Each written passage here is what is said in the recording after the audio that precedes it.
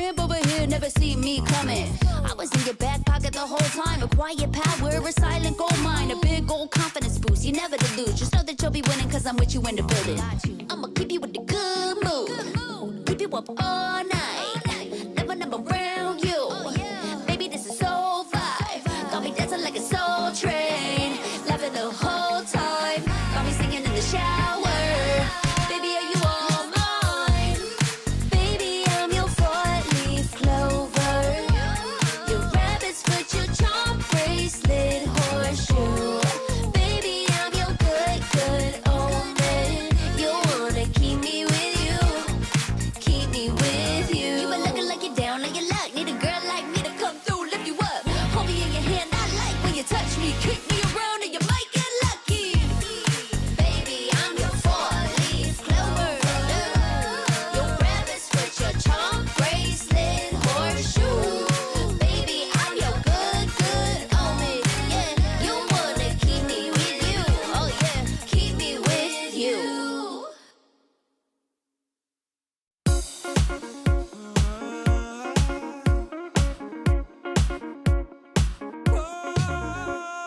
Don't stop,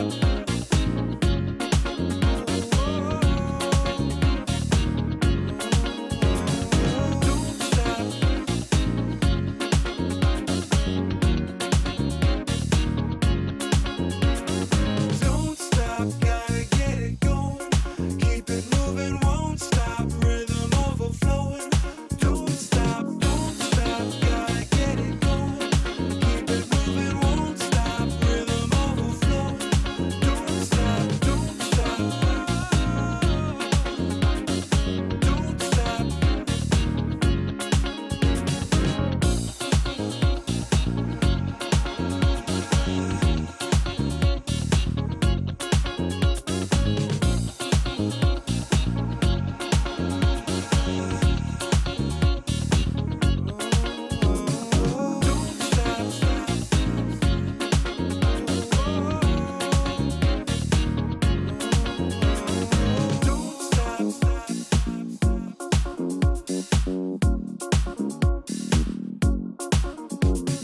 Don't stop, gotta get it going. Keep it moving, won't stop. Rhythm overflowing. Don't stop, gotta get it going. Keep it moving, won't stop. Rhythm overflowing. Don't stop, don't stop.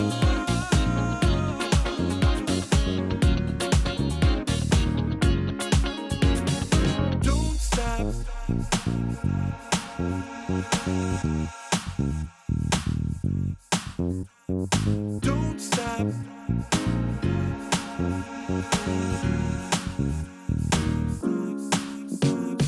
Don't stop, gotta get it going.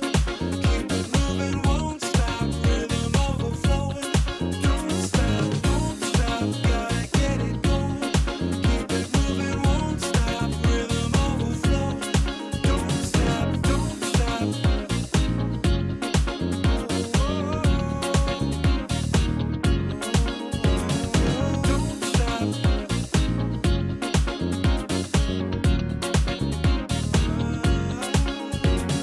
stop. Don't stop.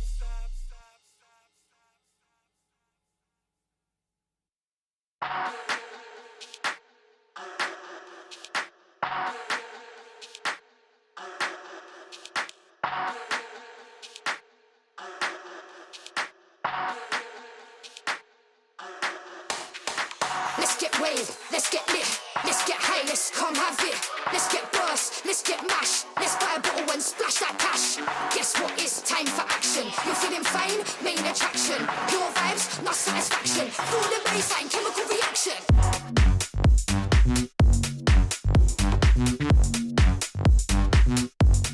Chemical reaction.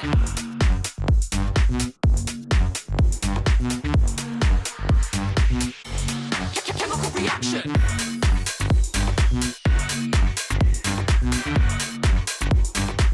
Guess what, it's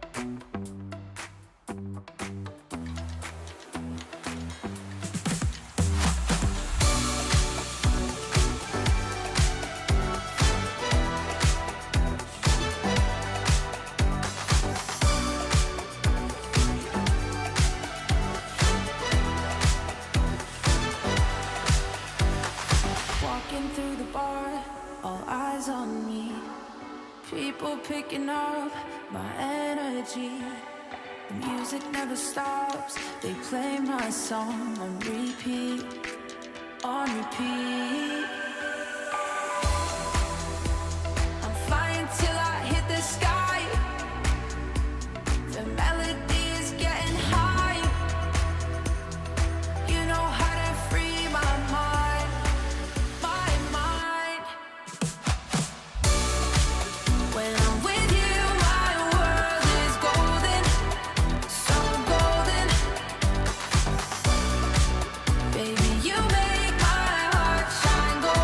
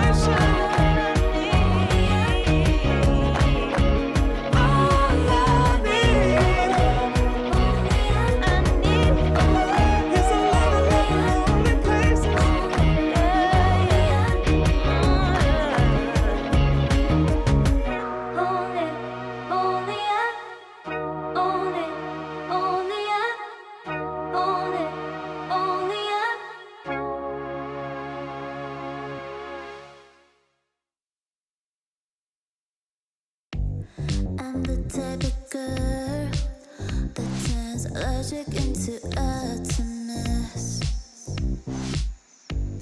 Think you know it all, but then you let me get inside your head. Yeah. Steady jump design, think I know your kind. I'm about to break another code now. Pretty in disguise, bugging up your life. This is my syntax. 3, 2, 1, deploy. XOX cutthroat code, run it again. XOX cutthroat code, run it again. Steady jump design, think I know your kind. Yeah. Steady jump design, think I know your kind. Yeah. Steady jump design, think I know your kind. I'm about to break another code now. Pretty in disguise, bugging up your life. This is my syntax. 3, 2, 1, deploy. XOX cutthroat code, run it again. XOX cutthroat code, run it again.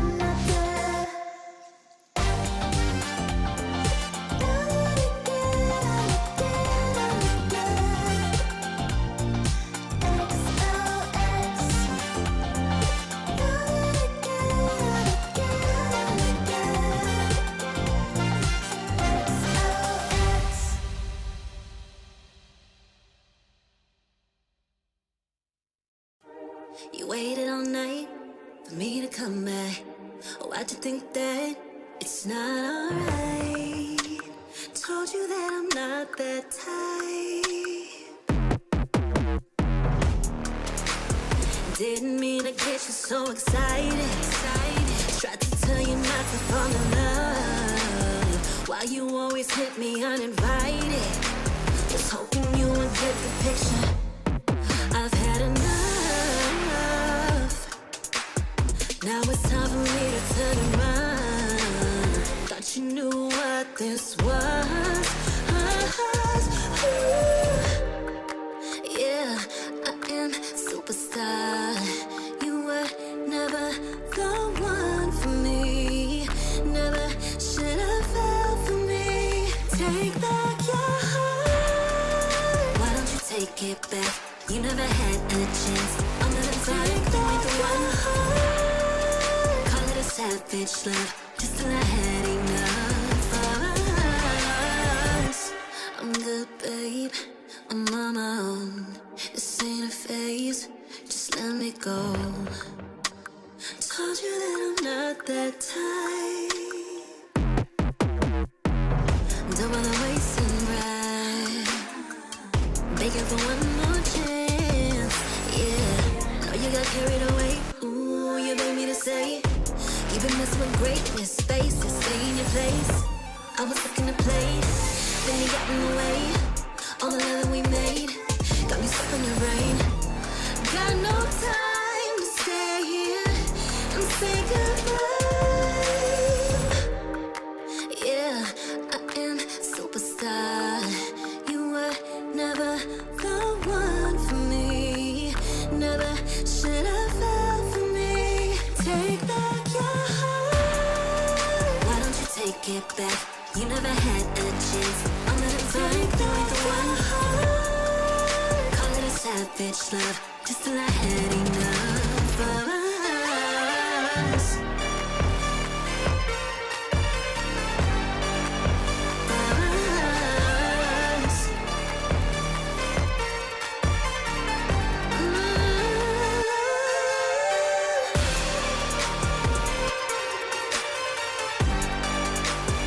Take back your heart.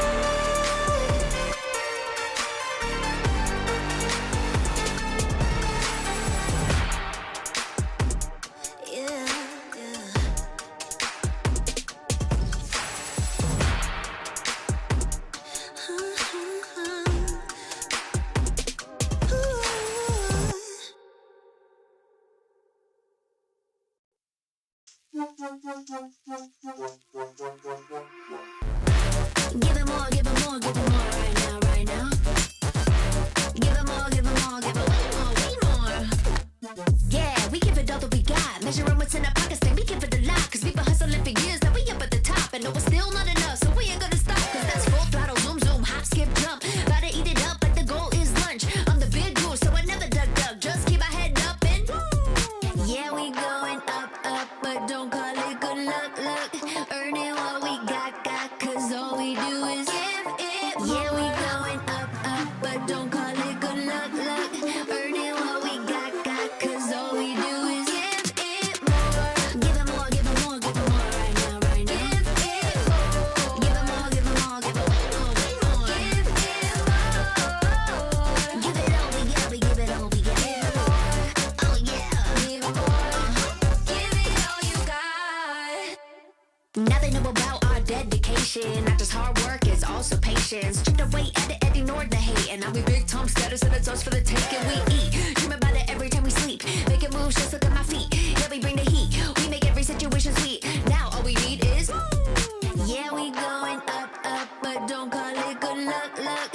Earning what we got, cause all we do is give it more. Yeah, we going up, up, but don't call it good luck, luck. Earning what we got, cause all we do is give it more. Give it more, give it more, give it more right now, right now. Give it more. Give it more, give it more, give it way more, way more. Give it more. Give it all we got, we give it all we got. Give it more. Oh yeah. Give it more. Give it all you got. Give it more, give it more, give it more right now, right now. Give it more, give it more, give it way more, way more.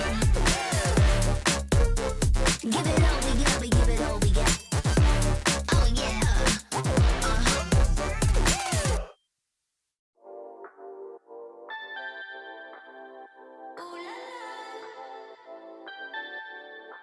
Let's go.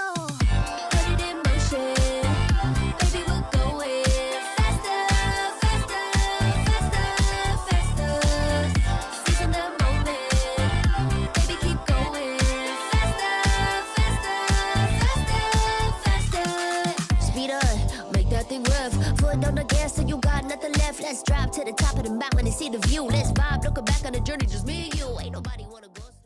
The Snapdragon Pro Series is brought to you by Snapdragon Elite Gaming and DHL. Hello to everybody who's watching live straight from Johor, Bahru, and the rest of the world. It's going to be an exciting day today, so please hug your loved ones. Tell them that Valentine's is already here as we begin with the Snapdragon Pro Series.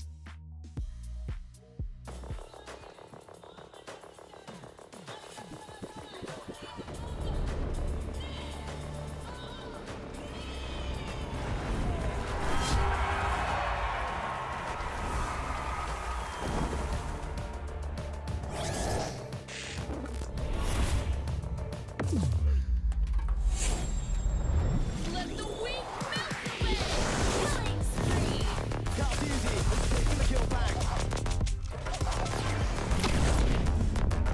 Prime time, baby.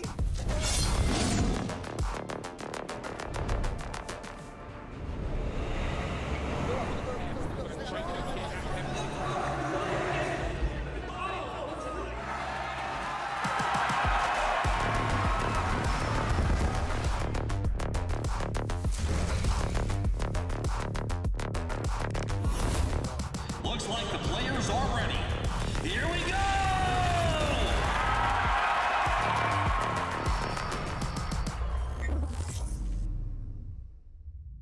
The first time that we met, it was exciting. I didn't expect it to go this far, but I'm happy that it did. When things get very difficult, dan rasanya tidak ada jalan kembali, I still want to keep trying. Sometimes my friends will ask me, "Kenapa kamu melakukan ini lagi?" Why? It's hard to describe, but I want to. Through the highs and lows, it's always been there for me. During our time together, there's always something new to learn. Things never got boring. That's what I like about it. All the little things add up.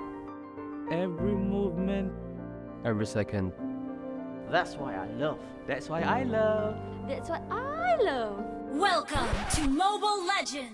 That's why I love this game. Fear us. The thunder is coming. Kami di sini untuk menangkan semuanya. We're back and we're better. Time for us to reclaim our trophy. We have nothing to lose and everything to gain.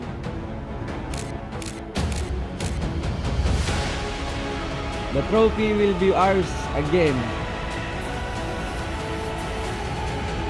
One Titan slain. Kestupan kayak dengan iman lesam terus peluang pasukan SRG. Hilang! 2 more to go.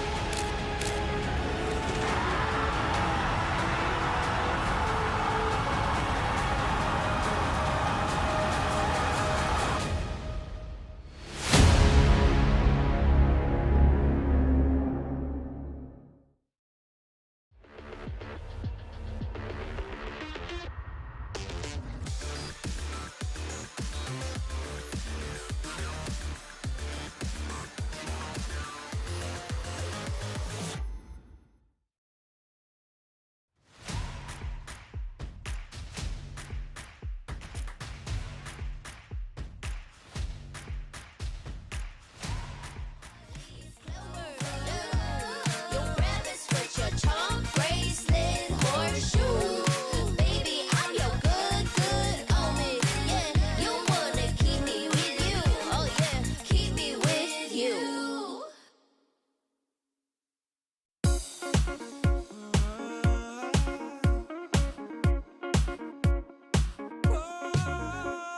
Don't stop. Don't stop.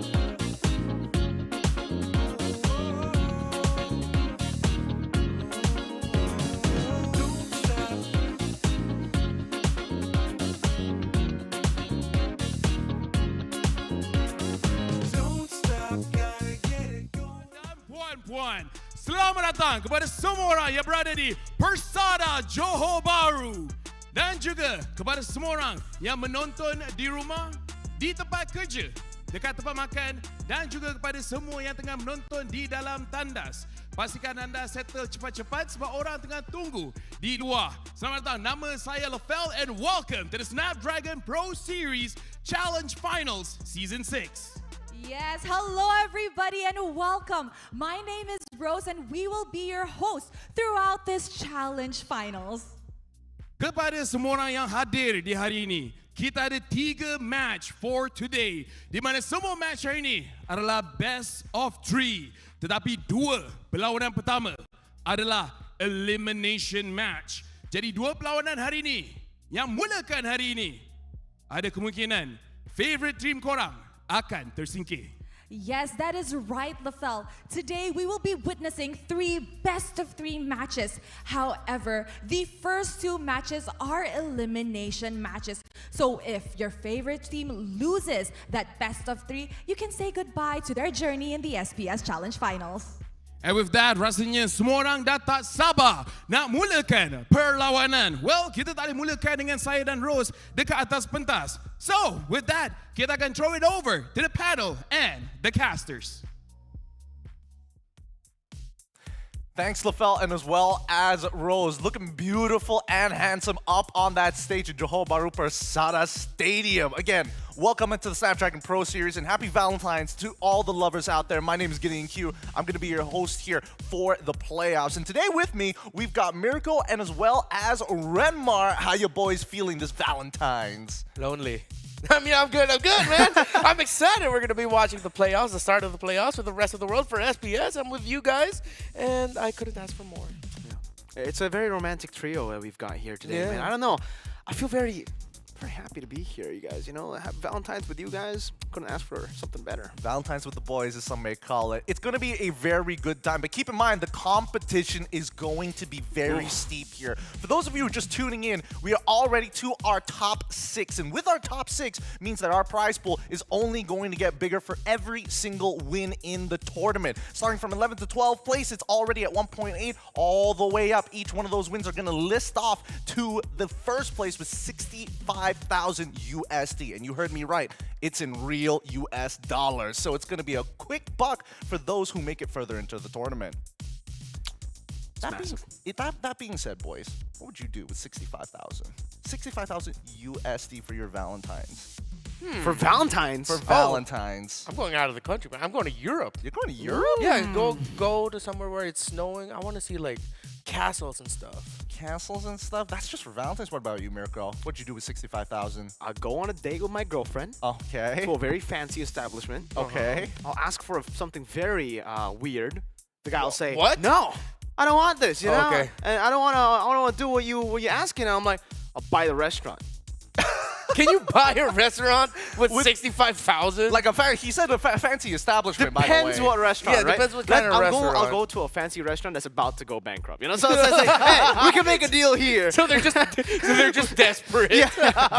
They may That's be the play. desperate. I mean, it could be a better play, but since we are desperate here for those things, our teams might just get even more desperate. Let's look at the bracket real quick, just in case you guys are just tuning in, because now that we are done with the group stages, here we have the format. It's going to be double elimination, but first, these teams must play against each other who didn't make it to that top bracket of their groups to get in from the play-ins to start off with their second lives. Our first match, of course, being Onyx versus BTR, two teams coming up for two separate groups, and same thing goes for OP versus RRQ. Yeah.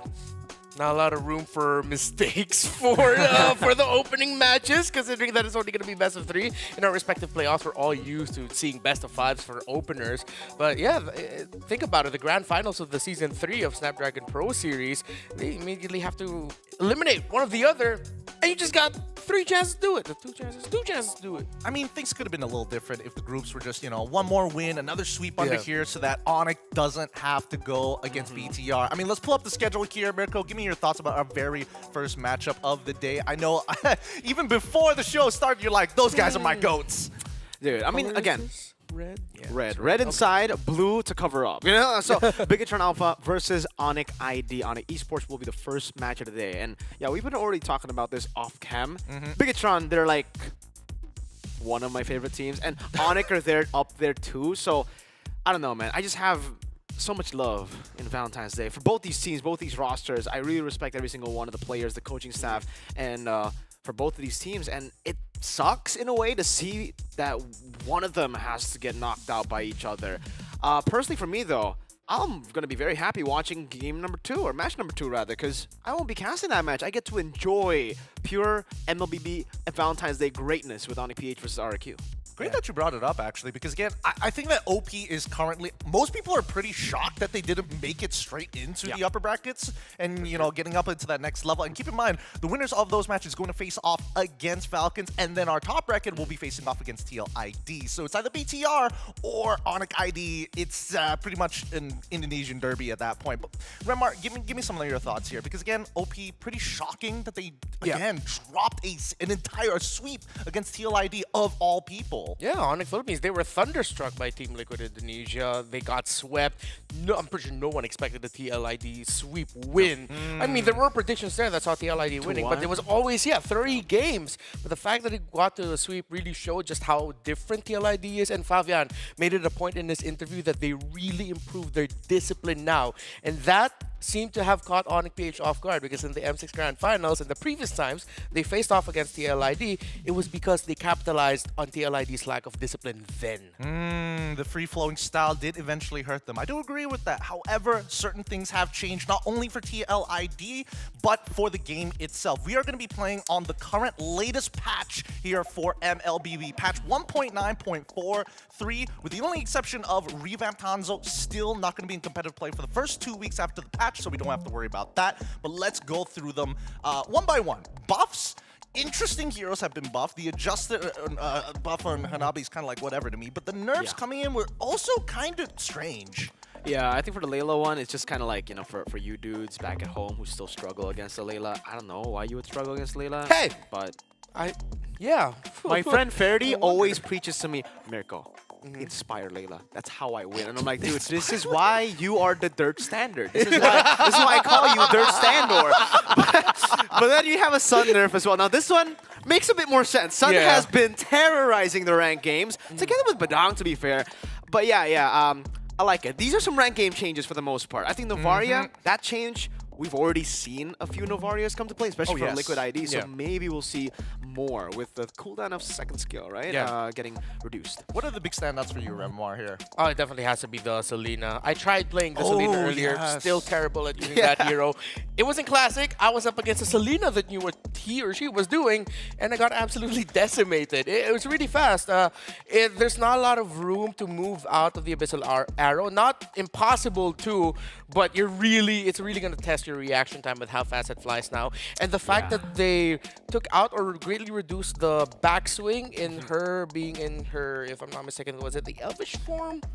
Yeah, the Elvish form. So there's just a nicer flow and a faster feel to Selena overall. And wink, wink, I'm just going to say Super Friends is going to be damn happy about that. Well, we'll see how happy it is, considering that there are buffs to items as well. Now, I know Fly Chicken in particular had a pretty strong opinion about Brute Force Breastplate, saying like the base, the overall base stats that you get from it in terms of cost benefit is not that much. But now that they've kind of changed the numbers that you do get from it, do you think it's going to be more prevalent? It's tough to say, man. Yeah, the growth that you see on the attack will be enhanced. Yeah. But it's more expensive now too. So it's kind of like, yeah, you get a bit more from the attack. You still got like pretty bad base stats, and now it's more expensive. I don't think it'll be worth it for like Marksman, especially considering, you know, at least for Marksman, I think only Granger really gets the benefit out of Brute Force usually. So with Granger also getting nerfed, a little bit of foreshadowing to the next panel, I don't think we'll see Brute Force, at least for Marksman or for, like, you know, damage dealers. Maybe fighters in XP, but even then it's like healing meta. Yeah, I think the thing about Brute Force Breastplate is now it's going to be more of a vibe check for the EXP laners. Yeah, exactly.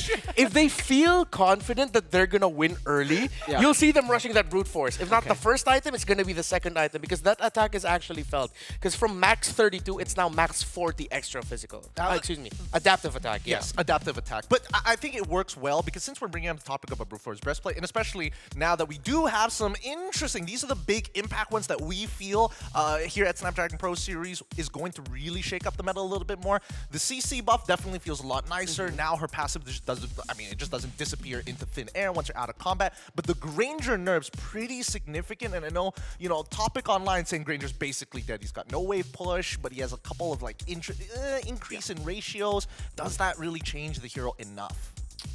Personally, for me, I've tried the Granger a bit here and there. Wave clear is horrible early on, right? And usually the way you would win in the lane in the Granger, with the Granger, even against your counter picks like Irithel, is you just shove the wave super quick and then you play for the gold crab. Once you get the gold crab going, it's 100 goldie, 100 goldie. It just builds up to you outscaling your opponent. But now without the power of the wave clear, the counter picks are gonna be even harder to deal with for the Granger. And for you as a Granger, getting the stacks, which is the most important part of your kit, will be more difficult. So if you do get stacks, then yeah, it's still gonna be pretty much the same old Granger. Thing is, you won't be able to get those stacks. So I think this is a big nerf to Granger, and we're gonna see definitely a big drop in Granger prio. I think this is a slap on the wrist for Granger. However, the collateral happens to be Granger jungle, because this also affects his clear for Granger jungle style. Remar, I don't know about you. Personally, I like Granger jungle prior to the revamp itself, but I feel like this was unnecessary for the jungle side of things. Yeah, I think they really just wanted to tell Granger players all over the world, you're now looking at a mid-game or even late-game power spike at this point. The fact that his early game poke was just way too strong, I think one of the main reasons why he really got into the meta, because alongside Harith has that very obvious one-item power spike. Granger also as well, depending on how good the Granger is in lane and how much stacks he was able to get, a one-item power spike for most Grangers in the pro scene is quite common. So now they're really just shutting off that idea and saying, okay, you want to play Granger, you're really going to have to wait. Which is fair, right? Because Granger is just, I've been saying this all the way from the revamp, it's busted. It really is busted. The fact that you can play it in the jungle, in the gold lane, and this is the safest pick of all time. I don't think I've seen a pick as safe as a Granger. You have a billion dashes in the late game with your ultimate too. The stacks is crazy. The clear is crazy. Yeah, It's Yeah, not fair. Good job, Moontalk. And to back that up real quick, all of the 3 Savages we got in SPS so far, they were all Grangers. 2 by Emma and 1 by Kelra. I'm glad that you brought that up, actually. Granger. 63% win rate is a shocking win rate. I think if anything... In pro play. In pro play, especially, yeah. I think most people coming off of M6 are going to be like, oh, yeah, it's going to be the Bruno problem all over again. And I think more people are coming, well, educating themselves that actually once you see that skew in stats and professional play, something is up with the hero. And luckily, the developers answered the question. I just feel that the cuffs are a little too tight in that particular area. However, even Carry did have a couple of changes. Even for the previous patch, they increased the tick rate, and now even the force swing backswing. And then coming into this one, now it's going to be a little more interesting. What do you think is going to be the big change here? Our team's going to be more inclined because keep in mind, a couple of the buffs that we saw on the previous screen was towards the tanks. Their growth, the overall items as well for radiant armor, and even a slight change to the cursed helm as well. Yeah, the cursed helm, by the way, the change, I think it's kind of like... It's okay. It's okay. It's alright.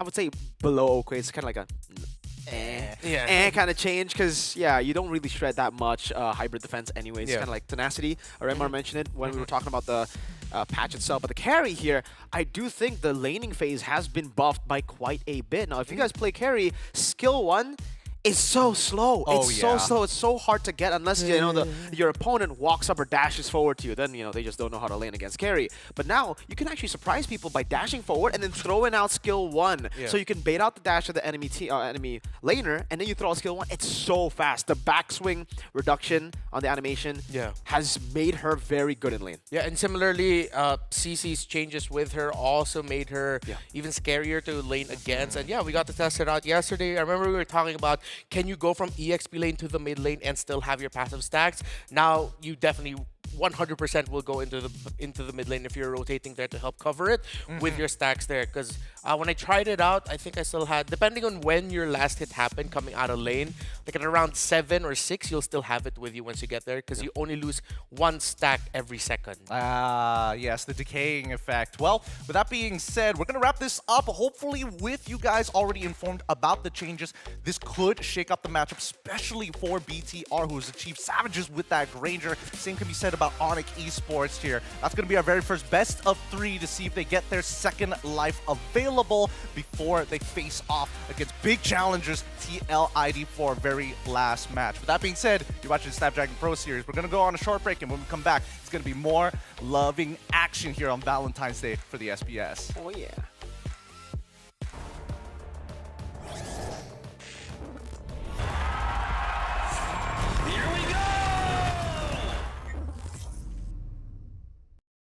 The Snapdragon Pro Series is brought to you by Snapdragon Elite Gaming and DHL. We're going to be engaged on now with the taunt as well. Penetration coming down. That's a kill over. Penalty zone on the 3. And the RWMD after back, but it's not going to be enough. RWMD in the part of Snapdragon Pro Series. Season 3, MLBB champion. Back in the last SPS, right? I didn't feel much because after game 3, when it was 3-0 already, not easy but not that much challenge series. So we won and yeah, we just celebrated as a team. Mungkin saat final pas itu kita masih kurang prepare buat menghadapi Onyx. Kita masih butuh latihan yang lebih banyak buat ngalahin Onyx pada saat itu. Oh, this time finds Keyboy, he gets bursted down. Flipping the back, SOD used as well. Savero diving in, Ren's gonna be slain. Savero finds the shutdown. As now Onyx ID ini mungkin menjadi satu benda yang boleh jadi bukti untuk mengatakan bahawa Onyx ID still on the map. Jadi salah satu pasukan yang digeruni dekat dalam era Mobile Legends Bang. Nice!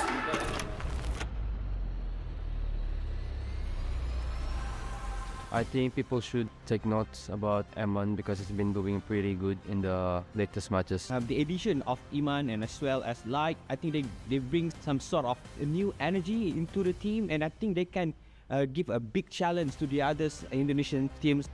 To Bigatron, Alpha, good luck and have fun. Buat Onyx, jangan galak-galak. Kita kasih tontonan yang terbaik aja buat para penonton.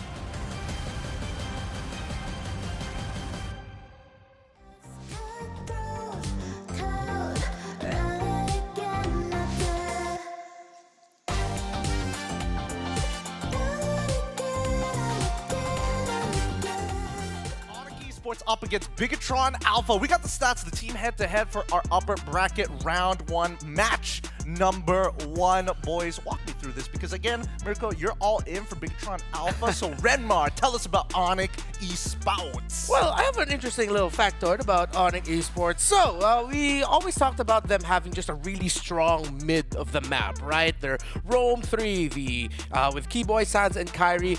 Kyrie and Sans actually combined for 9 first bloods in 14 games. BTR's total first blood is actually just at 7. Ooh. So they already outnumber the entire team in first blood. So their identity as being an early to mid game, that aggression early on, you really got to be careful with trading out the first 3 minion waves at the center of the map. That's very strong in Onyx Esports. Interesting. Counter argument though, what happens if the Sans and Keyboy duo just can't seem to get it done? I mean, we watched that match. We watched that match where that Jawhead just was not it against the Tigre. It was pretty rough, but even so, plays are still being made. Do you think that's going to be like the big changer for BTR this time around, Mirko? Yeah, I don't know. Just seeing that stat again is kind of weird because for the longest time, Bigatron Alpha have always been the one to have the best first blood rate in MPL ID, even in Snapdragon Pro Series Season 3 when they made it to the grand finals and then got stopped by Onyx Esports. That's what happened. And the matchup history is not that good for Bigatron Alpha here. Oh, 70-8. Yeah, the only time we were able to beat them in the last, what, four seasons was Season 13 regular season. That was... Y'all were going pretty hot that season. That was 2-0. That was the super hot Bigatron Alpha before they super choked in the playoffs. I can say that I'm a you can say that. Fan. Yeah, you're clearly a Bigatron fan. It's just I got to talk to Yep. Okay. And I asked them about my concerns and my real concerns. I was like, yo, why is it every time you look shaky, you go up against BTR and then you stomp BTR? And he's like, oh, it's to shut you up. And I'm like, so it's personal for them. Exactly. So now that Yeb is no longer the head coach, I'm hoping it's just Onyx. It's not like turn up, locked in Onyx, just to like, Mirko, we're going to smack your team, you know? So it's like, hey, not gonna lie though, I'm pretty sure Coach Yeb, right after celebrating his daughter's first birthday, flew straight here and told the boys, all right, we're going up against BTR, let's shut Mirko up. We're going to try one more time. And even so, it could be foreshadowing because Iman is going to be our spotlight player of today. He now wears the crown for the king of KD, 84 kills, 857,000 damage with 2 savages already making his stats overinflating. And I'm nervous because the patch is already telling us like, hey, you can't do it on Granger no longer. Yeah, exactly. So which is why I'm so interested to see how Eman and BTR will be drafting around the whole Granger potential problem. Again, it's not a sure problem just yet until we see how it changes in the draft, if teams are still willing to first pick Granger. But yeah, 3 of his MVP performances, by the way, 6 total MVP performances for Eman, all came from Granger. And of course, the 2 Savages with that Granger too. So are we going to see Eman forced to go back into some of his old favorites? I remember we were theorizing that maybe with Granger dipping a little bit, teams might consider trying to bring back Claude a little bit more, or more importantly, even Beatrix back into the metagame. Well, let's look at the opposite side here, right? Because again, it's going to be Iman up against Severo. I want to know your opinions. Has Severo shown you guys enough to be like, yes, he is going to be the successor to Mr. Calvin Winata? Ooh, I don't know about that. Stepping into the shoes of Mr. Calvin Winata is one thing. Taking control and being on the same level of CW is a whole other thing. I don't think he's at that level yet, right? Like, I think he does have the potential, definitely, especially on some picks like the Moskov. He's been doing great, but so far, not yet. Not yet. Well, with that being said, let's introduce Onyx Esports for those of you who are just tuning in and are like, who's this team? How can these guys not be destructive as they used to? They had a bit of a revamp here, but you still have some familiar faces. The boys are ready to play, and I gotta give it to them. With the new hair, a new look, and a new time, Onyx ID look to potentially shake things up with Lutpi, Kyrie, Sans, Keyboy, and Severo. Yeah, well, just to add a little bit more to what could be the potential budding, growing legacy of Severo, still very early on in his career, he is the only other Onyx Esports member to actually get MVP honors alongside Kyrie and Sans. Keyboy and Lutpi do not have that yet. So it goes to show that he's already trying to prove that, yes, I'm dependable. When you literally just need me to show up, deal damage, and not lose lane terribly, I can do that. If you need me to show a little bit more, I can do that too. But the question has always been for every young buck that we see come into the pro scene is, can you do it consistently? And up against the BTR, up against Eman, yeah, he needs to show that from minute one, he's ready to lane with Eman. Personally, for me, I'm thinking, honestly, this is a huge testament to Onyx as an organization coming in from Indonesia, right? Their MDL squad, as every single time they bring up players from their MDL squad to the main roster, give them 2 years, it feels like they hit their prime. Sans is a really good example, same goes for Keyboy as well.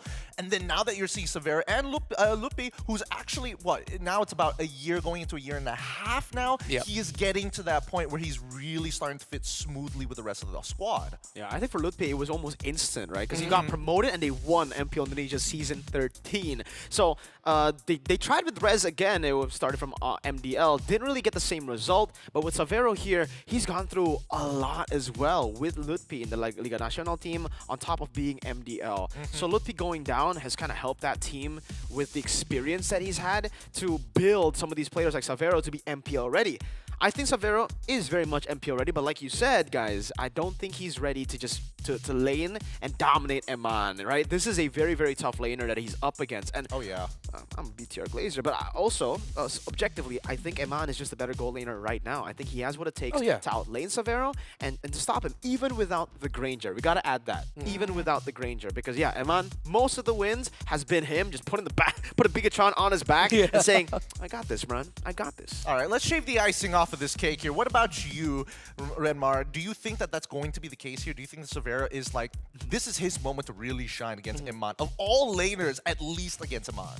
Well, you know what? I'm kind of torn between whether should I be the Severo where, you know what, I'm going to show them just how confident I am, that I'm not going to buckle in front of Eman and I will try to beat him in lane. But that's so risky. There's also nothing wrong if he just decides to go into this and think, okay, I will just try to manage this.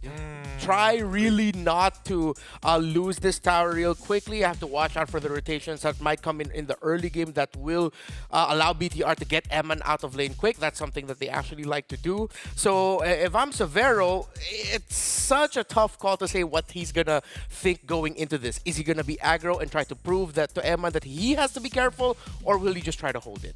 That's a very fair argument here, because when we're looking on the opposite end of BTR, it's not just one guy. We've highlighted Eman, but he has a team that is looking to try and support him and bring a new side of a Bigatron Alpha. Let's have a look at their roster here, because again, these boys are dangerous. They are bleeding red, and they've got a fan base with Moreno greeting them to help transition into this super team, or to be super team with the likes of superstar players. Now, obviously, we know the rookie of Super Ken now starting to become a veteran alongside Moreno. We know Luke coming in from GeekFam was a huge part of that EXP lane, part of Bigatron Alpha to do more. But of course, this is where I want to make the comparison of Keyboy and as well as Light Remar. Do you think that this is going to be a fair matchup? Because I know, I mean, Miracle, I'm looking at his face and he's just like, nah, it's got to be obvious. But what about you, Renmar? Fair matchup? Definitely not, because one guy is 100%, I mean, maybe you can back this up, not having communication issues with his team because he's been playing with his team for so long and they speak the same language. Light just came in here and they've already expressed how they're still trying to find that chemistry. So as mechanically gifted and skilled Light is, if you cannot get past that barrier of communication, that's gonna be tough. But, I mean, BTR fans have a good thing to look forward to. After a rough start, they were able to rack up a good streak. They rack up some good records. Maybe showing us that Light is starting to get in the zone with being able to communicate with Moreno and the others well. But yeah, comms alone, I'm going for Keyboy. I mean, Onyx Esports are going to have, well, we would say much better chemistry as a strong mid trio. It's only the side lanes is going to be a bit of a question mark at a time. But even so, we've seen them time and time again. They're doing really well. However, I do want to play devil's advocate here for BTR Alpha. if Light, technically he's been a world champion before, right? He's won an MSC. He has an international title alongside with Iman. That's one natural chemistry barrier, but he's also sometimes so good of a Cho player that you don't need comms to serve dinner on a plate for somebody. That's true. I think that's why they've been opting to go for Cho every single time. They're like, you know what? If communication is an issue, let's just give him the Cho, let him kick whoever he wants, and then the team just follows up. It ain't that hard if you just kick one guy, right? Yeah.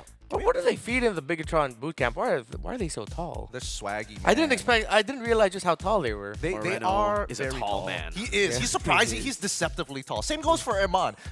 But by the way, I'm pretty sure that Iman's now building the brand around wearing the jacket around his shoulders. He never seems to do a walkout without it. No, it's very swaggy, very fashionable. I like it personally, and for this jacket in particular, I have it as well.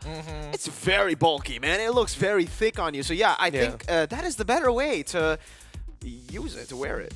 We It's gotta the come up with optimal way. The optimal way. We gotta come up with a BTR user manual of how to wear the sir. apparel. Can't wait for Onyx to Written come up by with their own. Iman. What is it, future tech? Yeah, future tech.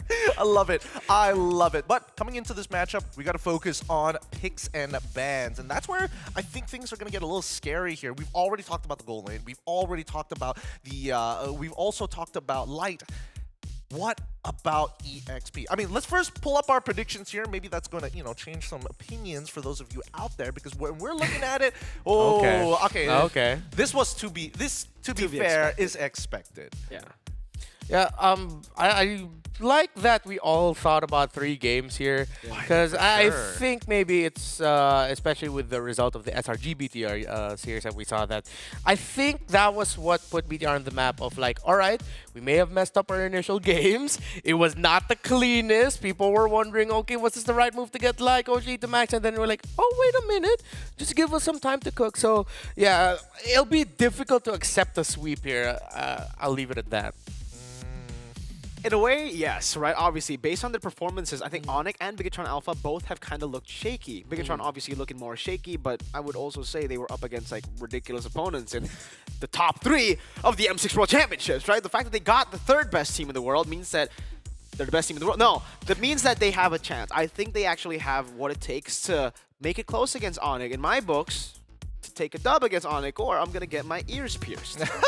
I mean, we've already set the challenges. You can check it out on social media. Let's look at the detailed team statistics. We were already going through a couple of things, especially between Onyx and as well as BTR. But some of the big standouts coming to me really is the second half of the game, right? From mid to late, we're seeing that they have a higher percentage of Lords in comparison to Turtle, but even their average turrets at 5.75, pretty interesting. They're able to claim a lot of the map. Yeah, I think this is also due to just the shaky performance of Superken in the jungle. For some reason, I don't know what it is. Superken, it's not like he's a new jungler. You know, we've seen him so many times before. It's Hex Season 3 against Onyx in the Grand Finals too. He was so consistent. He was Mr. Consistent at the time. I think out of all the members in the Grand Finals, the guy that you could point as in Bigatron that had the best performance against Onyx was Superken. But he has dipped a lot this tournament. I don't know what's going on, and it is hurt them in the neutral objective department. Even when they're winning, it's just stolen away from them. These turtles, these lords even. And that is the reason, I would say, a lot of times you see Bigatron Alpha choke and throw their lead at the start of the game. They get a 10,000 gold lead, 9,000 gold lead against SRG, and then they lose in the late game. They make some very questionable calls. But then they're also the type of team to see a 9,000 gold lead on the enemy team and say, let's make them Bigatron. Let's make them throw. So they are, for some reason, they are able to bait teams to throw, but they also throw. Do you agree with that, Remar? Because from my perspective, I feel like, yes, it is volatile coin flip, but I think it's because of the way the team's mentality works with Luke as well, as well as Light, because they can take like a single pick and then reach even further. Yeah, those two, but then we have to bring back Iman into the conversation, because it was he himself who admitted, it's like, yeah, I'm the one who sort of somewhat tilts the most of the times. I'm the one who's a little bit more aggro compared to the rest of the boys. I'm the loudest. He's the youngest, to be fair. Yeah, he's the youngest. And I mean, we do see it where there were moments where he would dash, flicker forward. It's like, hey man, what are you doing? And he would either get the kill that would help him secure Maniac into a Savage, or get taken out, and now you're wondering, oh no, BTR lost their main damage dealer and he's backing up. Wait, hold on. Iman is younger than Superken? Oh wait, I think. Yeah, that's why. I think he is. I think he. No or they might be the same way. age. Remember, Eman won MSC 2022. 16 years old. He was 16 when he won that. He was very young. Dude, that's crazy to think about because Super Ken to me has just been like a baby boy for the longest time. It's crazy to imagine that they're the same age. But it's drafting time between both of our teams. Onyx Esports going to be on blue side. Still Ben Granger. And Bigatron Alpha going to be on red side. So are they going to give the EV here? Yeah. Okay, so Onyx Esports will take it, and that is the best pick you want to go for because Moreno's actually undefeated with EVE. He's 5-0 this season. And it's also one of the highest win rate here at the SPS. Highest ban rate as well. 77% is really, really good for the few games that we've seen it so far. Bigatron Alpha, though, I'm curious to see whether they want to pick up Loyi this time around. Loyi would be good, but then they also have a Valentina option with them if ever they pick high loss early on. However, I wonder if they will consider stealing away something surprise like a Jawhead. We haven't seen the.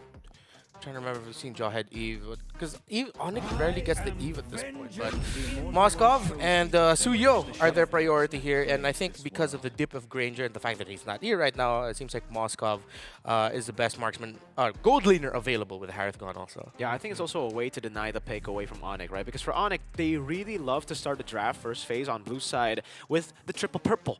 Yve, Phobius, Moskov. That's what they like to do. And if they don't get it, they go for the Yve, Jawhead, Nolan. So far for Onyx Esports, this is a very... We were talking about how their drafts were unorthodox and very unpredictable in the group stage, but so far here it has looked like they have taken the success of the group stage and made it their template. Yeah, I think that Onyx Esports, with the first 3 picks that we're seeing right now, it's gonna be so fast. We've seen a lot of Jawheads help with the double buff clear, especially when you're already on Nolan, who clears the jungle relatively fast. On top of the Jawhead, you're gonna be so far ahead so early on.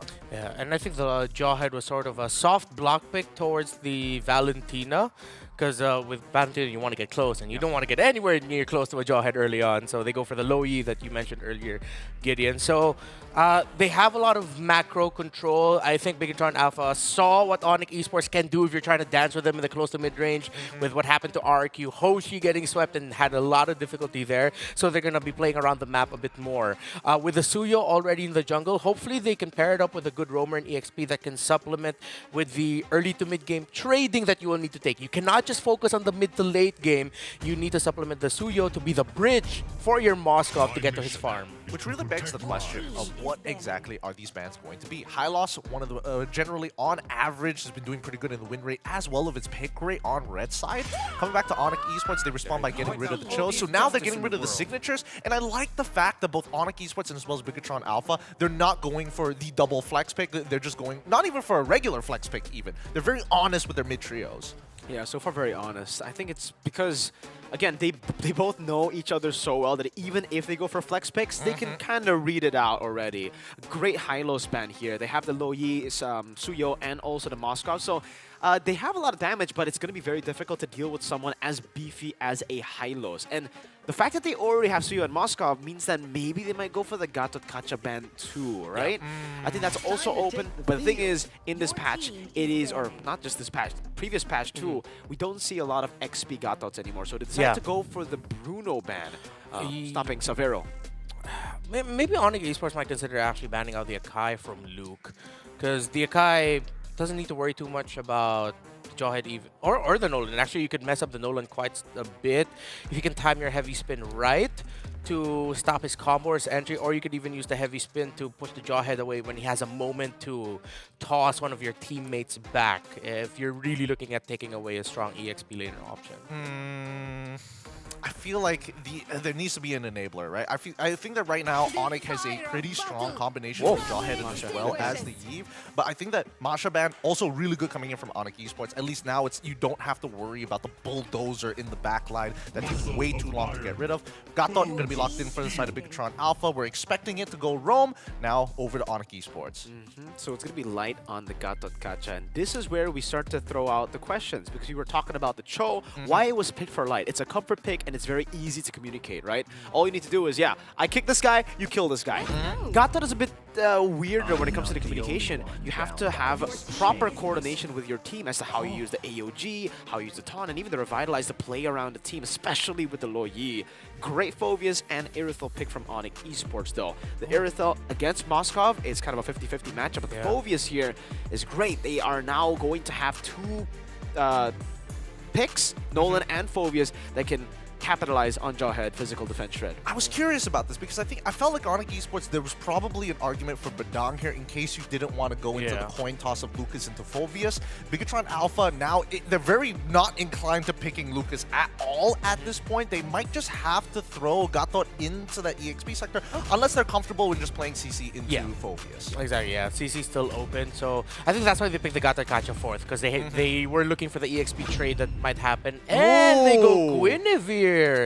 Okay. I'm okay with this. XP? I think it's no. Rome. It's Rome. 100% it has to go to the Rome. Right? Because if we're talking about serving dinner on a plate, no, that's wild. It's Luke on Gwyn. See, that's why when it's Luke in the building, you might have to think about it another way. Because you have a playmaker in Light, but who wants to be the real playmaker? I think most of the times, it has to be Luke. The guy wants to be the one to go in for the crazy plays on Lapu Lapu, Masha, and now we get to see it on Gwyn.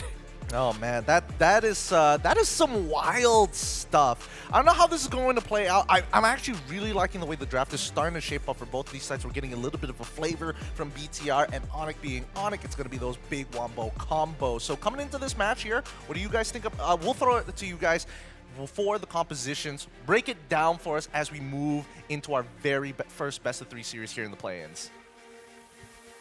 What do you think? Well, you know, the way I see it is that they needed a EXP laner that could serve as like the front substitute roamer while the Gato Kacha stays back. And I think the Guinevere can, if you time it well enough, should be able to shut down what the Jawhead wants to do to you and try not to pick you off. It's still quite experimental in my eyes, but the theory is there. I agree with you. It's definitely very, very experimental here. Great start for Kyrie with the help of the Jawhead, and I think this is the reason they really, really like the Jawhead in their compositions. It enables Kyrie to be the carry very early on. You get the first 2 buffs instantly, right? But I think for Bigatron Alpha, they've kind of already managed that too. They have gotten away to react to the Onyx Esports clear speed with the Jawhead, because Super Ken has gone straight from purple to orange, not taking anything else, and he's gone for the full clear for 4. Yeah, good adjustment, just to make sure you level the, of course, raw rotational speed that the Nolan can dish out. The XP lane, still, maybe we'll see just how much better it'll fare once we're closer around to the level 4s, once we see them in the roam rotating a little bit more.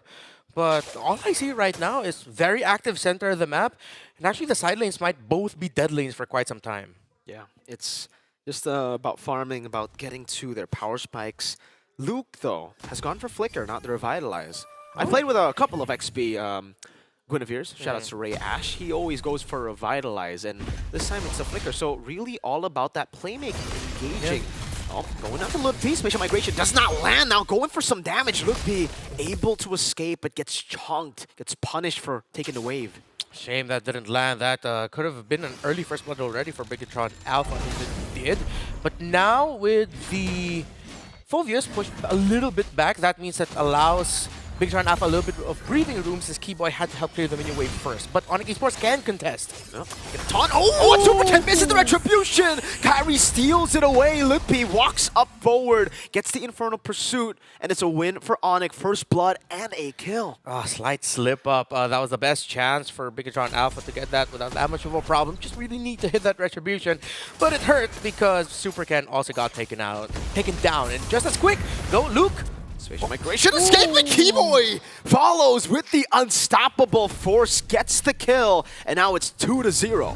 Alright, so the little interaction that we were talking about with Guinevere that might potentially happen, we saw a sort of a glimpse of it. It's a little bit tougher for Luke to pull it off, but there should be a window wherein you waste the ultimate of the Jawhead while at the same time you're able to dodge the Phoveus. So maybe later on we'll see it timed a little bit better, but I'd also like to think of it as Onyx Esports and Keyboy knew when to time the unstoppable force just to make sure they could catch Luke. Oh, another attempt from Luke. He's the type of player to just, pop the Spatial Migration we miss it 5 times, but that one time we get it, it's going to be big kind of player, you know? Yeah, just to... It's like a Franco in a way, you know? You miss all the hooks, but if you get that one hook, it's just going to be good. Yeah. Okay, let's see. In terms of the goal, we already... Okay. Severo's already double laning somewhat. Just trying to equal it out. Yeah, the center of the map just doesn't look good for Bigatron Alpha right now. It's much more reactive. Just their composition alone. The most reactive one they have is their jungler, but you really do not want to get close to the Jawhead and the Nolan. And with the gold lead that Onyx already have gotten for themselves, 1,803 minutes. This is very comfortable Onyx esports in the 3rd minute of the game. Usually you would see them try to look for, you know, creative angles of attack. Now they're all just playing safe. You can see how far back Savero is, how far back Lutpi is. As long as they don't see Moreno on the map, or Supercat Light, they're going to play very far back. Oh, great dodge from Lutpi. Walks forward to escape the spatial migration. Now dishing back damage onto Luke. Goes in for the Violet Requiem, though. Lutpi going to be caught in the bad spot still. Now got back up from Sans. Real world light to Lutpi. Flickers out Keyboy. Catches them with the unstoppable force, brings light with the ejector to Lutpi. A good taunt to try to escape, and Lutpi won't be able to find it. Now Kyrie in a 1v1 against Super Ken Fracture. It's a retry from both Kyrie and Ken. Way too close. Super Ken does not have his purple buff. Keyboy knows this, so he's going to annoy Super Ken. He might actually try to take him down. Don't flicker! He flickered forward! He picked him off! Keyboy! The signature aggression of Keyboy being displayed in game number 1 against Bigatron Alpha. Super Ken now down 2 levels as Kyrie continues the pressure. Going into the enemy jungle, stealing a green camp, another one up top. No, he doesn't. He doesn't want to get too greedy. He knows he's in the lead. Bigatron Alpha, I think they just need to settle now that they have one more chance at a play to try and equalize things. And if they don't get that, then they're going to be settling for regaining momentum past 10 minutes, past maybe even 12 minutes. Depends on how badly it goes. In terms of the damage you're seeing, yep, it's pretty much just Onyx on the upper half of that damage leaderboard. And they can just continue this, honestly. Their window of error, their margin of error is small. Even if Keyboy gets caught out, that's just going to be Keyboy. You have the rest of the map that you're still very much okay with. Seems like Savero is handling Eman quite well. He's not dominating him, but this is one of the sides of Savero that we talked about that we could see that is just like, I'm just going to do my best to manage it. Keyboy pops in the conceal. Sans pops in with a Void Blast. Eman throws out the SOD. Smart move by Eman to escape a possible gank. Yeah. Savero, though, will be able to deny Eman of the gold. No! Eman walks back up, clears the wave. Down diversion up top, though. Savero pops in a heavy crossbow instantly. Doesn't want to leave it up to chance. Yeah, imagine if he just stood there. It's like, I can take this. Then, surprise, suddenly it's the entire Bigatron Alpha. Luke, gets a knock-up. Switch migration to the Violet Requiem. Now stunning Keyboy up. They're looking for a kill here with a taunt too. The Light is the one to take the kill. Now 4-2 in kills. But Sans is starting to really hurt Super Ken. Caught in the bad spot. AOG onto Kyrie. Light, taking a whole lot of damage. Jumps back in. Pops Revitalize and will be able to sustain. Hold up, Lutpi. No, he won't take it. That was such a good read, though. Lutpi almost got knocked out by Luke, but you could see he was waiting for what could have been the entry by anyone. He just stood there. It's like, all right, is everyone going to be coming in? And Luke thought Lutpi would go forward, but Luke, just right at the edge of the spatial migration, missed it. And now it's a free turtle to Onyx Esports. Nothing Bigatron Alpha can do. If they decided to contest that, that would have been a dead team for sure with a 3,000 gold lead, and they're already sieging down mid. Light trying to be the guy to clear out the waves. He is getting poked, but he's done enough. Purple buff low, and Super Ken's nowhere to be seen. No, he's gone to the orange buff, conceding the purple. Onyx take it. Yeah, so what we were talking about earlier, that even if Bigatron Alpha get a pick maybe at the Keyboy, Onyx Esports wouldn't need to worry much about slipping their lead. That's exactly what happened. Keyboy got picked off, but that happened right before the turtle. But in a sequence wherein Onyx Esports was still very healthy, that they don't need to worry about Bigatron Alpha pushing forward. It was actually a bit of adding salt to the wound, wherein Keyboy was the first one taken out, but Keyboy respawned just in time, just to tell Super Ken, you're really not getting this purple buff, with tossing it back. Now BTR really on the back foot. They've done a good job at keeping their turrets alive, though, right? You would expect the tier 1s to be down at this point of the game, Oh, with yeah. Onyx having such a big lead. But I guess for BTR, they still have pretty solid wave clear, great frontliners, and again, the playmaking ability. Keyboy conceals spatial migration. Super can followed through by Lutpi there with the charge in. Lutpi caught on the bad spot, goes in, flickers out of the AOG. Light unable to get the catch, but they have bought a bit more time again. Diversion. This time, though, tier 1 taken down. Diversion. Oh, no way. No way. Onyx Esports read into that. They read into it. You saw Kyrie would have just walked forward. They checked those shrubs, but then they realized, wait, that's one throw, and he was able to dash away with too. the fracture. Kyrie with the instincts. That was too fast. Way too fast, bro. I mean, you said earlier they know each other so well. Right now, it looks like Onyx Esports knows Bigatron too well. They do. They really do. They know to the T when Bigatron Alpha will go for a desperate play, when Luke will go for one of those spatial migration flickers in a bad spot. And man, that read was phenomenal. Kyrie. It also took a lot of discipline that before that diversion, when Light entered with the avatar of Guardian, Onyx Esports, any other time, I could have sworn that they were going to continue pushing forward because it looked so good for them. And it was still a good attempt by Light, but I don't think even Bigatron Alpha knew or expected that Onyx Esports would back off. So now it's a 4-1 split. Well, 3-2. Bigatron Alpha just showing, but I don't think they'll heavily contest. This is a bit too risky with Moskov split pushing up top. They'll get a tier 2, that's for sure, as a trade here. Moreno will continue this diversion coming down. It's going to be onto the bottom. Sets up Hero bombs a heavy crossbow. Gets baited in. Now gets caught with a Soul Sever 2 and will fall. Kyrie secures the Lord. Eman is joining the skirmish as well. Keyboy walking up. Lippi able to find a stun onto Eman. That's a flicker out from Eman. It's Light assassinated by Kyrie. Now it's Kyrie on the flex. Keyboy walks forward. Spear of Misery to kite back. Kyrie walking up against Super Ken. Soul Sever, but gets fractured by Kyrie as he gets the double kill. Sans able to sidestep, but Ludwig still going after Moreno. Is he going to go under tower? Kyrie waiting, trying to get Eman, trying to get someone. He's trying to bait out the Spear of Misery before he commits, but he's cancelled out some of his recalls from Bigatron Alpha. Moreno does get out in the end here, and it is full defense now for BTR. In the mid lane they go. Lord 1, luckily for BTR, so they should be able to still clear it with no problems, but they will lose a tier 2 down below to the enhanced minions. Great discipline by Onyx Esports. You see every team fight, it isn't just go, go, go. It's go, wait, hold, look for an ability. Once you see someone use a knock-up, a dash, anything, that's when you go forward. It's conditional team fighting that Onyx Esports is showing right now. Then I don't think Bigatron Alpha expected out of Onyx Esports. Bigatron Alpha are playing this like they would any other team, which is let's go, let's just fight it out and try to out-micro them. Onyx Esports, they're out-microing and outsmarting Bigatron Alpha. They really are. So far, Onyx Esports have had the control every step of the way. Even in these team fights where Bigatron Alpha get a big pick, Savero was down. But at this point, Savero isn't really the main carry. It's Sans and Kyrie. Mainly, I think Kyrie here as the assassin. Coming in the end and looking for the pick-off. Sans is the main damage dealer. So for Bigatron Alpha, as we get into the later stage, they have to be way more careful as to who they target. If they use all their resources on Savero, it's going to be bad. But if they use all their resources on Sans, it'll be similarly bad because Savero will constantly be scaling up. Yeah, with a very scrappy lineup of Onyx Esports, like which one do you go for? Exactly. Yeah, they already saw that, okay, if they try to go for Ludwig first, Ludwig can buy time. Even more so now, despite having more damage on the side of Bigatron Alpha.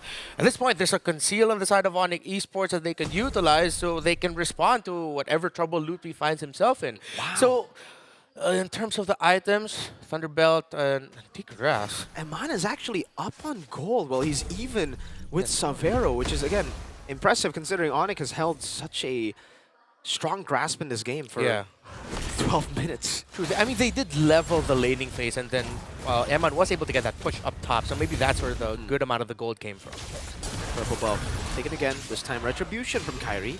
Even with the Lord coming up, it's no problem because they know there's no threat of BTR actually contesting. They're going to have to look for a big fight if they actually want to contest.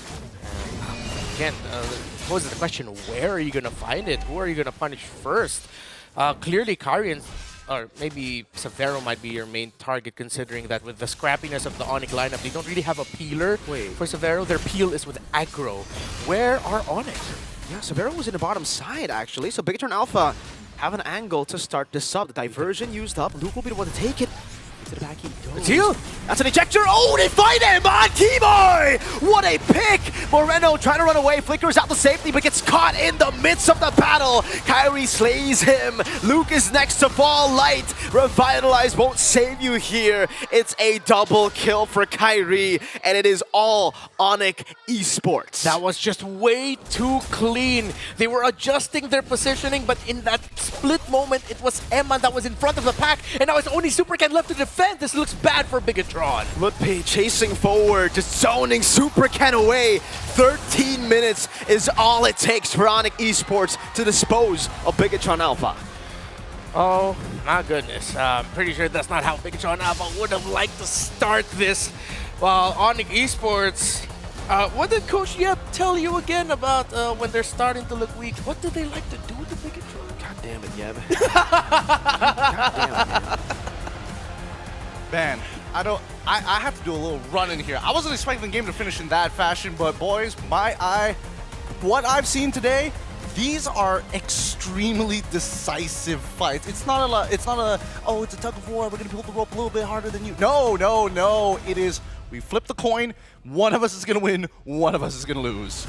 And again, it was Turtle 1. It all starts with the neutral objectives. They have been able to get away with leaving these neutral objectives and losing out the contest to other teams, but against elite teams, you cannot be doing that. I think Bigatron Alpha failing to get Turtle number 1, despite having the better position, despite having the better setup, gave Onyx the setup necessary to control and dominate this game. Yeah, that felt like shades of peak Onyx, seeing just how... I mean, okay, I'm gonna show my age with what I'm about to say, but it's not like seeing the MLBB equivalent of Bret Hart.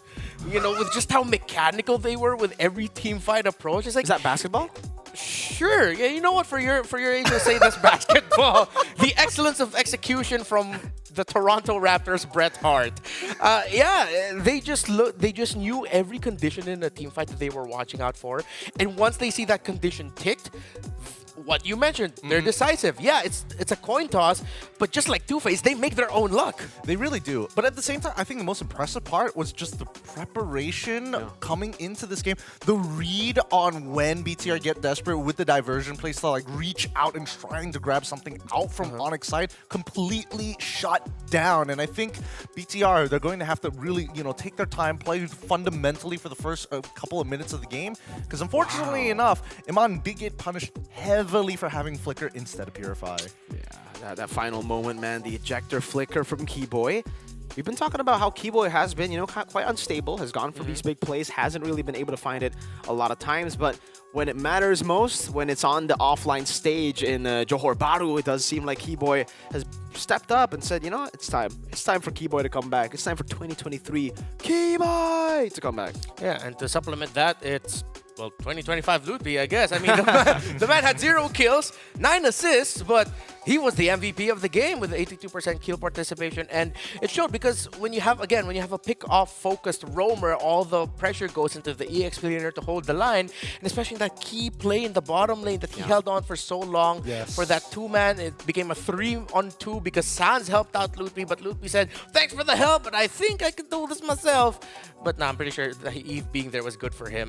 Lutpi was on fire with his Phoveus. Yeah, he was playing a strong game despite having like a pretty awkward matchup into Guinevere because you can't really like trade back against the Guinevere. She can kind of do whatever she wants to unless Guinevere makes a huge mistake. And even then, had Luke just landed the magic thumb, he just needed to land it. It was blind. It was a 50-50. Even so, coming into game number 2, there needs to be adjustments because this was a very huge inclining game, compounding game in terms of interest for Onyx Esports.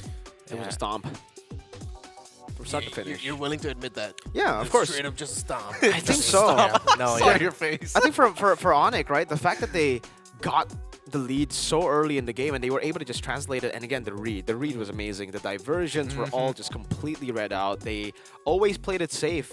It was, again, like you said, glimpses of Prime Onic again. They knew what to do in every step of this game. Well, here's the thing. I think at the very least, the Bigatron Alpha is going to make some adjustments coming into game number 2. They've got to disrupt that mid trio. It's interesting. I want to say mid trio, but there are times where you see Keyboy kind of wander off, do his own thing to try and create some leads for the side laners, especially when it came down to like Severo or maybe even Lupti. It really made Light's job a little difficult because like I gotta use the AOG, but then if Lupti is here and the majority of the team is here, does that mean I need to split off into the other side? And you just can't when you're playing this type of composition.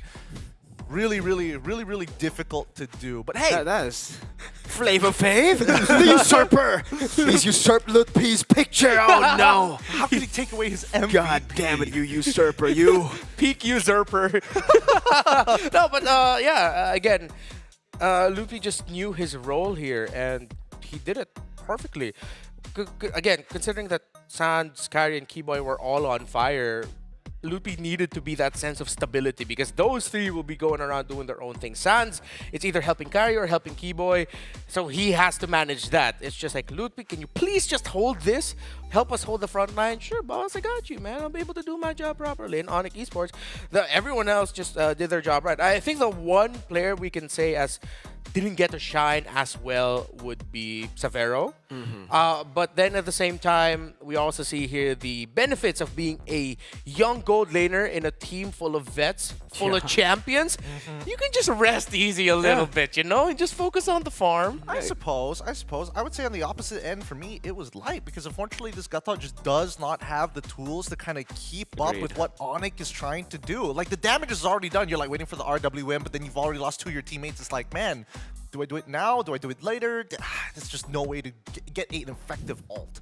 This is why when I saw the Gatotkacha on Light, I was already saying, right, you need a playmaker on Light, and it's going to be kind of tough to pull off the Gatotkacha with, again, the communication issues that we've already heard for Bigatron Alpha right now. Light is a new member on the team, synergy is still a question, chemistry is still a question, so when it's a Gatot, a hero that kind of needs coordination within the team, over a Cho, Tigreal, even one of those big moments, go in when I go in type of heroes, this is what you see. A lot of miscoordinated plays, and in the end, not the best early game. It can be better, but it needs to be adjusted. For those of you who are going to be supporting these teams, how about you support your favorite teams in person for the Mobile Masters? It's happening in Jakarta. So all our Indonesian fans out there, you know where to go. For everybody else around the world who's never seen Indonesia before, this is your time to come around and experience MLBB esports in person, the Southeast Asian way.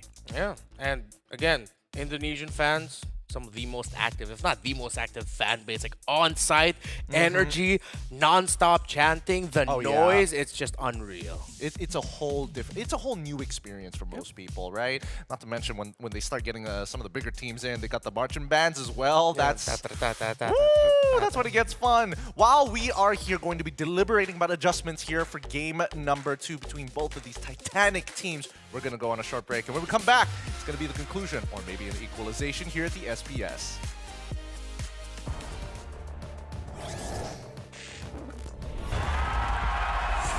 Here we go! The Snapdragon Pro Series is brought to you by Snapdragon Elite Gaming and DHL.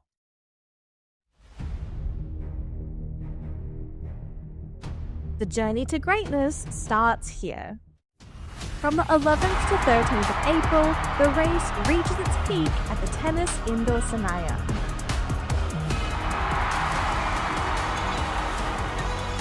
Tickets are live.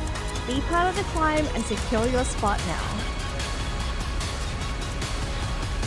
Be part of the journey. Witness the rise to the top.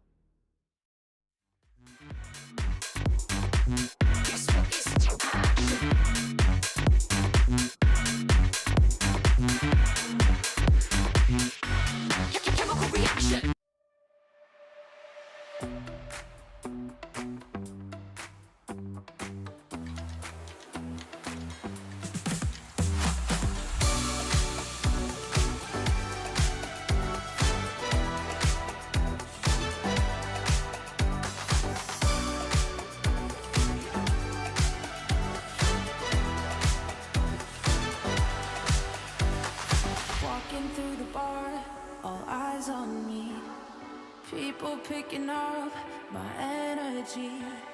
The music never stops. They play my song on repeat, on repeat.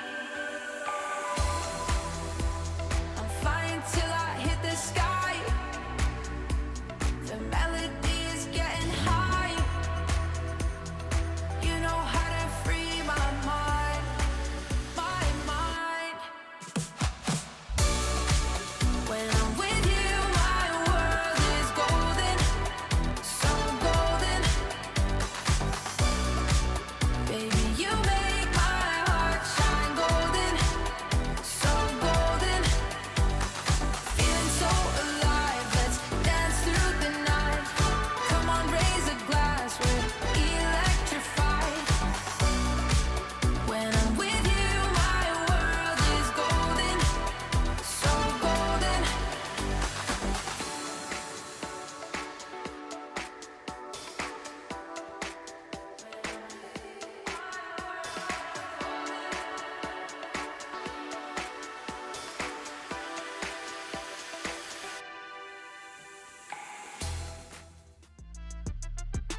Welcome back to the Snapdragon Pro Series here. The Challenge Finals continues. Currently, the score is 1-0 in favor of Onyx Esports. The battle will continue. Let's see whether it's going to be an equalization because we need some adjustments. Remar, we were talking about this prior in the middle of that break. Yeah. The Yves, man, is it a yay or a nay? It shouldn't have gone through, to be fair. Yeah, I think at this point you really shouldn't give the Eve anymore. If you're Bigatron, you're not going to ban Eve if you're on the blue side and you're first pick. You want to get the Eve yourself. Get Moreno on his comfort. But I think the biggest problem right now they have to really think about are the combinations they have ready for the roam and the jungle. Jawhead, I feel like, has to be respected now as a first phase pick in this metagame, and especially for Keyboy. And if you can take away the Nolan, but you can pair Jawhead with so many assassins that taking away just one assassin isn't going to be enough.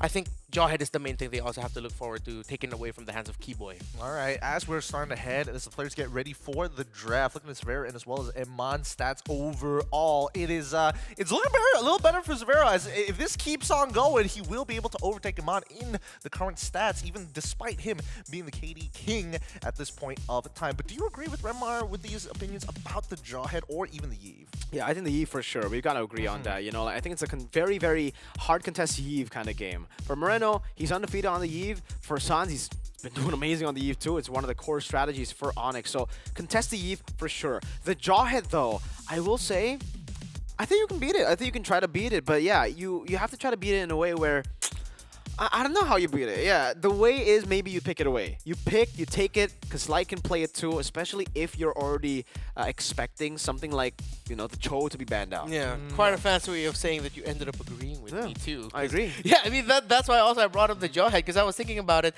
You know what, I'm sure there's a way to beat... wait, give me a sec. I'm thinking Tigreal here.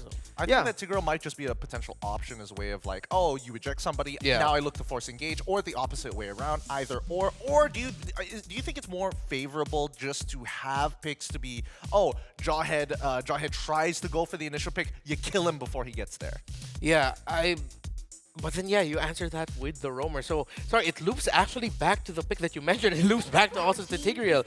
It loops back to loops back to potential Ruby pickups, but the Ruby couldn't have been slaughtered in the previous one. So this time, it's still the same side, but Onyx now are acknowledging that... no. Bigatron Alpha are blue side, so it's just like... Yeah. They're blue side, So, are the mans right? Okay. Bigatron has taken over blue side of this. They got their first pick, and now Onyx are looking for the next two. Alright, okay, so, the Onyx is right side. Gotcha. Okay. Don't worry, it's disorientating for me as well. But they do let go of Lucian, which is dangerous. That's a way for them to take the Yves though, right? The Jawhead has been banned out by Onyx Esports, so they know what's going to be coming as well if Bigatron Alpha do get first pick. And Onyx, they still go for the Phobius. But that means, Yves should be the pick here for first phase, Bigatron Alpha to wrap it up. Yeah, and it looks like they're baiting it out, sort of like, you know what, let's pick two heroes that would 400% encourage them to pick up the Eve. So the third pick or one of the picks later might be something to mess it up. The high loss is still on the board if ever Keyboy wants to pick it up. I'm curious whether or not Bigatron Alpha might even consider going into the Badang in this particular case, but then again, I could say make the same argument for Onyx as well. 20. Oh, look, they're locking in the chill. I like Okay, it. I like comfort, it. comfort. I'm down for it. I'm down for it. Yeah, I like it for Bigatron Alpha. They picked up the Joy and also the Eve, and they have to get the choke here. They know that if it's not going to be picked up, if they don't pick it up here, it's going to be banned out by Onyx Esports. We've seen that respect from the previous game, and I think they are also very comfortable to leave Eman on the second phase of drafts, because Eman has plenty of heroes to choose from. The carry hasn't been shown just yet, but now with the Moskov, Harith, and Granger, we might actually get to see some of these buffed picks. Haya, still a classic though for Kyrie. What do you think about this Hayabusa here coming in from Onyx Esports? Because that could have been Suyo for all intents and purposes, right? And yes, you are going up against the Eve, but then usually you would want to have the Suyo for the Joy in the first place. Yeah, I think I'm more towards the boat that they knew Bigatron Alpha were really going to pick that Eve, and they already had the Hayabusa in mind. Maybe at one point they gave Kyrie the choice, and then he chose to go for the Hayabusa instead. And fun fact about the Haya is that is the hero that he has the most first bloods with this tournament. So looking back at their previous VODs, actually, once he hits level 4, he will instantly try to look for a kill with a shadow kill. If not, the next rotation after that, it's going to be somewhere in the mid to hunt down the opposing mid laner. Yeah, and in the match, generally, Hayabusa versus Joy is a better matchup than the Suyo versus the Joy. Joy should be able to get the dub on the Suyo. Haya is pretty good. Pretty good overall. Second phase, we see the Akai ban coming in from Onyx Esports. It looks like they want to have a major setter for their side of the team. They don't want to have the extra disruption. Although I do think it's interesting that Bigatron Alpha are like, hey, let's get rid of glue. That is a bit weird. The Phobia's already been banned out unless they're... Wait, were they thinking that Rome glue? Hold on. Are these bans coming in from Onyx side because they're on red? Because that would make a lot more sense here. Yeah, the bans, we might also need to flip the bans a bit too. I am not sure. These are not very Bigatron-y, bans. Yeah. Banning out the Masha is that's an Onyx move at this point. Yeah, and banning the Granger too is not really a Bigatron It's move. self-hate Bigatron. They're just like, no, Iman, we don't want you to play anything. Same goes for you. Okay, it might be safe to assume that we also have to flip the bans mentally. Oh, yeah. So the bans under Onyx are Bigatron's bans and, well, vice versa. Okay. Wouldn't that mean... Oh, dude. Wouldn't that mean that Bigatron Alpha is banning out the Akai? They... yes. Oh, wait. Yeah, you're right. That... We're getting... the mental gymnastics! But on stage, Bigatron were on the side of the Akai and Gata band, so... So they banned out their own hero? I guess. They banned out... Well, because they already have Phobias. Yeah. And to be fair, Akai, Rome, and Jushin actually work well together just for pure disruption. You're not going to get damage out of those two, but you're just like, why can't I move? But wait, now the question is back to Onyx then, right? Yeah. Who banned out the glue and the Masha after seeing the Phobias. Or maybe the right side... Oh, they do pick high loss, by the way. Maybe the right side ban is Bigatron, but the right side pick is Onyx, and then the right side pick is Bigatron, and the right... That would actually make more sense. Maybe the real friends are the drafts we made along the way. Oh, man. We'll see once we get into the game for reconfirmation, but let's just assume that So this is... See? You see Bigatron that, right? is blue, Yeah. too. So Bigatron is definitely blue, Onyx is definitely red. Yeah. Right? Well, right? technically Bigatron are red. Yeah. Don't do this with me right now. Just adding a bit more! You know what, let's just... I think it'll be safe to look at the picks. You mentioned carry earlier. I'm okay with a carry right now. Yeah, carry's good. Oh, they go for Beatrix. I'm so confused! I am too. It does look like... Yes, it is...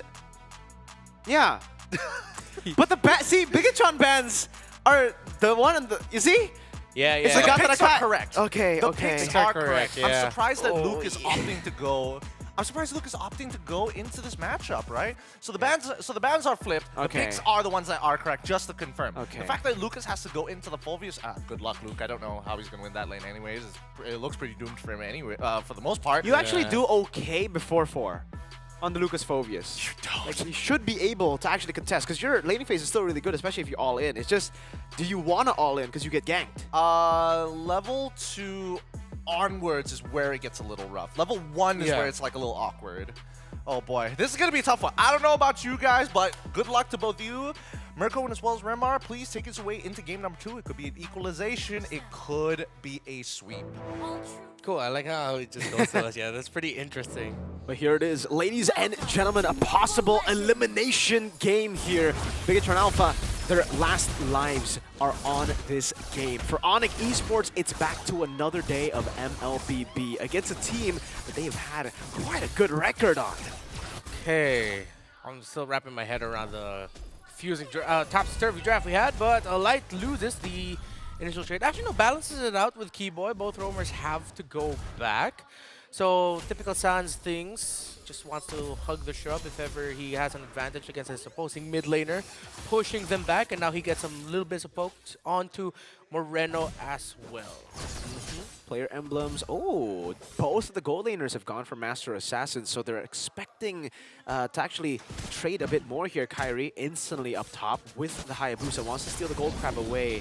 And you can see, even though the Beatrix doesn't lose lane against the Irithel, early on he does struggle. He gets zoned out very easily by the Irithel, so Iman has to play it safer.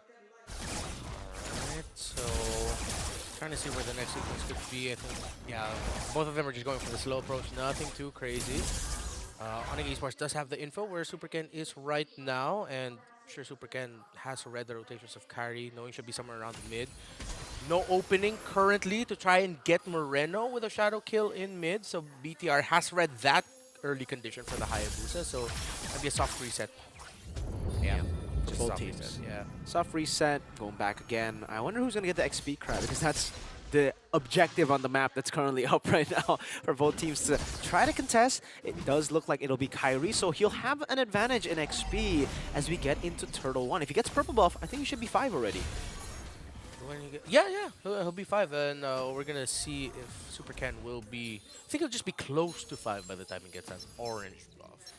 So Onyx still just pushing forward. Light, I like how he's respecting the space of the Hylos and the Juicin, not getting too close because it is very risky. The moment you get caught by one stun from that Hylos, that's just easy for Sans now to just keep picking you up already. Even if you've used, it'll force you to use G Kundo at least 2 times.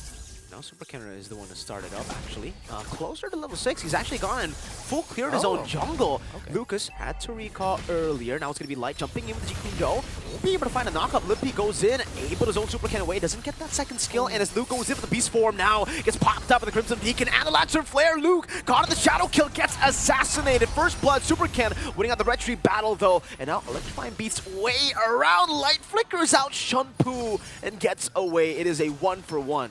I like how Luke, once he saw that the shadow kill was on him, he took Kyrie far away from the turtle, closer to Kyrie's own purple buff, so Kyrie was way too far to be able to get that retribution off. That was well played from Luke, really knowing that, you know what, I'm going to at least get the team the dub here, right? Yeah. Because I'm going to die anyways, I'm so low, Sans will kill me, or, you know, one of them will kill me, it's fine. I'll let Super Ken win that red tree. Yeah, just a second and a half, it looks like, based off of the timers earlier. That Kyrie was late to use that retribution. So good start right now for Bigatron Alpha. They gave over a kill, but again, that's the objective. The next one, though, I think they can afford to go for something a little bit more aggressive as long as no kickoff for Onyx Esports happen before the next big fight. Both of the teams, again, just playing it safe. They don't really have anything this time, like a diversion in game number 2. It's a Yi versus Juicin, Beatrix against the Irithel too, so it's all about clearing the waves. Oh, Light does have a way to actually go for a pick with the G Kundo, with the way the Dragon Luke too, committing the ultimate, just poking Keyboy down. So again, it's all about poke, it's all about wave clear, and they're already starting the double lane for Iman, getting him out of the laning phase ASAP. Okay, so Vero and Evan.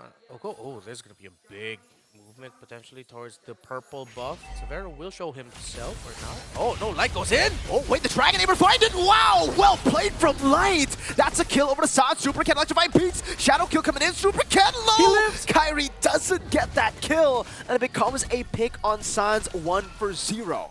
Okay, that's the light that we're a little bit more familiar with, and a little bit of a good old RSG link up between him and Eman, able to use the Bennett's Rage to pair it up perfectly with the Way of the Dragon. And it wasn't just the damage, it actually zoned Onyx Esports somewhat. They couldn't full engage into that lest they take damage from the Beatrix. But now Onyx Esports are rushing the turtle to even things out. Oh! Dodged away, Kyrie. Great Quad Shadow. Stun over to Super Ken. Lupi doing the same thing. Kyrie jumping back and forth with the Quad Shadow retreat battle. It's Super Ken who wins it this time around. Luke brought back by the Lancer Flare once again. Eman dodging for the Lupi's CC, but it will just be a kill over to Luke. 2-4-1, the turtle for kills. Okay, purple buff about to spawn. Let's see if Super Ken's gonna try to equalize and invade. Severo sees Eman, and he's right behind the turret. He can get him. Oh, he lives. Eman pops the regen just in time, and man, you gotta give credit to both, but holy, the confidence of Eman to hold on to Flicker. Wow, I like what Severo's been showing us. In Game 1, he was a little bit more, okay, let's keep it level. And Game 2, he's a little bit more aggressive, as he should be right now. But Light, that's a lot of damage onto the Roamer. Stunned up, Renner's Apathy will just be used to clear out the wave there. Initially, it was for Severo, but if you go out of range, and I can always just use it for the wave, we get an item check here, 6 minutes in. It's Warrior Boots for the Beatrix, knowing exactly how much physical damage is there for him. Still don't see an item for Light's Cho on the way to Dominance Eyes. Well, Keyboy also doesn't have his, but he just wanted to get the gem, and I think, yeah, he's going to be getting Radiant Armor. He's going to be rushing into that. So once we see that, he might be able to hold down the front line a little bit better, especially up against Super Ken and Moreno, who have their first items and should be a threat right now for the frontliners of respective teams. And you could definitely see that in this game, Super Ken just looks so much more comfortable as well. Maybe Suyo is just not for Ken, you know? Yeah. Most of the games, if not all the games you've seen him miss red trees, make, you know, very weird plays, it has been on Suyo, and maybe also the Fanny against TL, or was it Onyx PH? Yeah, but back on the Joy here, seems like he's very, very comfortable, is able to walk up, has the electrifying beats, will chunk Lutpi to have HP, but he should be able to get back at Bigatron Alpha, sustaining up Kyrie in the bottom lane. Yeah, actually that's fair. If I'm not mistaken, Suyo on the hands of Super Ken doesn't have a win yet. Oh, really? Yeah, he's had multiple games, but not a win. He's had more wins with, well, yeah, Joy and Hayabusa. He even has like one win with Fredrin. Yeah, that was the win against SRG. Game 3, yeah. that was game 3. Yeah. So maybe Suyo is just not for him, it's not you know? for him right now. You know, don't yuck his yum. It's just not for him. Yeah, similarly, I don't think... Light, Light walks up, this time cancelled there! No Way the Dragon. Lucas, though, still diving in. Sounds very low, still holding onto the Flicker. Also the Crimson Beacon. 4 Flickers burned already! Eman unable to get the snipe on San, still able to walk away. Turtle number 3 contested. RWM coming in, now Super Ken able to walk up. Looking for the stacks, gets stunned up. To find beats! And it's Sans out of everybody who gets the Turtle. Sans Crimson Beacon forward to Lutpi very low. Eman clearing the wave up. And for both these teams, it is a win for Onyx, a turtle, and a kill. I'm going to have to request a stat line for Sans getting the turtle with the last hit. Because it feels like that's not the first time, second, or third time we've seen it this season. Okay, both junglers a little bit too early there. And I thought the stun that Keyboy dished out onto Super Ken was definitely early. He could have retchered it, but at the end, Sans showed that he's actually, right now, the best jungler on the field. 2 junglers, a mage gets it. Sans with the kill. I wonder what cancelled Light 2. Was it just the CC from Lutpi or Keyboy that's cancelled away the Dragon? Yeah. Because he did get the kick, and there are no Purifies on Onyx. Yeah, that was an animation cancel. For a second, I thought, wait, did someone Purify? Yeah. There is no Purify. They are the top 2 candidates, the easiest stun to dish out there. So, Eman already has the Malefic gun. Oh, RWM from Moreno. I don't know if the Shadow's there. Kyrie getting very, very low. Now it's going to be the damage placed down by Luke diving in. Super Ken electrifying beats takes Keyboy down. Now, outside of the whole laning phase conundrum between the Lucas and Phoveus matchup, Luke showing that, all right, I'm not just looking at the lane, I'm looking at my impact in the entire game. And this Lucas is doing well in the hands of, well, Luke. Why did I just realize that? That's why I kept on saying Lucas in the fights. I don't want to say Luke anymore. Now it's just Luke. How did I just catch on to that now, bro? All right. This hero was built for him. It's built for him. And Will he try to get a kick? Okay, no. Better safe to back off. So, the role that Lutfi played in game 1 now is being played by... Lutfi now is being played by Luke in game number 2. Since Light is pick off, Luke is the frontliner. He's the main guy to annoy them. And yeah, his damage has been on point with the Lucas. He's always constantly looking for Sans, which... I like that he's not getting baited into, oh, maybe I could get the Irithel, get whoever's low. He's a man on a mission right now. Wherever Sans is, I'm really just going to try to damage him. I'm 0-2-1, but I'm diminishing the effect of what Sans can do as the juice in. And you can see the poke already here from Moreno. Light charging up the Jikundo. Will get spotted out in the bush. Kyrie no longer in the bottom lane.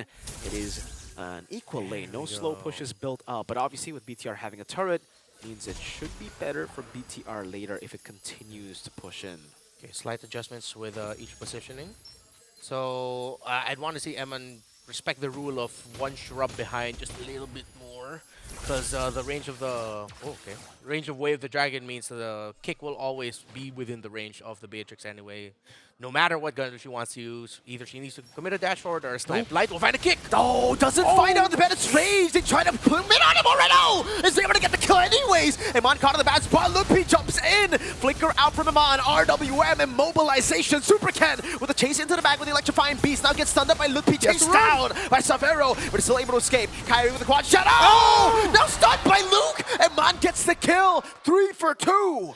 Unfortunate the kick angle wasn't delivered to Eman. It was just enough pixels between the rock and Sans for Sans' knockback onto him to just land onto that wall. Eman already expected that, alright, Light has the angle, he finds Sans, I can just bring down Bennett's range here, but Keyboy's gonna get blasted! Super Ken chasing him, glorious pathway, Keyboy taken out by Ken.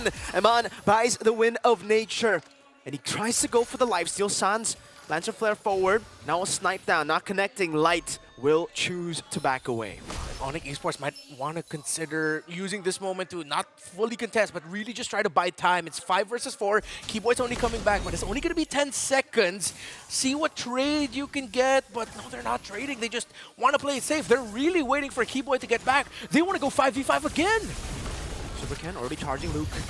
Now popping the ultimate, jumping in, doing a lot of damage on the Savero. Super Ken wins the retry, and that's the RWM. Again, it's Luke sacrificing himself for the play. Lippy walking back up. Moreno will help him on get that kill. Light caught in the bad spot again. Lancer Flare, he's going back and forth. Way of the Dragon, and the glorious pathway too. Light and Luke taken down for Lippy and the Lord. Super Ken diving deep, jumping out to Kyrie. Quad Shadow, he doesn't jump back. He cannot jump back. And Big John Alpha continue to push forward.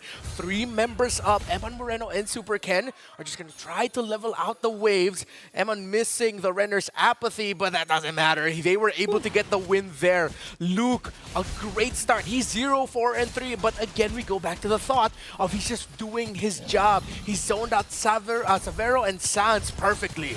So this time the shot connects onto Sans. The Lord will be dealt with. It's only Lord 1. So it's quite easy for Onyx Esports to deal with it now. Keyboy pops in the glorious pathway just to shoo them away from their side of the jungle. And now it slows down just a little bit. We're going to be waiting for the next wave of minions to see if a big play will get committed. Big John Alpha have their eyes set on the bottom lane. Slight lead for Savero, but this is very even in terms of the gold. For the 2 gold laners, he just finished up his Windtalker. For the kicker here, who might be the Wind of Nature that Eman has in his hand. So if ever Kyrie goes and dives him and is a little bit too aggro with using the shadow kill, it might be wasted with a well-timed Wind of Nature from Eman.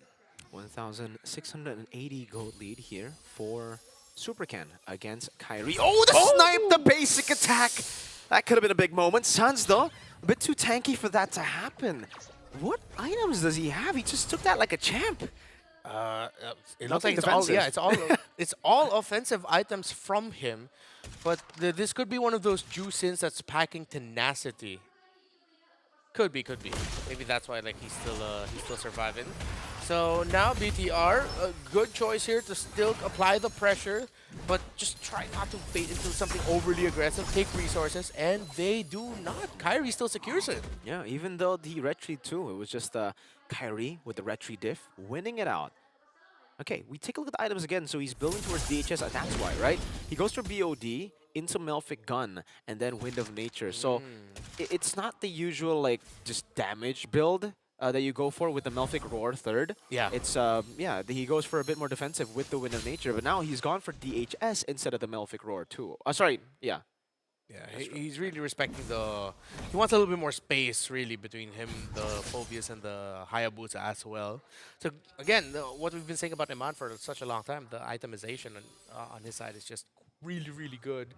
Well, for Bigatron Alpha, getting some defensives, Luke getting the Radiant Armor should allow him to survive just a little bit longer, especially up against this Jusin. That's been the problem, and of course, the constant ticking magic damage is coming out of the... Oh! Hylos Sans again gets sniped down, and they're going to lose one here because he does need to go back. Sans will recall DHS built by Eman, with the Malefic Gun and the DHS now completed. Even these frontliners will, struggle going up against Eman. They'll be able to go for most of the players. I still don't think they'll be able to one-shot Keyboy, but I think Lutpi should be able to do that. Luke constantly zoning them away, holding the Lord. There's Luke. Can continue being aggro. It's a good spot for him. Brothers pathway from Keyboy, coming in again, taking the damage. Eman walking forward, flickering over to Sans, getting the kill. Eman on the killing spree. Super Ken winning the retreat battle there, and that's Light with the kick, but it's onto the wrong side. Keyboy losing immortality, Lippy flickering out. Now Kyrie jumping back and forth, goes with the shadow kill, dishing some damage. Wind of Nature, Kyrie again. Super Ken able to survive the snipe from Eman, looking for the pop from Pink, and he finds it. Eman gets the snipe from downtown. It took a while, but it got there eventually, and now Bigatron Alpha are in the best spot they've seen all series long. Massive wins there. And again, Luke, the zone out he did on Kyrie. Kyrie went in with a shadow, but Luke was ready right away for the knockback, which forced Kyrie out of a hairy situation, which meant it was an easy retribution for Super Ken and Bigatron Alpha. Bottom lane with a Lord up top as well. They might have to concede all their base turrets. It's a big charge from the Lord down below. Super Ken charging up again, looking for the stacks, jumps in on the top arrow, gets sunned up by the Hylos here. Super Ken still able to survive now as the damage comes down again from Moreno with a real world manipulation. Eman dishing out damage, turret locking down. Bigatron Alpha 1-1 with an equalizer. All right, there we go. We asked Bigatron Alpha to show us something good, and they showed us something great. They were dancing with Onyx in the fights, and they showed, even though they tripped up in game number 1, they can still tango with Onyx. Walk me through this, boys. What a win coming in from Bigatron, but what was the big difference maker here? Because we saw a couple of times that, like, even the setups coming in from Light just got shut down, but they still won out a majority of the situations. Comfort picks. Simply put, comfort picks. That was the main difference. BTR replaced onto picks that they were all comfortable with. Moreno, 5-0, now 6-0 on the eve. We have the Beatrix for Eman, a classic finals MVP for MSC 2022. Light on the Cho, and Super Ken not on Suyo. He ends up with the Joy. It's a different hero, and it's a different result. And again, I can't stop raving about what Luke did with this Lucas in this game. Unsung hero. You know the hero that, for me, is the most iconic Luke hero? It's actually Lapu Lapu. Yeah, it is. And when it comes to heroes that are similar to that in what they do, that's what Lucas does and brings to the table. So hell yeah, it's comfort for BTR. Absolutely. And it has his name in it. Yeah, it does. Born to play the Lucas. He's forced to play. Forced to play. He's 0-5 and 6, and he's just like, don't worry, I got you guys. I'll set this up. And there's a lot of scenarios of which, honestly, I think that it could have gone both ways for both Onyx. They just needed like a little bit more time to get to that critical mass, and BTR just had to shut it out. And you got to give it to Iman because he was already finding Sans like a majority of times. He forced, what, 3 to 4 recalls before the prior Lord as well. So 11-11, still pretty tight game. Yeah, and remember in the matchup between Onyx Esports and RQ Hoshi, one of our main conditions for RQ Hoshi was play with reach. Because Onyx Esports are uncomfortable playing against reach. They are willing to play dive against it, but that's not the easy route for them.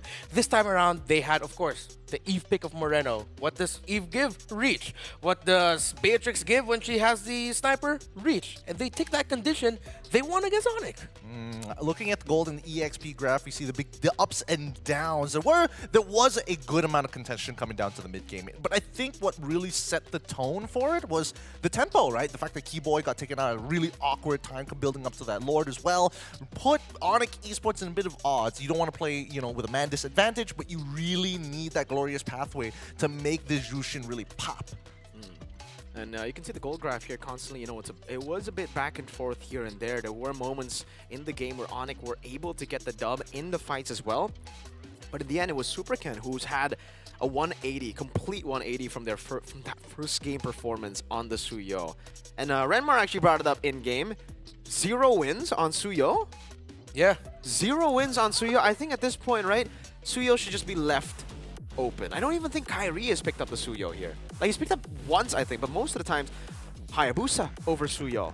It's been Joy over Suyo. It's been Nolan over Suyo. It has been. It has been. I wonder why. It's peculiar to see these great junglers just stray away from Suyo, which mechanically overall isn't too difficult. It's exactly that. Suyo is too easy for them.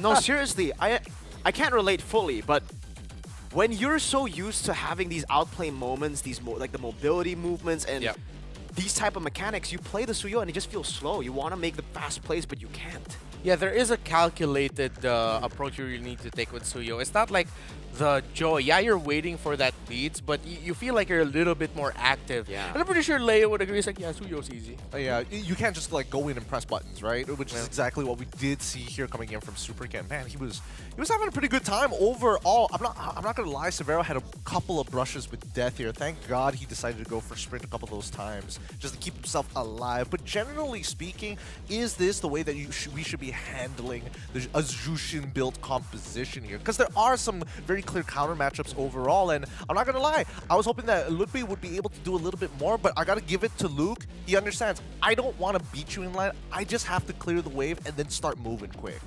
Yeah, I think for Onyx Esports, they approached this well. They were just outplayed, man.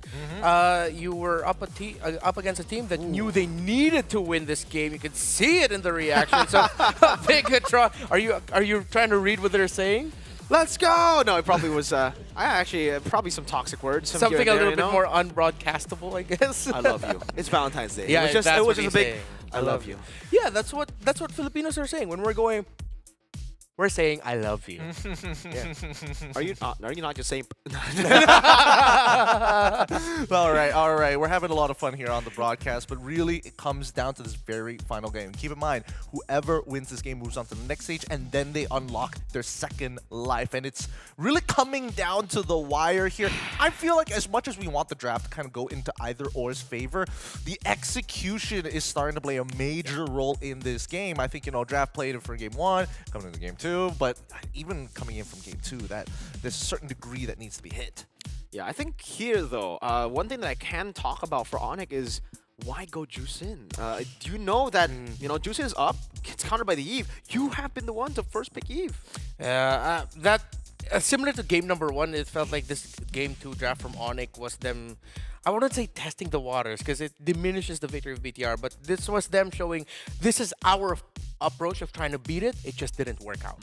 Understandable. Well, what about you guys at home? Time to speculate about what could be going on for game number 3. As the teams will adjust and adapt, we will have an off-stream discussion. And when we come back, it's going to be more MLBB action here at the Snapdragon Pro Series.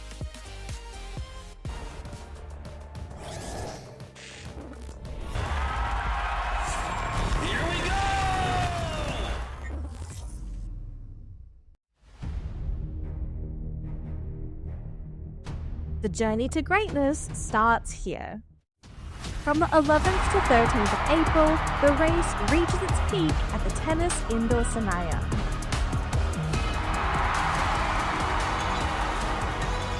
Tickets are live. Be part of the climb and secure your spot now. Be part of the journey. Witness the rise to the top.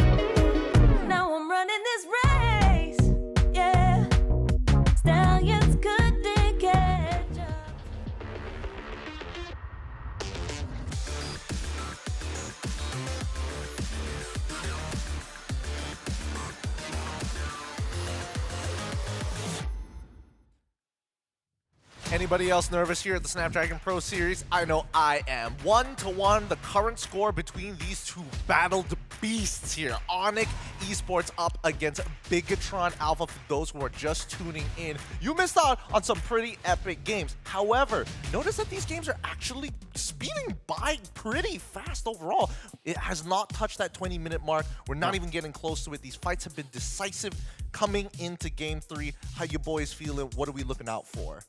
I hope we get a much longer game number 3. Again, this is elimination already. Whoever loses this, you're out of the tournament. And Game 1, we saw the best of Onyx.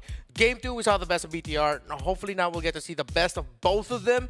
Just beat each other up, man. You know, throw out all the calculations. Let's just fight. Show us why you're in the Brawl server, y'all. Let's go. Let's go. I agree, man. You gotta go for the Brawl, man. Actually, I don't know about the Brawl. So far, these two teams haven't really been too brawly. In Game 2, it was much more brawly. In Game 1, it was much more stompy. So I think obviously for them, Stompy would be great. Winning in the draft is #1 priority. And I think here, Bigatron Alpha have made steady adjustments and adaptations to stop that. They banned the Jawhead already earlier. But now that Bigatron Alpha are back on red, or yeah, back on red, right? Yes. Yeah. So they're not first pick anymore. No, they are not. That's going to be the question. Onyx Esports going to be on blue side. We've got it right this time. Bigatron Alpha going to be on the red side. Let's see how this plays out, right? Because now it's starting to look a little bit more, well, I mean, the Granger ban on Onyx Esports' side, is that necessary? Personally, for me, no. But who knows? Maybe they still think Eman's going to rely on comfort, even with the nerfs. Again, if you are able to stack up properly, it's still the same hero. It is just the damage to the creeps that has been adjusted. There are also shadows. Russian the low yi. Okay. Yeah, if I'm Bigatron here, they cannot go for the approach of let's play for reach. They have to be ready for a team fight that could get really scrappy or based around the diversions. Plus, usually we see artillery mages have quite struggle up against the low yi because they're a little bit more susceptible to the surprise. We might see Vixana or Aurora. Vixana, Aurora, Valentina now is what about the be Novaria? What Bigatron changed. Oh, well, yeah, of course, the Novaria. But something telling me about the Novaria, it's like, it's anti-Bigatron for me. Is it anti-Bigatron? I mean, I feel like at least in Bigatron, it really depends on who your support is. If you've got the right support, then you have the right way to kind of open up that map. And I think that Cho is one of those picks that is very reliable. So I'm going to say Novaria still on the table for now. Yeah, I agree. Maybe with the Moskov pick here, and maybe because the Granger's been taken out of the meta, or, you know, here, the drafting phase is banned out, Novaria isn't really top prio anymore. Because usually you want to go Nova Granger, so you get the most out of the Granger and the Novaria. Yeah. But one thing's for sure, Bigatron Alpha, they're like, pick the Suyo. No, I don't want to get the Suyo right here, you know? I'm fine. It's okay, guys. I don't want to take it.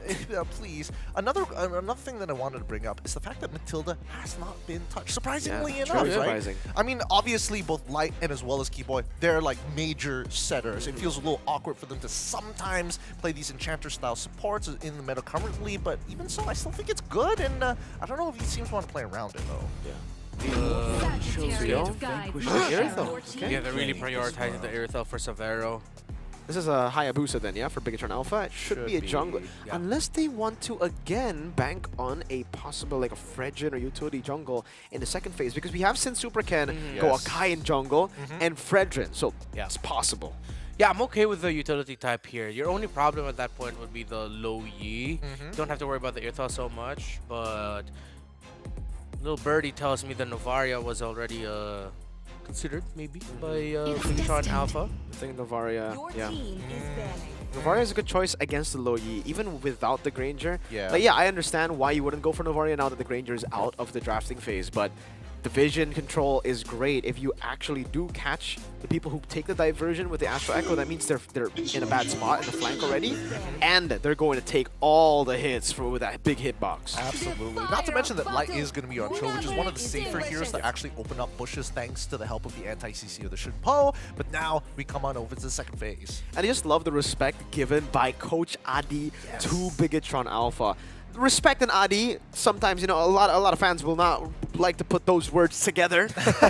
But since Adi has worked with Luke for ISF when they were both in Team Indonesia, they're like, all right, this guy is kind of nasty on the Masha. Let's take it away, man. It's kind of nutty, kind of gross. Maybe even another Akai? Do they want to go Akai ban again? That's what they did last time, right? It was Masha Akai, Masha Akai, Masha Akai. Oh, that's true. But I think right now the Akai, I am okay with giving that if I'm Onic. I wouldn't have to worry about it too much. Oh, but then again, it disrupts. They can take out a jungler. I mean, Haya would be a good option. I think Alpha might be okay too. I think, you know, simple answers. Oh, never mind. Simple answers, again, need simple questions, but the solution, simply just ban out. Just ban out. We don't have to worry about it. Let's make it a little bit more complicated for Bigatron Alpha. Let's see how this is going to go, right? Because, again, I think the question is really going to boil down to, will we have priority with the Cho and as well as the Novaria? And I think it's going to be tough since we don't see the support coming in from Onyx Esports just yet, or even the flex pick coming up from their side. For now, it should be okay. Oh my goodness.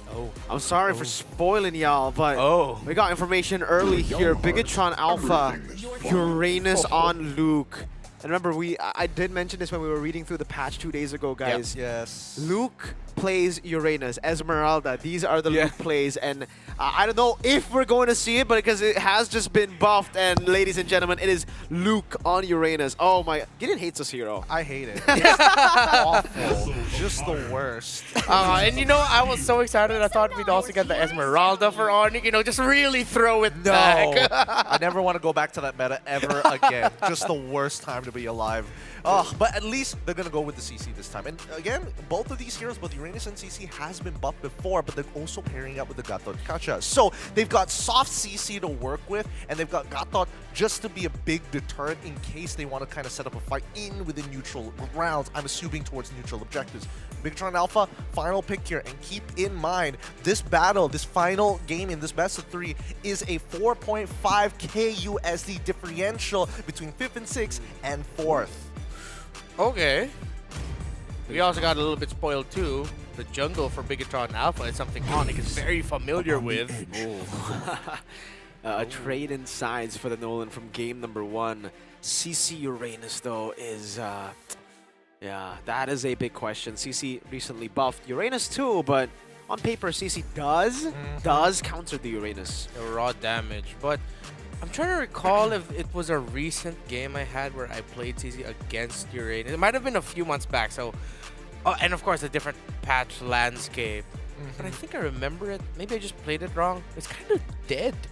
Especially It's after really level boring. 5. Yes. Because you get the stacks up and then you just out-sustain the Like, I out-damage the Uranus, but the Uranus out-heals my damage. Pretty much. Yeah. It's all about the War Act. It's all about just continuous damage. But with that being said, we're going to let our boys here take care of you guys. This is the very final match between Onic or BTR. Only one team is going to make it through. Good luck to our casters. This is going to be fire. Ladies and gentlemen, it's time. Game number 3. This is the play-in stage. So, for both these teams, elimination is on the board. Who will make it past the first round to make it to the real upper brackets, and who will be eliminated 1-1? Welcome to the Land of Dawn for game number 3. Quite some time since we saw Uranus, but he seems to be like the favorite cameo hero of a lot of teams. I feel like you can call it back to every previous tournament probably had like, oh, hey, look, someone picked a Uranus. Whether it went well or whether it went bad, well, to be fair, it usually didn't go so good. But maybe because of the recent adjustment, Uranus will do a little bit better right now. And it's, full tank, full sustain for this Uranus with a common MLBB. Take a look at that.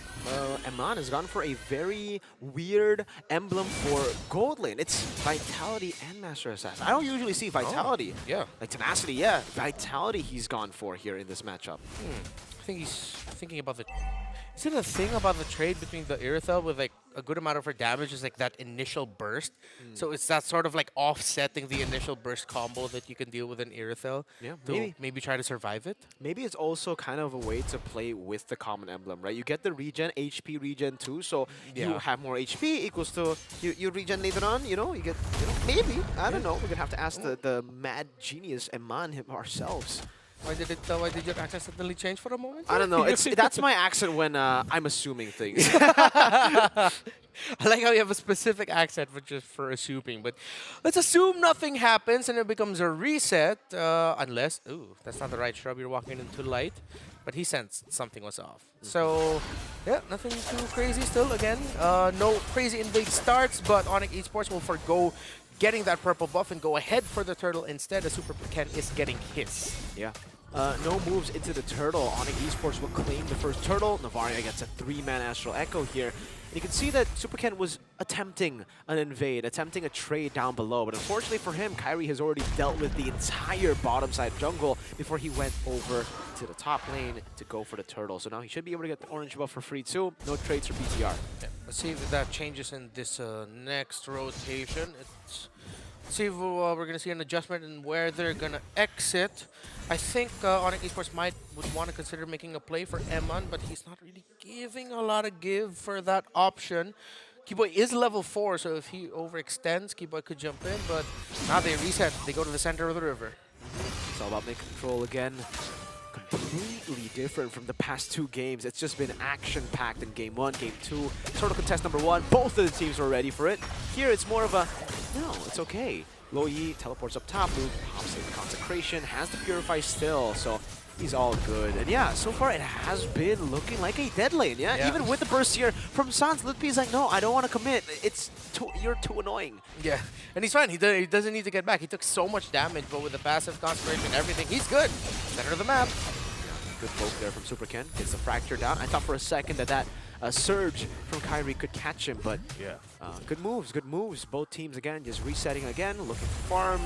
It is a level lead for Kyrie. I believe it's because of the turtle take, so that's something concerning for BTR. If they constantly have to give the turtle, this will be a big lead in the future. Okay, so it's a dead lane, but in terms of being more active on the map, that's in the current scoreboard, that's 1-0 for Ludwig, because at least he got to show himself in a different area outside of his own lane. He was able to go to the mid. That might be happening more often, as we actually see now. Ludwig goes down to the mid, helps secure that. They're gonna allow the Uranus to push, and they want a heavy 5-man rotation bot side of the map. So Vero's gotta be careful here. He does have a heavy crossbow, so shouldn't be too scared. Light walks up, shows up on the map as well. Turtle control for Onyx Esports as Keyboy is zoning them away. Oh yeah, they won't be able to get close enough to this. Oi. Oh, all right. Good attempt. Diversion. Okay. Super Ken caught in the bad spot, the surge! Oh, Super Ken's not able to see with the fracture! Look, they walk it up, Sans getting the dispersion to kill him. Keyboy AOG out of there. Clean execution by Onyx Esports and a great read by Sans. Perfect diversion spot to catch Super Ken right away. Orange buff, they still keep it alive. Kyrie will take everything else though. You can have the orange buff. I will just take the green camps all around and also the XP crab. So, Super Ken does have his first item before Kyrie, but Kyrie's going for a chop suey path a little bit. So now for Onyx, okay, yeah, play around the diversion. That's a good call. Diversion up top this time around. A Purify already from Luke. Consecration 2! My goodness, that's a tanky boy! But with 3 members, Onyx Esports are able to deal with Uranus. Yeah, too much root, not enough capabilities for him to get away. Kind of wish he packed into the tough moves, because yes, I know there's so much more physical. You're up against a CC Suyo and a Irthel as well, but you need the mobility as the Uranus to really just be that annoying presence. I wish you considered tough boots, but I also get why he'd go for Warrior instead. And the tenacity too, right? You get out of the CC a bit quicker. But yeah, it's understandable for sure. Purple buff still taken by Ken. He's still able to match up against Kyrie a bit. Only down a level, which was the same level lead that we saw early. Oh, good one from Savero. Takes it away from Eman with another one. This time to the bottom lane they go. It's Kyrie and Sans, Kyrie with a surge. They should be able to spot that out now as Kyrie has already shown up. Light walking up now, getting the Jikundo and the way to Dragon. Now it's going to be Super Ken walking up too, but Kyrie blinks away. AOG, Super Ken able to escape. Light will not be able to though. An Astral Echo to reveal 3. A good shot with the Star Shatter on Keyboy, but that is it. Megatron Alpha. Unfortunate that I couldn't tell if there was just a moment Kyrie was able to reposition himself a bit to the left, because I really thought Kyrie would get kicked further, but he was able to get in front of the wall somehow. But it's still a great response from both. It's just unfortunate that Light couldn't hold on long enough, and Onyx, though, were the ones able to save carry, who was able to get out of the game for a moment with an iframe. Yeah. They both got spotted too, so Diversion won't really be able to get them a good position this time. Kyrie still able to look for the flank. Now Superken back on the turtle retreat. Superken winning it out this time. Kyrie was unable to look for the retribution. Good burst, and finally, Bigatron are on the map, but they are not on the board yet. Raw retreat win there for Superken, and that's something Bigatron Alpha needed. If Onyx got that turtle, this would have been a much more clear choice to just go together and really deeply invade, but with a little bit of a shield buff on the side of BTR, they decide to respect it. Kari goes for his second item, the Hunter Strike, after going for Fury Hammer into War Axe and then completing the Fury Hammer into the HS. Good move from Severo, just waiting in that bush. He has a okay. He's trying to shoot at, you know, I think that shot was, I don't know, Sans? No, Superken! Oh, Sans walks up! Oh! Gila Sans! How have you done that? Severo gets a solo kill down below! A disaster for Bigatron Alpha! It goes from questionable blunder to absolute disaster in just one strike. Maybe everyone was thinking, oh, even in the mid lane, Moreno might get finished here. Wait, the Dragon Doll locks him down. Keyboy has the AOG, doesn't get it in time. So at least Bigatron are on the board. But man, two big plays for Onyx on two different sides of the map. To be fair, I don't think Emma just thought that the grass was a little bit too long. He was probably thinking maybe someone divergent behind me. Yeah, but going into what Sans did, how many times has he done this now with a low E throughout his career? Where he'll just do like a two-step cha-cha with a melee character and survive. Okay, Purify from Lu. Consecration this time still unable. Oh, and Pan still takes his Spirit Misery. Able to go on to Sans again. No way, Sans, not one more time. Now Sans has lived one more time. He keeps on doing it. He is definitely crazy.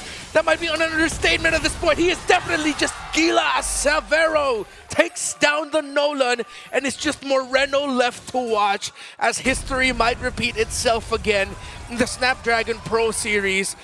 BTR, this might be the road of them falling to Onyx, but it's not over yet. It's just Lord 1, but this is going to be a devastating push. 4,300 gold lead for Onyx Esports. Severo has taken the purple buff away from Bigatron Alpha. And for BTR, they do have ways to scale up. They have a Moskov, an Ovaria, and a Uranus. But it is looking bleak. An elimination game here in our third game of the series. 9-2 in 9 minutes. Waiting for the next Lord to come up as a BTR. Just going to try to level the minion wave somewhat with Superken trying to give a little bit of a chance up top. Nah, he's just going to let it push it. He'll rather focus on his buff. Now Onyx Esports, I mean, at this point the job is clear. Just take down as much towers as you can. They don't need to rush to end it. But if they can get the base ball, then that'll be the best choice that they can go for. Onyx has always been the worst nightmare for Bigatron Alpha. And it seems even with the new lineup for BTR, new lineup for Onyx Esports, things have not changed. BTR on the back foot, Lord in the bottom lane. Luke still trying to buy some time. Sans took the diversion again. Dishing out some damage over to Luke. Lord 1 should still be clearable. Superken actually took the conceal there. Moreno gets a shot down on the Sans, but it's not really too much damage for Sans to deal with. Oh, Light, I thought he'd try to consider going for a kick there, but the CC might not have been the right target. AOG entry by Keyboy. Still able to escape Taunt, unable to get that landing on him. Luke, Consecration still taking a lot from Ludwig. Yeah, unfortunate that the Bigatron Alpha couldn't get the early mid game that they wanted, because now you're feeling what Uranus will suffer for if his team doesn't win early to mid. He's quite useless up on, like, in this portion of the game. You're just there soaking up damage. You've turned into a sponge effectively. 11 minutes in, Superken suffocated in his own jungle. Cannot go for the green camps. Litpi takes one, Sans takes the other. 2,000 gold lead, and a 1,000 gold lead, and another 2,000 gold lead. Ugh. This is looking bleak. 8,000 in total for Onyx Esports that they have on Bigatron Alpha. Those are some big items. I think carries 2 levels ahead of Super Ken. Yeah, Onyx Esports got the bag in. Bigatron Alpha, even Super Ken, still just on the way to the 3rd item. Yeah, looking like a Malefic Roar as the 3rd. Went BOD 2nd, HS 1st. Might not be too long before he gets the Malefic Roar. 2, 3, 5. Yeah, he should be around 400 to 600 gold away from that. And again, for Onyx Esports, it's all about playing it slow. It's all about freezing the lane, not giving Bigatron Alpha resources to work with, to make their road even smoother, to move to the next phase, but also to eliminate Bigatron Alpha here. 3rd item for the Uranus gets the Blade Armor. Eman with the DHS now, so finally the Trinity for the Moskov. At this point of the game might just be... Nah, I don't want to say it's too late. It should give them a little bit more of a chance to fight, but to win at this point, maybe not just yet. They're going to have to really hold out here. Just try to go for soft contests and punishes if anyone tries to invade too deep.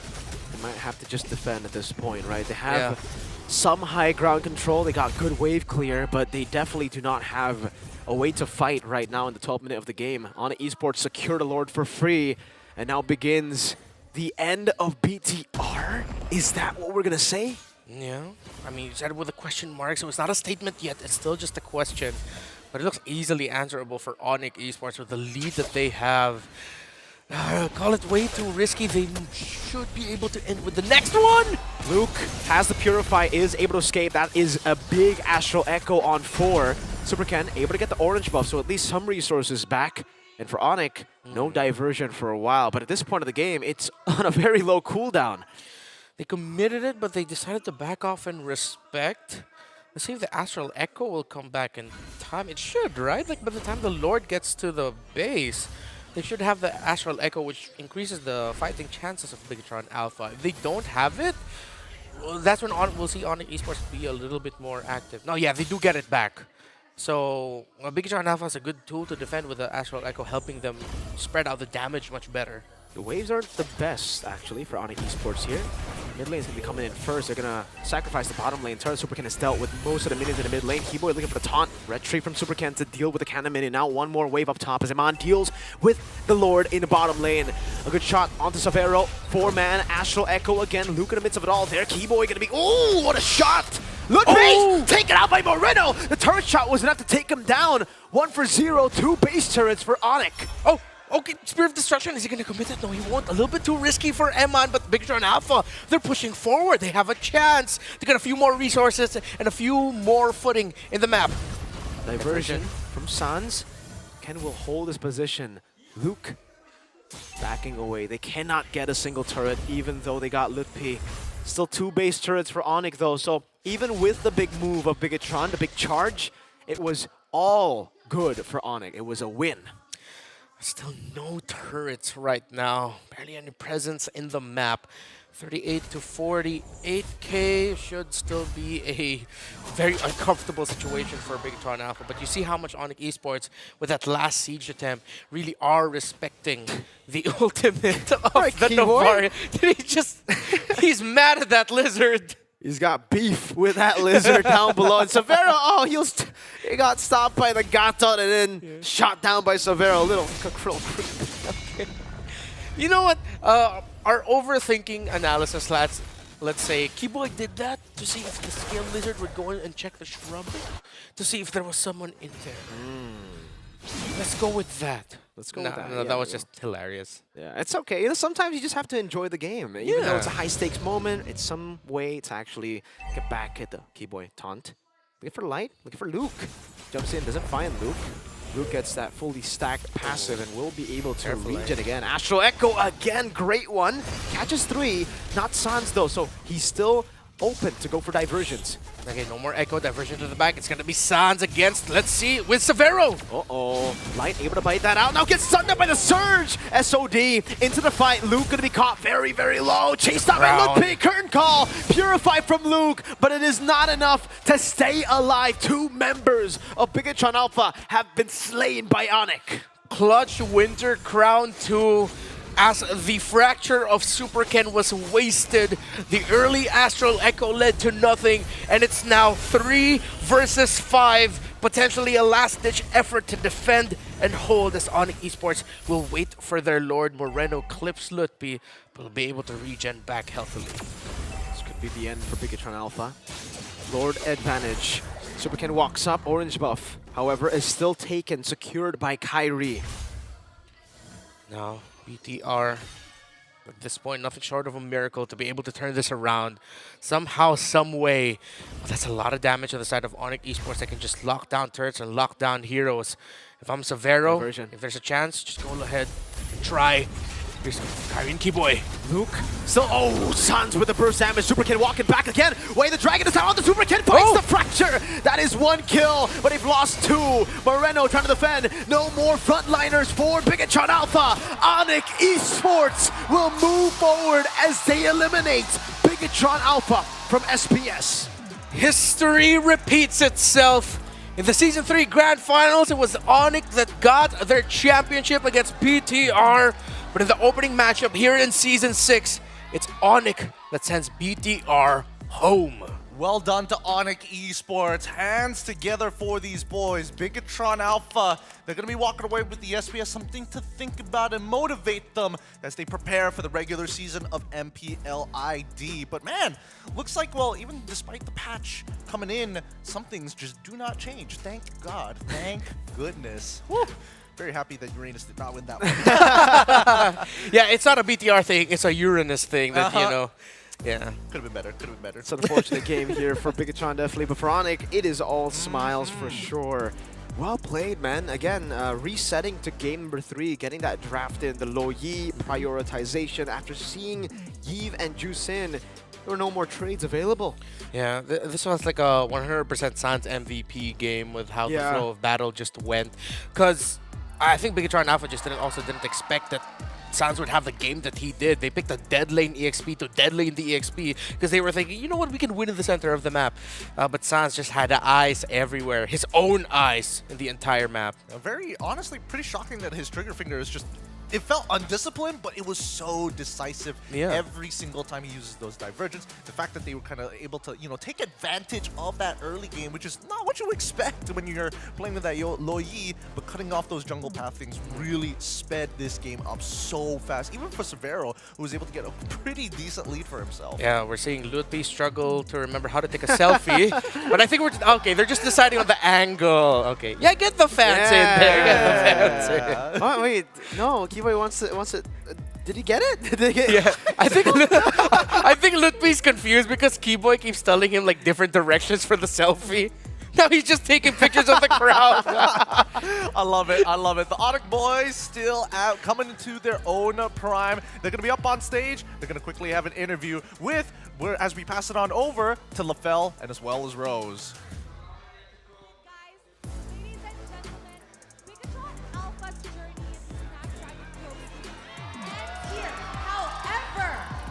Onyx Esports will be moving forward. And right now, with me and LaFell, we have Keyboy. Guys, a round of applause. All right, Keyboy, how are you? How are you feeling right now? Senang banget lah. Senang banget. Okay, Keyboy. Perlu tanya, kerana menentang dengan Bigatron Alpha, Eman sememangnya play yang sangat-sangat bagus. Hingga game kedua, dia menggunakan B-Tricks bagi a tough match kepada Onyx Esports. Tapi saya nak tanya pasal Savero. Keyboy veteran dekat dalam Onyx Esports. Macam mana komen Keyboy terhadap performance Savero dalam tournament kali ini? Ya, Savero bagus sangat lah. Tapi dia punya potensial tinggi punya lah. I see. Jadi rasanya lepas tengok performance dia menentang dengan Eman, adakah rasa dia boleh pergi lagi jauh dalam tournament ni? Bisa. Bisa banget, guys. Bisa banget. All right, now Keyboy, I want to ask you. We both know that last season in KL, the Snapdragon Pro Series, you guys went home a little earlier. However, you guys were the defending champions last season. With your new lineup, how far do you guys think you can go? Cakap Malay tak ngerti. Alright, now kita tahu dekat KL last season kan, you guys balik awal, okay? You guys balik awal, tapi korang adalah defending champions because korang menang dekat Indonesia, the previous Snapdragon, betul? Now, dengan lineup baru kali ini, you rasa berapa jauh Onyx Esports boleh pergi in this tournament?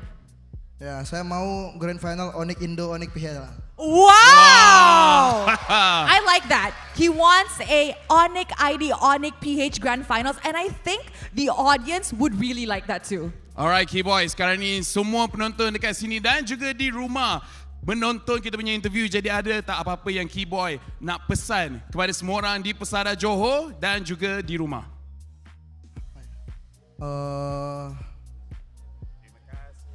Terima kasih lah udah support terus, mau di KL, Johor, di mana aja lah.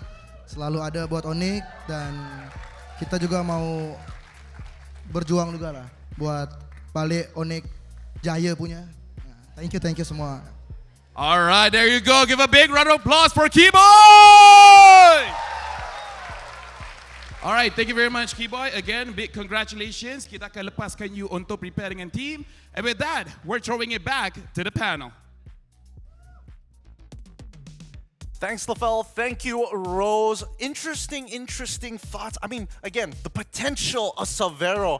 I'm curious to know how much time it's going to take before they're like, oh yeah, see who? CW what? I mean, let's see if, but I think there's going to be a lot of pressure on Severo's shoulders if they want to expedite his growth. But yeah, this time around, actually the entire series, the man was an Irithel machine.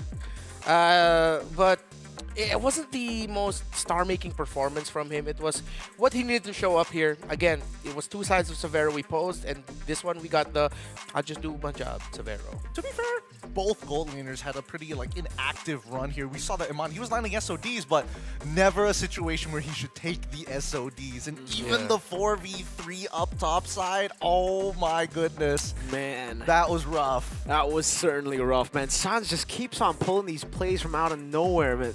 He really, the Gila is back. Previous season, maybe he lost the Gila a bit, you know, he became just Sans, but now it really feels like it's Gila coming back, creeping back up, just say, Gila Sans. He went from comic to Gilak once all Gila. over again. Yeah. Oh, it's crazy.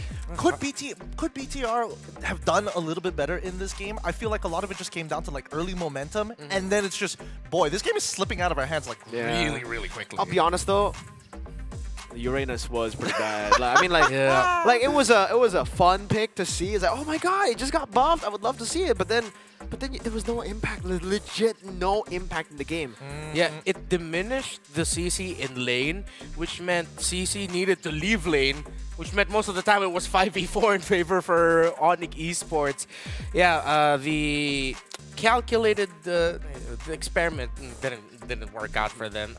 Also, with them packing a matchup like that in the XP with the CC going around more in the map, it put more pressure onto Moreno to actually play a near godlike performance from a Novaria, which is again a very tough ask when you're up against the Loyi and the Suyo together that can just wreak havoc from different angles in the map. It's too overwhelming for one Novaria. I mean, let's look at the golden EXP graph, and we can see from the 10-minute point onwards, it's just, whoa, this is a little too much to handle here. These guys are way too fast, and honestly, from between 5 and 10 minutes, I think we saw really what Onyx Esports was trying to do. They understood, they looked at Bigatron, they're like, okay, who's our biggest problems? Number one, if Super can find something, if Light sets up a kick for literally anybody on their side, let's shut these two down early to mid, and then we're going to have a smooth sailing game.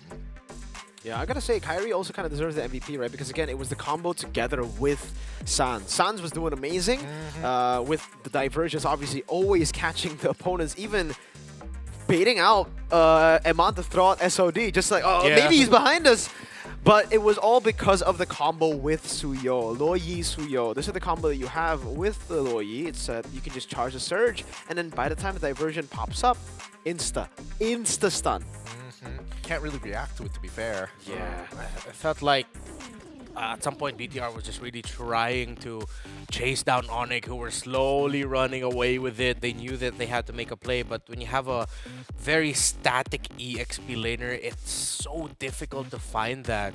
And at the same time, Onyx Esports weren't giving a lot of opportunities for Light to get a good angle kick. He was getting those kicks, but it would be short, especially that one. I feel like this was one of the biggest chances Bigatron had to equalize, to get Kyrie down, but he just didn't have the right angle. It was maybe a pixel or 3 enough room for Kyrie to bump into the wall instead of getting kicked even further back. And it felt like after that, it was just Bigatron crumbling. They got one kill, but Onyx Esports knew that, okay, Kyrie survived this. He'll be able to get his next rotation down. That means we're good. Let's just go and go and go, and they never stopped. Man, that 3v4 was disgusting, man. Sans, it honestly a pretty compromised position since you're already getting flanked, but that's when you know that splash damage, that AoE comes into full effect here. And I don't know, I feel like it was a pretty unwinnable situation from like this point onwards. Once they've already lost 2 inhibitor turrets, you're just praying that a super play was gonna happen. Yeah, I mean, but the super play it's almost never gonna happen. What super play? What super play could have saved the game? Usually for Bigatron Alpha, if it's not Luke, you have Light on a game-changing pick, right? Maybe like something like a Guinevere even. Yeah. But in this game with the Uranus, you really don't have a way to say, hey, I'm gonna CC5 of you and turn the game around. No, Uranus just, that's what Uranus does. He just stands there, takes damage, and maybe yells, maybe. Step on my chest, reach higher. He's a masochist.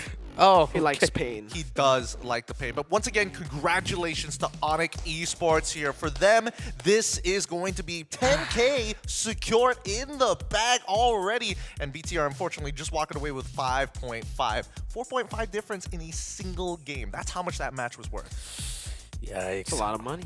Yeah, a lot of money, A but lot of moolah. It's painful. This top 4 or top 5 that goes to Mobile Masters. Is it the top 5? It will be top... Ooh, yes, we will have 5 representatives. One of them will be for home ground. So yes, 5 representatives in total, plus the home ground one, which we don't count because they're definitely... So do they still make it? Do they- Surprise in Mobile Masters is, and the 5th team, Bigatron Alpha. I won't complain. Honestly, it really I know depends. a bunch of people who will. It actually depends on the performance of TLD, I think. No. I Performance could for be wrong. RRQ. Yes, RRQ indeed. So, with that being said, with the rest of well, we'll see what the representatives are going to be later down the line. More so, especially for Mobile Masters, where we're going to get the rest of the world involved. But this concludes our very first game. I'm curious because, unfortunately, this does mean that Onyx will move on to the next round, and they'll be facing off against TLID. Ooh. So, another really banger game. It's just, one after the other. Slaps. Now, keep in mind, our next upcoming game is going to be OP, another Onyx game, but this time from the Philippines, up against the Kingdom, RRQ. Oh boy, it's gonna be a very long day today. So please stay tuned. We're gonna go on a short break, and when we come back, more action here at the Snapdragon Pro Series.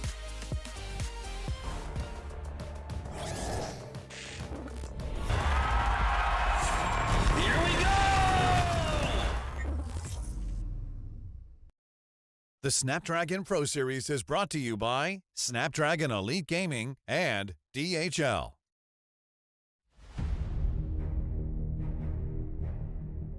The journey to greatness starts here. From the 11th to 13th of April, the race reaches its peak at the Tennis Indoor Sanaya.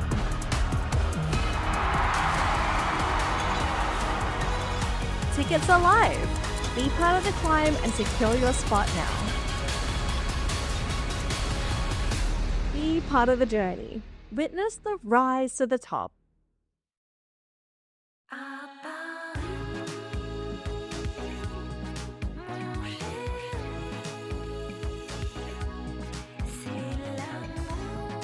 Utang ka ba? Utang? Am I alone? Why? Kasi abang tumatagal, tumataas yung interest ko sa'yo. Oh, okay.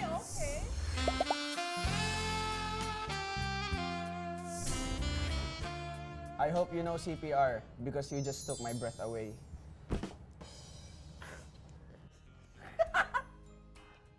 Tayo, no? 200 out of 10, 100 out of 10. Sigma.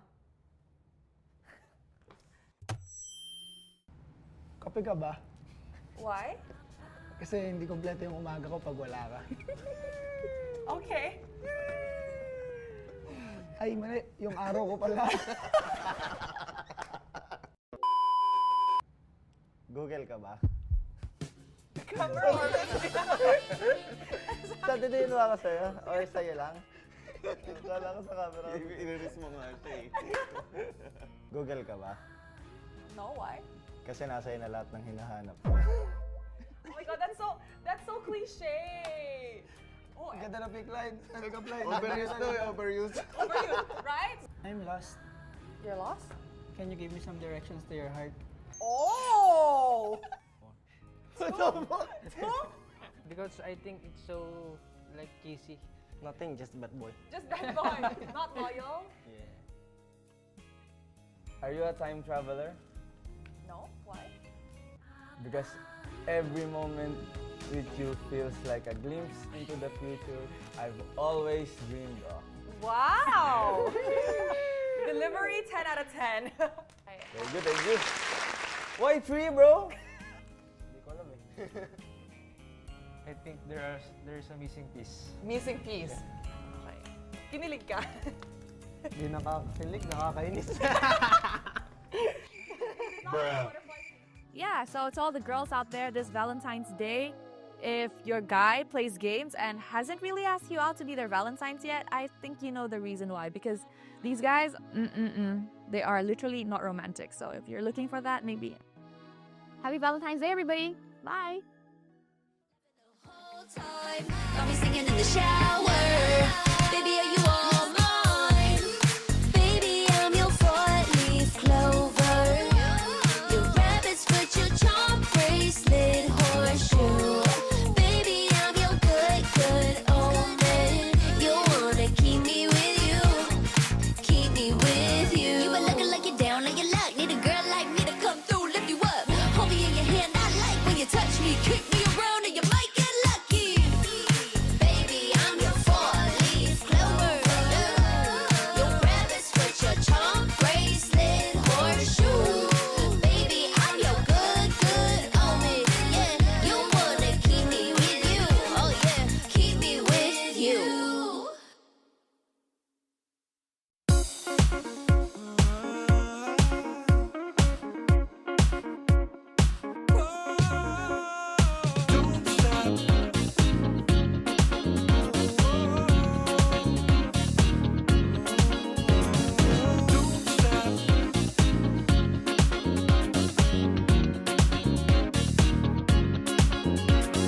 Don't stop, gotta get it going. Keep it moving, won't stop. Rhythm overflowing. Don't stop, gotta get it going. Keep it moving, won't stop. Rhythm overflowing.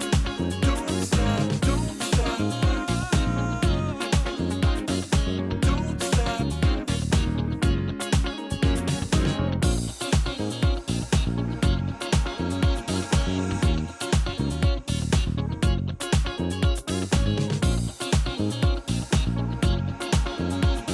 Don't stop, gotta get it going. Keep it moving, won't stop. Rhythm overflowing.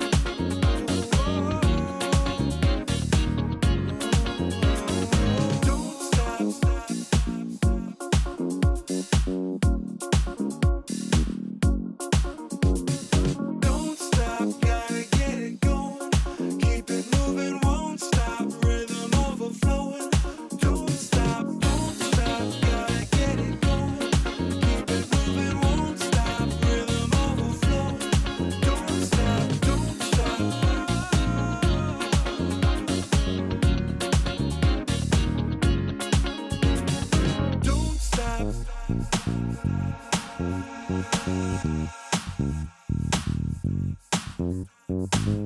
stop.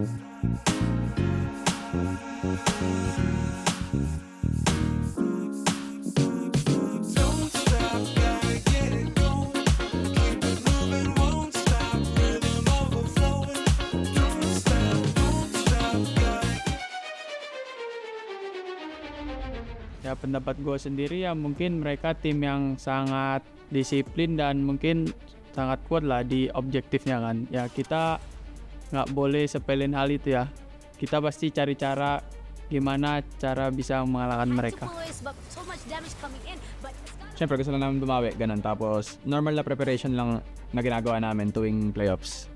As for Onyx Philippines, I thought that even though they are a bit shaky when they will lose to Team Liquid ID 0-2, right? But it seems like they are one of the top contender, which is like before this they are the champion for M6. So they were gonna be like do a revenge match during the playoffs and be the champion for SPS Season 6. Mungkin ya kami persiapin ya kayak gameplay kita, hero-hero kita kan kita juga masih banyak PR-nya kan. RQ is still one of the strongest team in MLBB scene, but they kind of lack something, which is achievement. So to prove something, I think RQ need to work more, work harder. Kita pasti cari gameplay kita yang terbaik, kayak kita lihat dari kualifikasi kemarin ya, semoga ya kita improve. Yung totoong reaction ng team nun tuwang-tuwa kami lahat, lalo na kay Brusco. Kasi bawing-bawi lahat sa kanila, parang gusto namin bumawi sa kanila. Ya, buat Onyx PH, good luck, have fun na ya. Jangan galak-galak sa RRQ, good luck. Baboyan namin kayo. This match has been a long-awaited time, especially for Brusco here. It's going to be Onyx Philippines up against the Kingdom RRQ Hoshi. Here at the Snapdragon Pro Series, another best of 3 to be had, and it's an elimination round. My name is Gillian Q, and this time we've got two new casters. Well, one new caster here rotating in. Give it up for Leon as well as Renmar. Hello. You enjoyed that last one? Could have been better. I honestly, enjoyed it not gonna lie. as a fan and as, I guess, you know, being the first game in a while under the new patch. But this here is this one's all about the drama. It is. It really is. I do hope that we do get a little bit of the new patch actually going around. Maybe not the Uranus side of things, but I do hope that somebody tries out the Granger at some point, because it got banned out a majority of the last set. So coming into this set, especially since we have the God of Gold Lane, Kelra, playing this time around, I am curious about your guys' opinion about the Kingdom's very own toy. Has it been a nay for you or a yay for you? I think he's still within the realm of really trying to find his footing and making a name for himself. There have been times where we could go, oh, yo, look at Toy, what a revelation. And then times we're reminded that Toy is actually still relatively new in the international space. Yeah, between Toy and Savero, it seems like Savero has seen more ups and downs and have proven himself worthy of that spot that was once held by an MPL ID all-timer. This might be Toy's biggest test yet. So if he passes this, which I'm not so sure he will, then yeah, no, definitely deserves to be part of the Kingdom here. Well, let's talk about a little bit of history, because so far in terms of matchup history from SPS Season 6 Open Finals all the way, we pull it back to M3 and MPLI. Technically, between the organizations, not even including the entire rosters, some of the players, RRQ is currently 4-3 in terms of those series here. Whoa. I mean, we're looking like really far back. This is why I'm saying it's about the drama, long-term storytelling. And between just these three major events, there's a lot that has happened between these two teams, if not between their players. Yeah, so it's a lot of link-ups between the two. But it's crazy. I could have sworn we saw more RRQ Onyx PH in the history of MLBB, but this is just the fourth time we're going to be seeing them go up against each other in a tournament like this.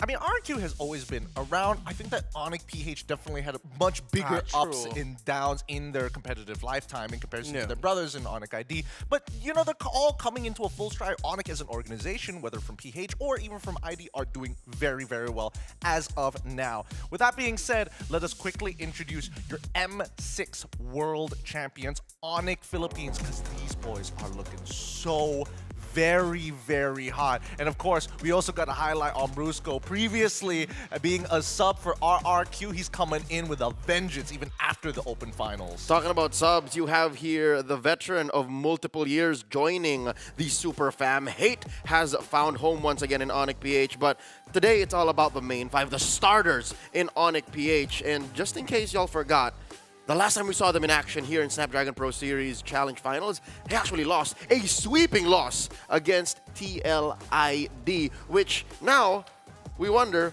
what's it like to see an angry Onyx PH? Yeah, I think it's honestly the first time we've seen the team actually sweep them in quite some time from the World Championships. Yeah, the last other team that got to sweep Onyx Philippines was, well, the team they're facing up against today, RRQ Hoshi. So, again, doubling down on the fact that there is a lot of drama, recent and past, going around for this series. So, I think this one would be now looking at Onyx Philippines in the sense of like, have you guys learned from your last loss? Because it seems like Team Liquid ID have learned from all of the losses they suffered against Onyx Philippines. Has Onyx Philippines learned from RQ?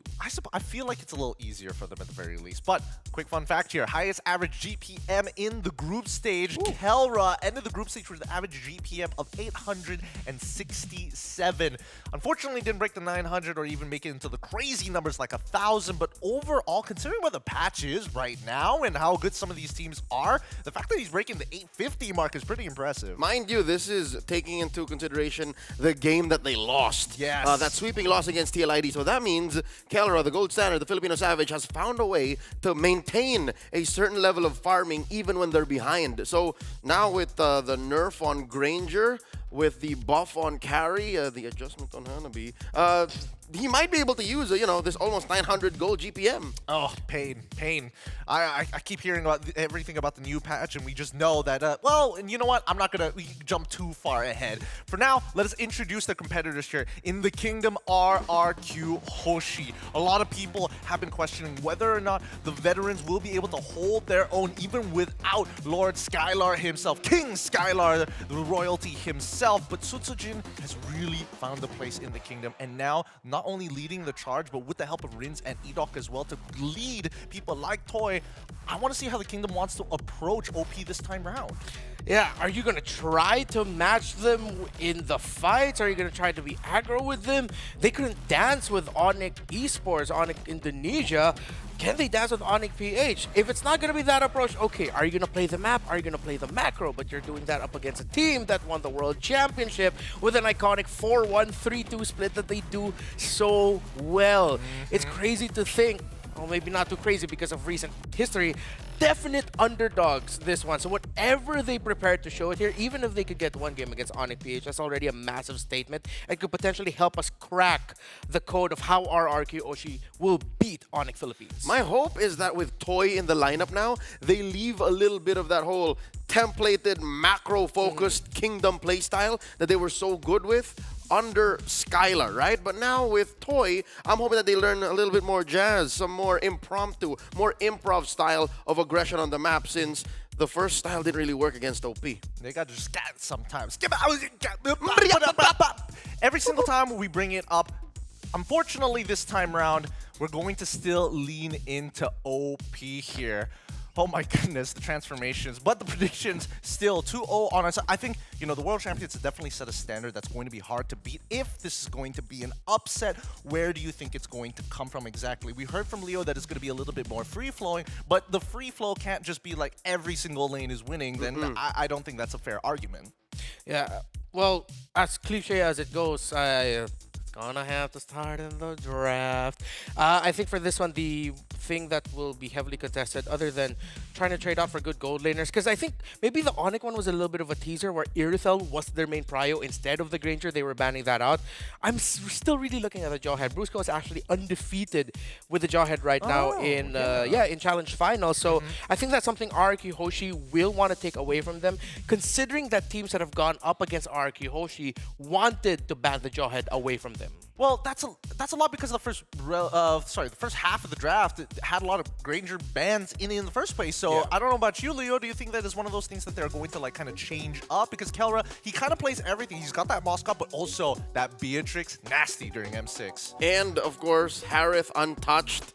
You have that Jawhead, usually comboed with Kirk's Hilda. So I think these are heroes that were untouched, heroes that are still good in the meta despite everything that changed around them. This is one thing that Onyx PH can control, can make sure comes through despite everything that's happened in the new patch.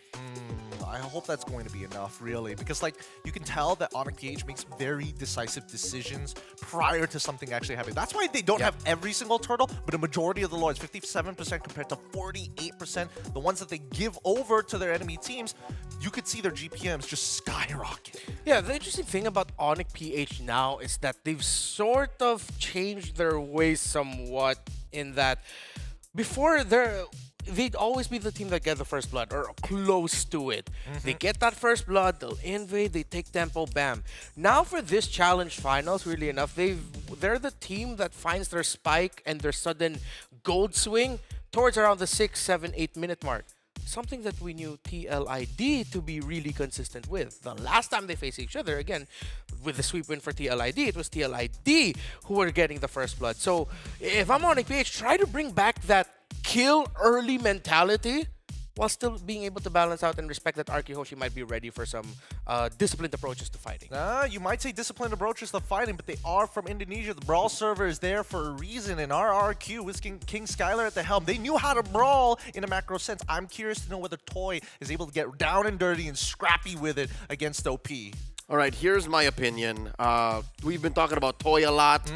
We brought up the La Mercenaria in Sutsujin. You know what? I think a lot is on the shoulders of Rins. I've been a fan of Rins ever since M6. Watching him in the flesh is a totally different experience from just watching him from 1,000 miles away at home at MPL ID. With that said, with heroes that burst, heroes even like Novaria seeing play now, I think Rins might definitely be a game changer for RRQ. That's an interesting take here, because again, I think it is going to come down to the mid trio. Specifically for me, the one that stands out has to be Edog, because sometimes Rins has those days. Yeah. I mean, I remember seeing the MPL Indonesian match RRQ versus TLID. Holy, that was it got awkward real fast, especially if you don't give him those signature picks. You can throw back as recent as M6 in the latter days of groups or even the playoffs. He popped off one time with a Kadira and then just forgot everything else in the next few games. So I'm hoping to see more of that. Like, give him that kind of hero or give him heroes that burst down so that he can control the pace from his big rotations. Yeah, the interesting thing about Super Friends and Rins' relationship in terms of their hero pool is that Farsa, Loi, Sicilian are all their top contested heroes. But the difference between the two is that we see Rins actually played one game with the Kadita. Super Friends has a wider pool, but his most pick, as we saw earlier, was actually the Veil. So outside of of course, the Jawhead, the trades for the mages that we mentioned, maybe new mage picks for Rins and Super Friends might be the thing we're looking out for here. And I think, remember, wasn't there one very popular mage in the past that just recently got buffed? You talking about the Selena in this particular scenario here? Yes, sir, I am. Boy, well, to be fair, both mid laners actually know how to play Selena. They've done it in a competitive scene before, and it has been documented. So I think that at the very least, the biggest crutch that I'm hoping for, as much as we want them to play a little bit of jazz, unfortunately, I don't think Sutsujin likes that. I feel like there are some set protocols when they are behind and certain power spikes that they really like to press the gas on. I get that. He wants to play in a rock band, but he's the guy with the saxophone playing the jazz solo. That's how it works. Again, you're the mercenary. I have a contract. I only go by these parameters. Anything outside, you gotta pay me more. It's not my payroll. It's not his problem. Oh, I love it. I love it. Now, we go in straight into the draft. Onyx PH is going to be on blue side. RRQ Hoshi on the red side. I'm seeing the Yeeves. I'm seeing the Loyes. This looks pretty standard from both sides. Uh-oh, both teams looking like they want to let go of the Granger. They want to coin flip it out. And Onyx PH on the play, they might get their hands on it. Yeah, I hope we do see Granger get open here because we need to see what a draft will look like with Granger open. Is he still first pickable? Is he even still okay for the first phase? And we will have our questions answered. Do it, Dwayne. Do it! That's actually so funny because Kezcute is like, I don't know why people are banning out specifically the Zhu shit. It's like everybody's like, oh yeah, Zhu all the fuss now. A change of heart. Exactly. I don't. Hopefully, I mean, assuming that they win and make it through, we'll get an interview and we'll see what happens. But Onyx PH first picks have already come through, and I'm surprised. Joy now taking the helm, baiting out the Suyo and Granger. They'll allow it. They'll give it to him. So that means Onyx PH gets away with the Moskov. Possibly. If I'm RRQ, pick the Moskov instead of the Granger. I mean, there's still so many questions around it. Moskov Suyo. Yeah. No, we need a litmus test. I want to see how bad Granger is, how much he has fallen from grace. The Kingdom can't afford it, dude. Not They here. could. I think they possibly could. Not even. Ooh. Oh, They're that's interesting. They're just giving up on Granger. Kezcute doesn't like playing to anybody's rules, man. No. No, sir. No, sir. We're smarter than that. They're going to go with the Phoveus and as well as the Hayabusa. I think this is probably the safest bet overall. I mean, for all intents and purposes, even if Kirk is like, okay, we're not going to give you a winning lane, he still has the Edith to fall back to. If you want a winning lane, here, give him the CC and then pray for the best. I want Moskov here. Get the Moscow, get the CC. Just do it. But then there's going to be so many dashes into the Phobius, man. There's going to be so many dashes. That's what the CC's for. You play man-to-man. I feel like he's going to go into Edith and rather than CC. Oh, you know what? Never mind. Different approach.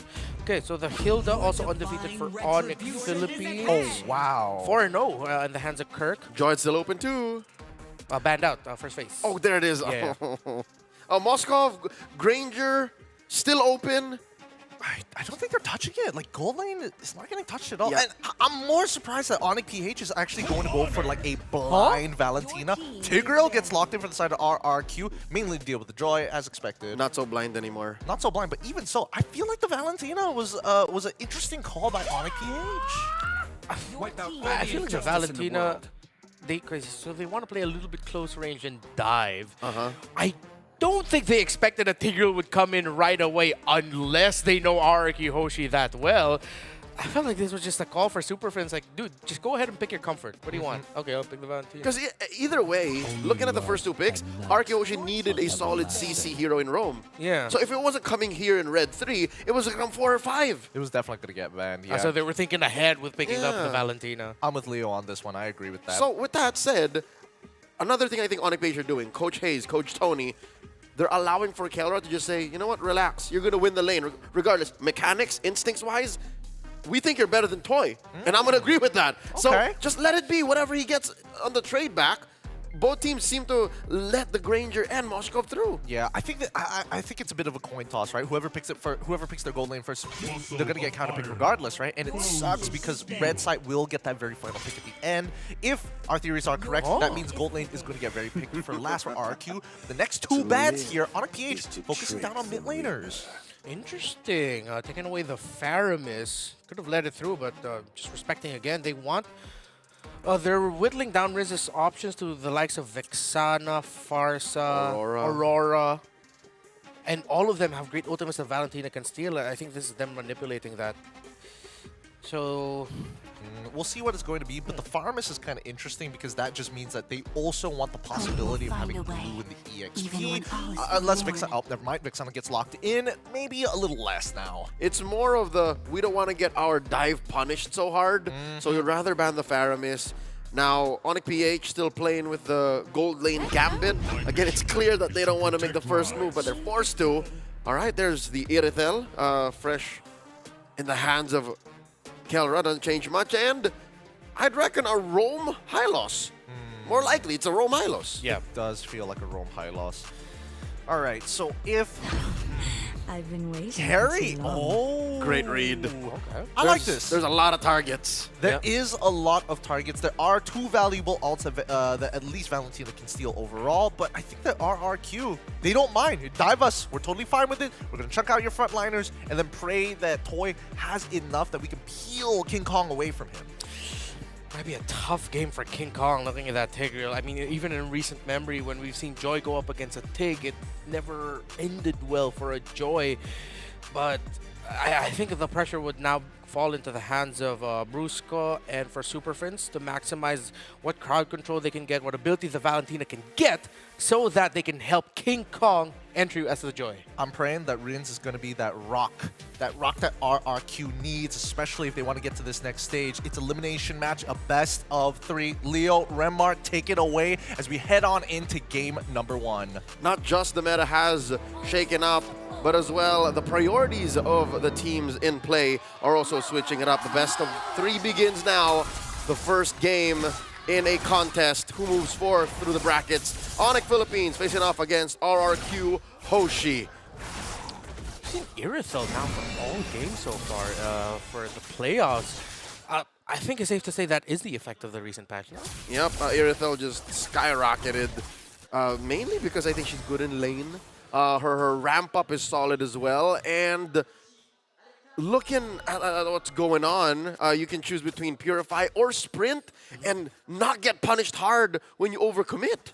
Yeah, I think one of the good things that Onyx PH has is that with the 2 Purifies there, their really best target that they can go for the implosion would be, of course, to disrupt Kirk, but of course, really get King Kong. But having the Purify and the Valentina, it feels like Super Friends might just have something in the bag to help disrupt the Tigreal. My eye keeps going into the whole Tigreal-Joy relationship that it doesn't look good for Onyx. All right, catching one, Sutujin, put down a half health. Big rotations here. Onyx is holding their ground here. Yeah, okay. Part of it feels like maybe they've learned from the TLID matchup that they had, but here comes Onyx. They're going to be going into the purple buff. They see Edok right away, electrifying beats, and they force a flicker out of the Tigreal. Call it a TKO, a technical knockout, sending Edok home, costing him his flicker as well. So Onyx PH getting that win in the Cold War in the lower quarter of the map.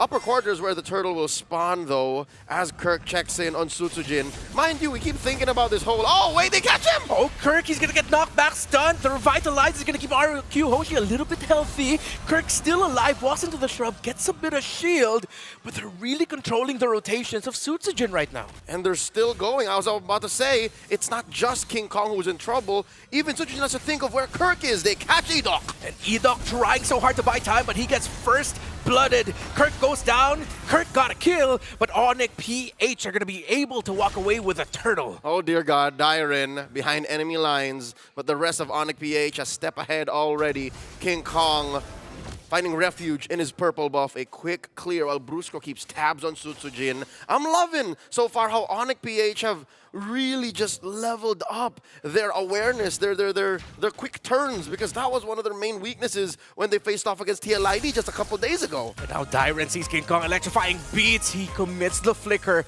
to get away. One resource out of the Phoveus.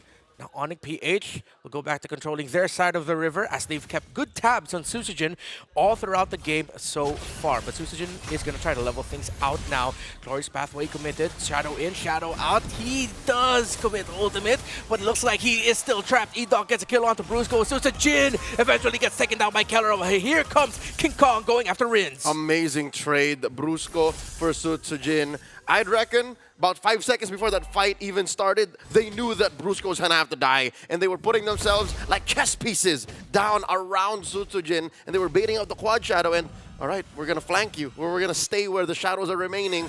And they saw how short the original was. A stolen EG! Knocked up, Rins committing the flicker. Sutsujin does not have the ultimate, and Super Friends knows it. Confidence by the mid laner of Onyx. The monster mage holding his ground. A flank angle. The Glorious Pathway set in. Edok does not have his ultimate and will not commit a flicker out, just dashes on out of there. So we're starting to see things ramp up quicker. It was slow, but they're trading all throughout with these little skirmishes. For a 4-minute game, this Hylos is seemingly crossing the river, crossing over the jungle a little more often than I would like to be used to. This is just Brusco, a man on a mission. He's been wanting to face off against RQ at any turn. He's been wanting to show his old team, hey, look at me, I'm a world champion now. Onyx PH now 500 gold up. Kirk right in the face of Dairen, forcing a few jumps. Checking in, 3-man presence from the kingdom. Sutsujin shadows through. Friends checks in. King Kong's taking his time. Yeah, slow approach here. Glorious Pathway already committed. Edok with a knockback. He will have the implosion ready if he decides to commit it. Electrifying beats. Edok with the implosion, but no follow-up is enough. A Super Friends was stopping Sutsujin in his tracks. Dairen against Kirk and King Kong, and the Phoveus will fall as well. Onyx Philippines in control. Man-to-man tag team action by the M6 World Champions. You see how they say, you take 2 because you can afford it, we'll take the rest. And so far it's working. Sutsujin getting caught here, forced to use the quad shadow and the shadow kill. And he goes out shadow. Onyx PH still hovering around the turret in the mid. Brusco sees Edok there. It's like, yeah, I'm not going to risk keeping in front of his face right now. I'm way too low. Oh, they're not done. Edok here with the Sacred Hammer, forcing Kirk to stay maybe a second too long, giving up that tier 1 down bottom. Toy has been working hard. The long-term trade, though, King Kong did leave a chubby wave up top to take care of that tier 1 on the other side of the map. Still, the turtle remains unharmed. The wave was just a little chubs. Oh, yeah, he's like 3 or 4. Oh, the Glorious Pathway! Knock up, Kirk combo down by RRQ. Hoshi man advantage for RRQ. Actually, make that more than a man advantage as King Kong decided to back out and not contest. Brusco on the eyes of Dairen. He won't be able to get this horseman. He backs off. Onyx PH lost that turtle. Picture perfect shadow kill by the mercenary. He was in the middle of about 300 units right then and there, and he's like, you know what? He gets it with the retribution. If it wasn't off a cooldown, he would have died. Mark my words, but he had it all figured out. This does close the gap, maybe shrinks it down to just 500. Onyx PH losing their top lane tier 1. Kelra, though, so quick to respond, taking down that gold lane tier 1 just the same. And it looks like RQ Hoshi understand that, you know what, we can't fight these skirmishes anymore. We have to take a man down first, make sure Kirk is out of the way, and that we know where Super Prince is. Another glorious pathway by Brusco. They react. Electrifying beats already used by King Kong, so that's a good chunk of damage already gone. Edok still alive, committing the flicker already. He still has the implosion if he wants to use it. Free hit from Toy onto Kirk. In the mid, Super Prince gets taken down by Susajin. The Hayabusa finds him, and little by little, RQ Hoshi have leveled.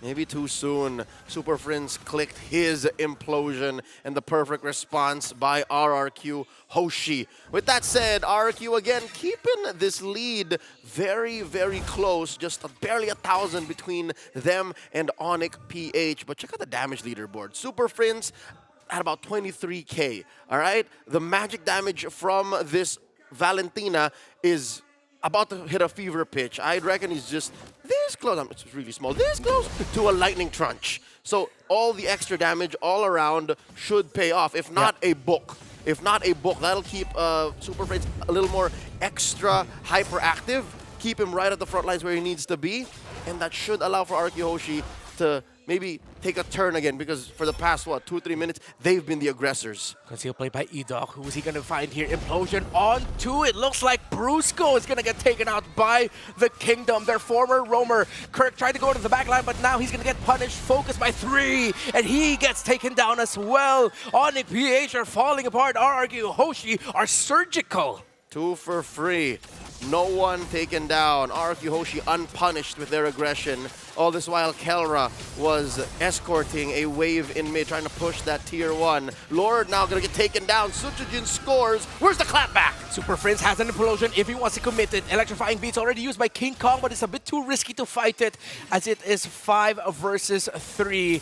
On a PH are just, I think that looked like them trying to damage RQ Hoshi as much as possible. So the next objective won't be able to have a good push once a Lord comes out. They even traded the tower in the mid, so this is them balancing it out with aggro, I guess. So something tells me Onyx PH might be looking at the map too much, might be thinking 2 or 3 steps ahead, and they're lacking in the present. Because in the present, the truth is RQ Hoshi has a Lord up top. The truth is RQ Hoshi is up by like 200, 300 gold, and they're finding better engagements. Kirk going 1v1 against Sutsujin. So a little bit of good news for the Sonics is at least Kirk is still on his duty. Checking in with Sutsujin. Glorious Pathway sending back 4 members of RRQ. I thought RQ Hoshi would go for the aggressive clapback, but they're respecting the fact that King Kong is 2 levels above Sutsujin. Despite the past few minutes going really well for RQ Hoshi, King Kong's just been able to farm up, man, but you can really tell his impact has diminished because of the presence of the Tigreal. I think it's just a matter of time. King Kong has now a Holy Crystal, so that means he's, roughly 1,000, maybe less than, ahead of Sutsujin. So where he's been lacking in fights, he's been farming up. So that's a little bit of a hope for Onyx PH's, you know what, they're still on schedule. Bad news though, Onyx PH just lost their top lane Holy Shield, so that's potentially a long lane push that RQ Hoshi can threaten constantly. Luckily, that is where the Lord will spawn though, so not much of chicanery happening on the northern quarter of the map. About a minute until the next Lord spawns. All this while, Onyx PH, so far Super Prince has been finding the implosion, right? Yeah. Is there a better chance if maybe he can find Rins, set up that way, and then get an Eternal Guard first? Because that might be better. Yeah, it looks like Super Prince also, alongside the ultimate that he's getting, he's busier than Rins. He's handling, helping set up, helping deal damage, while also surviving himself, because he's clearly a main target for RQ He's Hoshi. taking 2 dudes. Yeah, 2 dudes, multiple duties. It's like at this point, Super Prince needs some extra pay and a little bit of an extra chance. Hope. But they found Prince yet again. Speak of the devil. E-Dog's trying to stay alive. He gets taken out. Keller being able to free hit, but that's 2 down. On the side of Onyx Onyx Philippines, a double kill for Kelra. Dyren able to find another, but Kelra survives and he's standing, able to deal damage, balancing things out somewhat, sending RRQ Hoshi back. It's just Kirk and Kelra. Man, 3 for 2, 2 for 3. If you know, you know. It's not worth it. I think Onyx PH still lost on that trade. RQ Hoshi up on the digits here, approaching a 2,000 gold lead at 11 minutes. With the Lord coming up, down he goes. Oh! There goes Kelra, and that's a big chunk of damage gone on the side of Onyx PH. RRQ Hoshi will have more than just a man advantage in this Lord.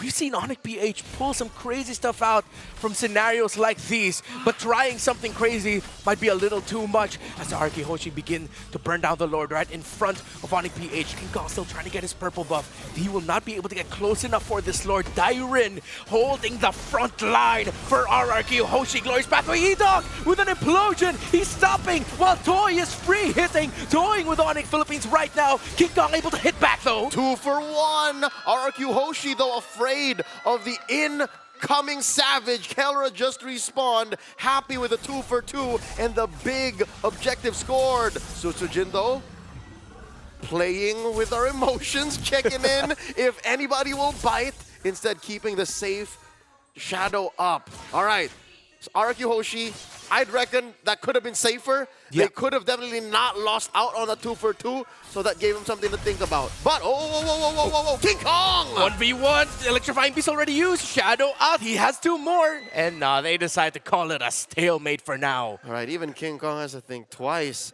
He is now at the same level as Sutsujin, so they close that gap. And even farm-wise, it's King Kong now down 1,000 gold. So, all the more, Onyx PH have to respect RQ Hoshi. No more can they keep pushing these big brain plays. Like, they have to face RQ Hoshi face to face. The truth is, fights matter. Now Onyx Philippines, the reality is, it looks bad for them. The Lord plus the push takes down the tower, knockups, but RQ Hoshi again are disciplined. It seems like they watched a lot of that Liquid ID versus Onyx PH match. This is the most disciplined we've seen RRQ Hoshi this entire challenge finals. Ain't no jazz here, no ska, no impromptu measures. It's literally math rock. We know exactly what the measures are. We know what the counting is. And it looks like RQ Hoshi is going to take turret after turret, lane after lane, playing for this next Lord in a minute. Onyx PH, something tells me Brusco just needs to find the perfect Glorious Pathway and for once, use the Revitalize. He's always just going Glorious Pathway in, thinking twice about the Revitalize and just saying, all right, next one, I'm dead, dude. I'm dead, next one. If they can do that and fix the aforementioned situation with Super Friends, maybe there's a chance. Maybe they can close this 3,000 gold lead and then, you know, make the Kingdom think of what the next step is, because so far the Kingdom is looking like there's autopiling. It's just like they're remembering everything Kezcute said prior. The discipline, the execution, excellent right now for RRQ Hoshi. Speaking of what Onyx PH needs to do, they just picked up some tools with the Windtalker going to the hands of Kelra and the Bloodwings going for Super Friends. So third item locked in for the Valentina. Should give Super Friends a little bit more time during the fights and survivability. Because yeah, he's been just hunted down. It feels like the same thing also for their series up against Liquid. It was his kill constantly hunting Super Friends down. Now RRQ Hoshi, since the Valentina's right in front of their faces, they're taking turns on taking down Super Friends. Yep. So now, look at this flank angle that Brusco has. Brush control. The more immediate brush going over the RRQ and the catch. The knockup by Rince, not going to fully connect. Another implosion, devastating knockback onto King Kong into Kirk. E-Dog! You can change the K into an L because he's an idol right now for RRQ Hoshi. Kirk and King Kong down, but other members of RRQ are low. They're just too clumped up for Kelra to make a difference. They do send 3 back, but still the man advantage to RQ Hoshi. They're just taking their time, their sweet time, because they are currently unpunished with everything they're doing. They're clumped up, yes, but Super Prince doesn't have a stolen EG. King Kong can't come in. He's going to get stunned, going to get implosion before he can start dancing and hearing the music. Onyx PH, they're going to have to face another Lord, the 3rd in a row.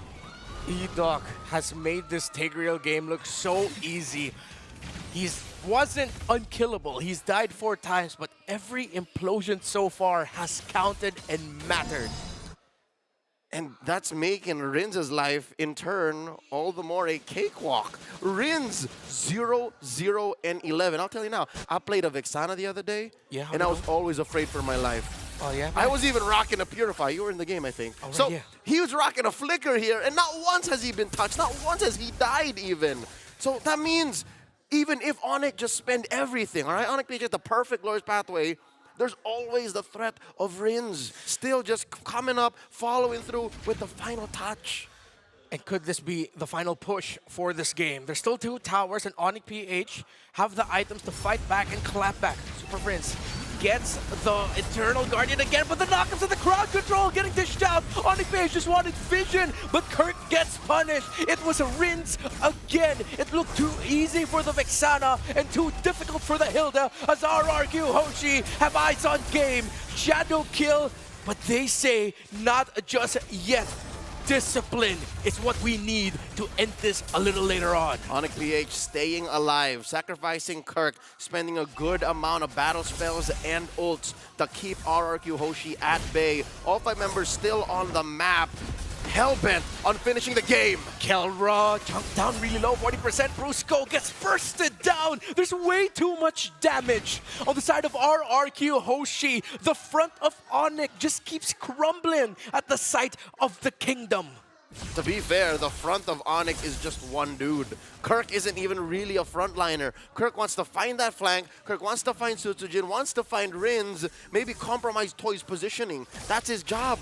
So, given that for Onyx, it's a 1-2 step, not just in their front line, not just in their peel, but even in their setup with Super Friends, it's so easy for RRQ Hoshi to just make like a sledgehammer, like a blunt object, forcing their way into Onyx PH's base. Just 1 inhibitor left, down bottom, and look at that. Not even the buff. They left nothing for King Kong.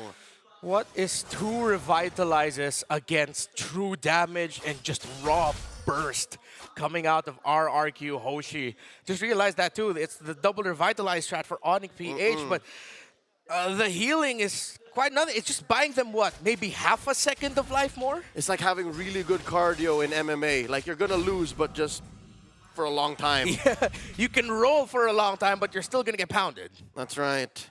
The tap out is inevitable. Unless RRQ slip up, unless RRQ give him the arm, give him the leg, and Onyx PH go for the Kimura, go for the leg lock. How do they do that? I'd say off of pickoff. If they find Sutsujin randomly roaming, if they find Rinz shut him down, I mean, it's not going to be equal to much gold, but it is much less magic damage, much less CC that they're dealing with. And not to mention Toy. Man, Toy, that's 6 gold, 6 kills. It's a lot of gold sitting there. A lot of gold because they have a lot of security. Again, it's so easy for the backline of RRQ Hoshi. It's simpler what they want to do. Pop Implosion, you're good, and Edox sees Kirk again. He's holding on to the Implosion. It's the big ticket ultimate we're looking for. Curse Blast and the stun as well. The Terrify lands, concealed by RRQ Hoshi just to push Onyx PH back. And now Onyx PH will get pushed back even more because they have minion waves to handle. Oh, for the kingdom, this is what a Jason Statham of the Rock movie. It's action, it's thriller. For Onyx PH, it's a horror movie. As soon as you see that concealed flame, like, oh, they're coming at us. Lord, now that a 5th of his health. RRQ Hoshi are going to try and get this Lord without a problem, and that is going to be an easy take. Retribution landed, but that's going to fall into the hands of Prince. Kelra surviving in the back because it was a dive by Susan. He backs off. Dyron goes down. Super Prince gets caught, and it's just King Kong and Kelra who can watch and try to defend as RRQ Hoshi are about to get match point. I don't think the connection can take 4. The connection can't take 4. They need to clear waves and fend back the rest of the kingdom. Try as they may, there's just way too much to handle. King Kong falls. It's just the finals MVP, but he falls as well. RRQ made that look easy. Seems to be something going on in the Super Fam as they sit at match point, just 1 loss away from saying goodbye to even touching the next stage of the playoffs. A huge win for the Kingdom here, taking a game off of the current world champions. I don't know. It feels like the Indonesians have figured something out here against them, and could it be the carry? Is that what's going on here, or is Edok making the difference? The carry was just too convenient. The carry was dealing with Kirk. The carry was dealing with Brusco, and Edok. The math did not check out for Onyx PH. There's just way too much going on for RRQ for Onyx PH's plans to even reach fruition. Yeah, Onyx Philippines, I think early on it was working out, but once Edok got that implosion, it seems like little by little, even though it wasn't instantaneous, you could see the impact having the implosion had on King Kong. Not because he was getting caught, because it made King Kong overthink and really see, like, is this the perfect time to entry? And then Kirk would say, yeah, go ahead, let's just go for it. And then they'd get caught. Or someone would get caught that would stop the backup of OP. I don't know. Personally, for me, I think that the blind Valentina did hurt them a little here this time around. Yeah. And RQ, once they finished that very first phase and Edok was already on that Tigreal, they knew if we just deny him a couple more ults, we'll be in a pretty good position. At the end of the day, the range was a pretty big issue for them, but the front to backs, you gotta give it to RQ. Their team fighting is so well done when they've set up the Kingdom walls. You know what? I didn't even consider that. The range issue for Onyx PH. They need to be in your face for them to do everything they need to do. And as mentioned, the double revitalize sure works, like 70-80% of the time. But when you have a Phoveus, when you have a carry, that's what they want you to do. They want these fights to last longer so that they can deal more damage, they can sustain more, and deal just more true damage. And when you get clumped up like that, best believe, the Iritel and the Joy, they can't really do much. That's at least the diagnosis for the last 5 minutes, those last two big fights. For RRQ, I feel like what we're seeing here is what could be the, the fabled, prophesized mix-up that we've been waiting for the longest time. Brawl server with a little bit of that boring server mentality. And no, I'm not calling our own server boring. That's the meme. If this is the first time you've heard the meme, I'm sorry, I just need to defend myself here because I know I can hear the keyboards going. But the discipline, like first from Liquid, now from RRQ, this is a different version of these teams that we've seen. I think it's the discipline in these team fights, right? It's not necessarily just like, oh, we got to make sure we play the game a certain way macro-wise, because just look at the Golden EXP. Initially, there was quite the EXP lead going for Onyx PH, but it didn't necessarily translate because they weren't getting enough gold. So as much as King Kong was like, oh, I'm pretty far ahead against Sutsujin, did we get enough kills to start snowballing our composition out of control? No. And in terms of raw scaling, unfortunately, RRQ Hoshi also had them beat in that department. Yeah. It feels like also the wall that RRQ, again, we pointed out multiple times, for Rins and Toy was so easy.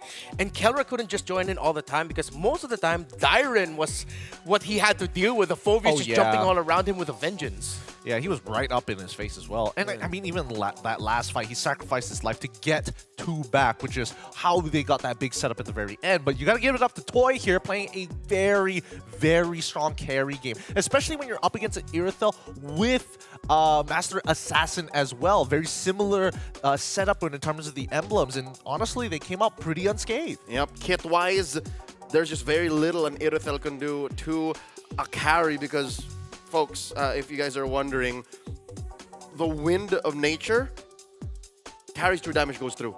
So even if Kelra presses it and then he's in the middle like killing 2 or 3, Toy can just go ha ha and just keep wailing away. Yeah, it's pretty frustrating to deal with here. But even so, I think that even the big difference that we saw between Kelra's build as well looking towards Toy's build was the Malefic Gun compared to the Malefic Roar. And I think there was a necessity for the gun coming in from Kelra.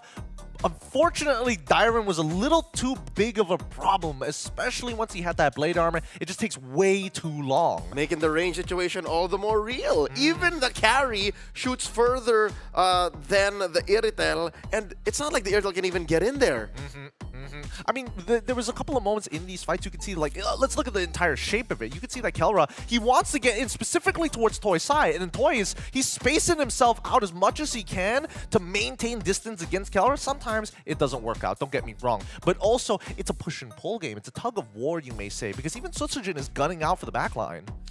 I think also, other than just having really good protection, Rins also knew when to just say, nah, I'm out of here, man. I'm not going to give any more kills to anyone, if ever. And that's one of the biggest reasons I think as to why he has a near spotless game. You see, the moment he saw Keller, it's like, no, I'm not gonna try to stun you, combo you. Hell no, I am out of here again. Yeah, really great team fighting coming out from RRQ's side. And I mean, I mentioned it right at the very beginning. Like, Rins needs to be that anchor. He is like the last bastion if the implosion ends up being whiffed by Edok. He needs to follow up and peel and buy that extra bit of time for people to battle spell out of there. Yep, with the fear, and it's so good. Looking now, just specifically, if you had like a fan cam on Rins' Vexana, you would see that he's always just the finishing touch. He would always, all right, it's a little bit of magic here, a little bit of a CC there, and it was so difficult to be Onyx PH. I was looking like every angle that you can take is covered by someone. And the way that they fall back as well, again, very atypical of like the macro excellence from the Kingdom, but that is only the very first game here. Game number 2, we need to see some adaptation coming in from Onyx because it looks like one patch, a couple of changes here and there, you know, sprinkling on to some of our fun picks of the day. Something needs to change. You know, if Onyx PH lose here, that means I have to get a buzz cut, guys. So I'll be near bald tomorrow on broadcast. And I'll be a baby. Oh yeah, because you have to shave your head, shave your facial hair too. That's someone else. Yeah, that's someone else. Who said you do it at March? Shucks, I gotta be a booty shorts. With that being said, this is only our very first game in this best of 3. Maybe Onyx PH might turn it around, but it's still an elimination match between the Kingdom as well as the Super Fan. We're gonna go on a short break, and when we come back, it's gonna be more MLBB action here at the Snapdragon Pro Series.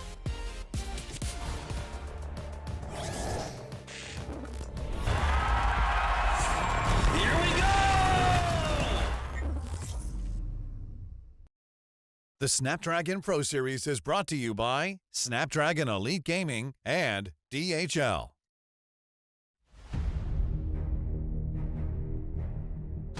The journey to greatness starts here. From the 11th to 13th of April, the race reaches its peak at the Tennis Indoor Sanaya.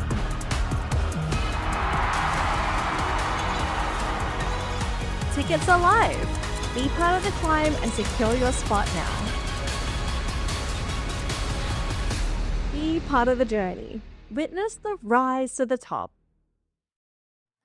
Don't call it good luck, earning what we got, 'cause all we do is give it more. Give it more, give it more, give it more right now, right now.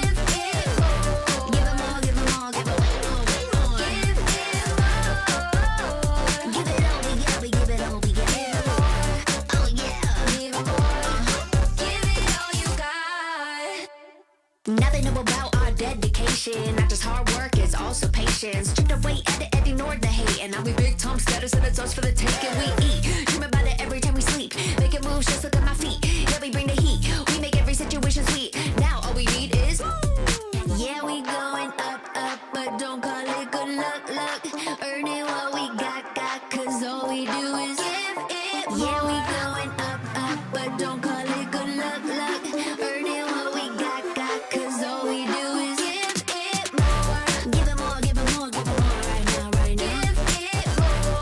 Give it more, give it more, give it way more, way more. Give it more. Give it all we got, we give it all we got. Give it more. Oh yeah. Give it more. Give it all you got. Give it more, give it more, give it more right now, right now. Give it more, give it more, give it way more, way more. Give it all we got, we give it all we got. Oh yeah.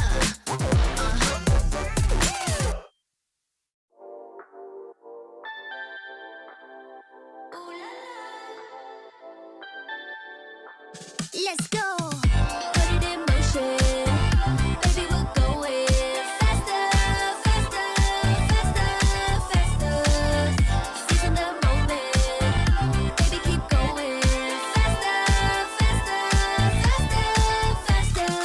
Speed up, make that thing rev. Foot on the gas so you got nothing left. Let's drive to the top of the mountain and see the view. Let's vibe, looking back on the journey, just me and you. Ain't nobody wanna go slow. Yeah, I was chilling in the past, I was solo. Now that I got you in my life, I'm like, go, go. I be living for the thrill of it, whoa, whoa.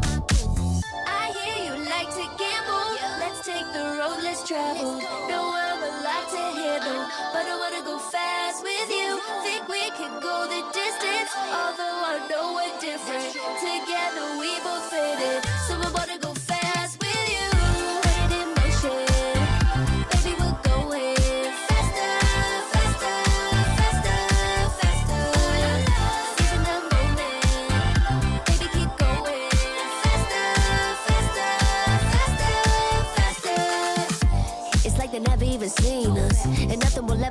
between us. I'ma ride by your side every season. And if anyone try to stop us, we just speed up. Yeah, always keep it at 100. Top down, pretty face, so sun-kissed. Know it's scary, but I swear I really love this. Big shades on, summertime.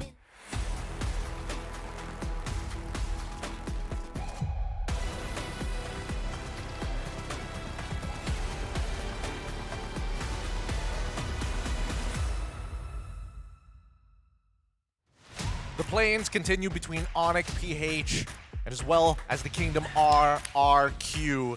This is a do or die for Onyx PH. 0-1, as you can see, is currently the score. And if you're missing out the action here on Valentine's Day, buy them now for Mobile Masters at the very least. If you had no presents this time for your girl or for your man, Mobile Masters might just be the way to go. In Jakarta itself, experiencing it live with international teams from across the world. Now, it's time to get into this game because this is, I don't know if this is going to be a sweep scenario, but the draft has already begun. We're hoping that it's going to go all 3 games, but who knows, especially here at the SPS. I'm hoping for a little more respect.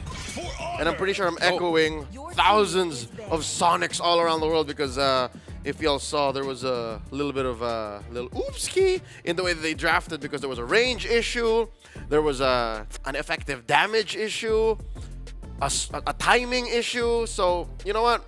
Onyx PH here on the play, I reckon. No, they're not. They are. This is a switcheroo situation. Yes. Yeah, they are on the draw here. They are on the double pick side. They ban out the Tigreal. I think that's a great start. Well, I think it's all right for now. I'm more concerned about like the heavy hitters, the high win rate ones, especially like things like Yi, for an example. I'm also curious whether or not we're going to see the low Yi come through. Johor is also open still. Dangerous stuff, dangerous stuff. I think at this point, I feel like the blind pick coming in from game number 1, the Valentina, definitely was a bit of a toss-up for me. I think other than that, I'm okay with the high loss because it kind of band-aids the scenario of, hey, Irithel needs to get in on the fight. Same goes for Valentina. But coming into it, do you think that King Kong is going to get his hands on the Joy? Or at the very least, do we just take the carry at this point? Switch it up that Irithel maybe for a Moskov?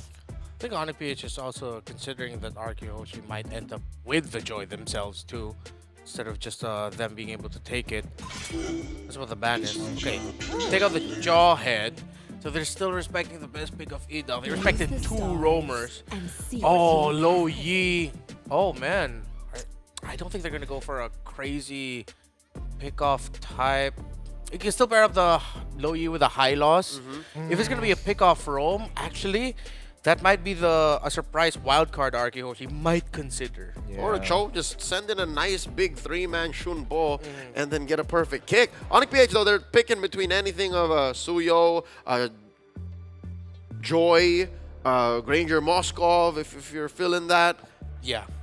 I think I agree with the Moskov that you mentioned. This is when was the last time we saw Gatot here in this spot right here, this early in the draft? No, I totally agree with you. I am a little confused by the Gatot in this prediction. I don't know if Onyx PH is trying to make a hard read against RRQ. Another hard read like that red 3, that blue 3 Valentina? I feel like the blind Valentina is a lot more dangerous. At least in this case, it's like a flex pick. We're like, okay, sure, at the bare minimum, it's that's like true. if things go wrong, you get AOG out of there, so That's it's true. not the worst. That's true. Though still, it's too early. I'd say it's super early, man. Gatot has seen a, I don't know, steady decline since the M6 World Championship, but now, okay, only Onyx can make sense of this. Right? We'll see. We'll see once we finish up the very first half of the draft, because so far I'm expecting things to go a little more in favor of RRQ, especially since they are on the blue side, right? They're going to show their first 3 first, and it looks like that they're going in. Wow! Alpha into the comfort pick of Dire on the foe. So good. Yeah, this is a very good first 3 picks by Arkehoshi. I mean, sure, yes, but like you're playing Alpha into Joy. You're not catching Joy ever. Yeah, but you don't necessarily need to. You just catch whoever's right in front of you. You have the Phoveus trying to reach the back line of Onyx PH. You as the Alpha just need to survive so you can retreat, deal the damage that you can deal as an Alpha while spell vamping it. You let Joy be the last one standing, essentially is what's happening here. Arkehoshi, great front line, great map mobility already. What are they closing up with Onyx PH? Moskov, Granger. Still, I'm gonna die on that hill. I think those are still some of your two best picks. What a carry. Oh, okay. They go Granger. Dude. All right, let's see how this will fare now. This is the first time we're going to be seeing Granger in the new patch. Onyx better ban the carry. I'm very interested to see how this is really going to play out, right? Oh, they can ban out the carry and as well as the Irithel. Yep. I mean, the main difference from Granger previously to Granger in the current patch is the wave clear. And that's clear speed, yeah. It is such a big difference here because now, for most people, you usually get rid of that entire wave and now you have no minions to hide behind before you get gunned down in the middle of the lane. So, with that slight change, a pretty big change in this case, it's going to really affect them. And there we go, the Irithel ban coming out inside Onyx PH. I think even more so, considering how in the last patch we were talking about how, like, yeah, it's a little bit more towards the player because we saw a good amount of Grangers win against Irithels. But with the nerf to Granger, you definitely have to ban the Irithel now. Coming into the Sicilian ban from the side of RRQ Hoshi, I think it's clear that they want to get rid of artillery-style mid laners. We'll see if they get rid of the Farsa as well. That probably will give extra confirmation. So that would mean mid lane would be Farsa, Vexana, Aurora if you need. I like the Aurora though. I think you'll need a little bit more utility here in Onyx PH's lineup. Yes. You sure? I feel like Vexana probably is a better bet in that case because inevitably it's going to come down to, oh, Loi is going to be our anchor. If Loi moves up, we all move up, and Alpha has no means of escape. So let's make something. Oh, speaking of which, actually, this feels like a pretty decent. Oh, I was going to say Matilda.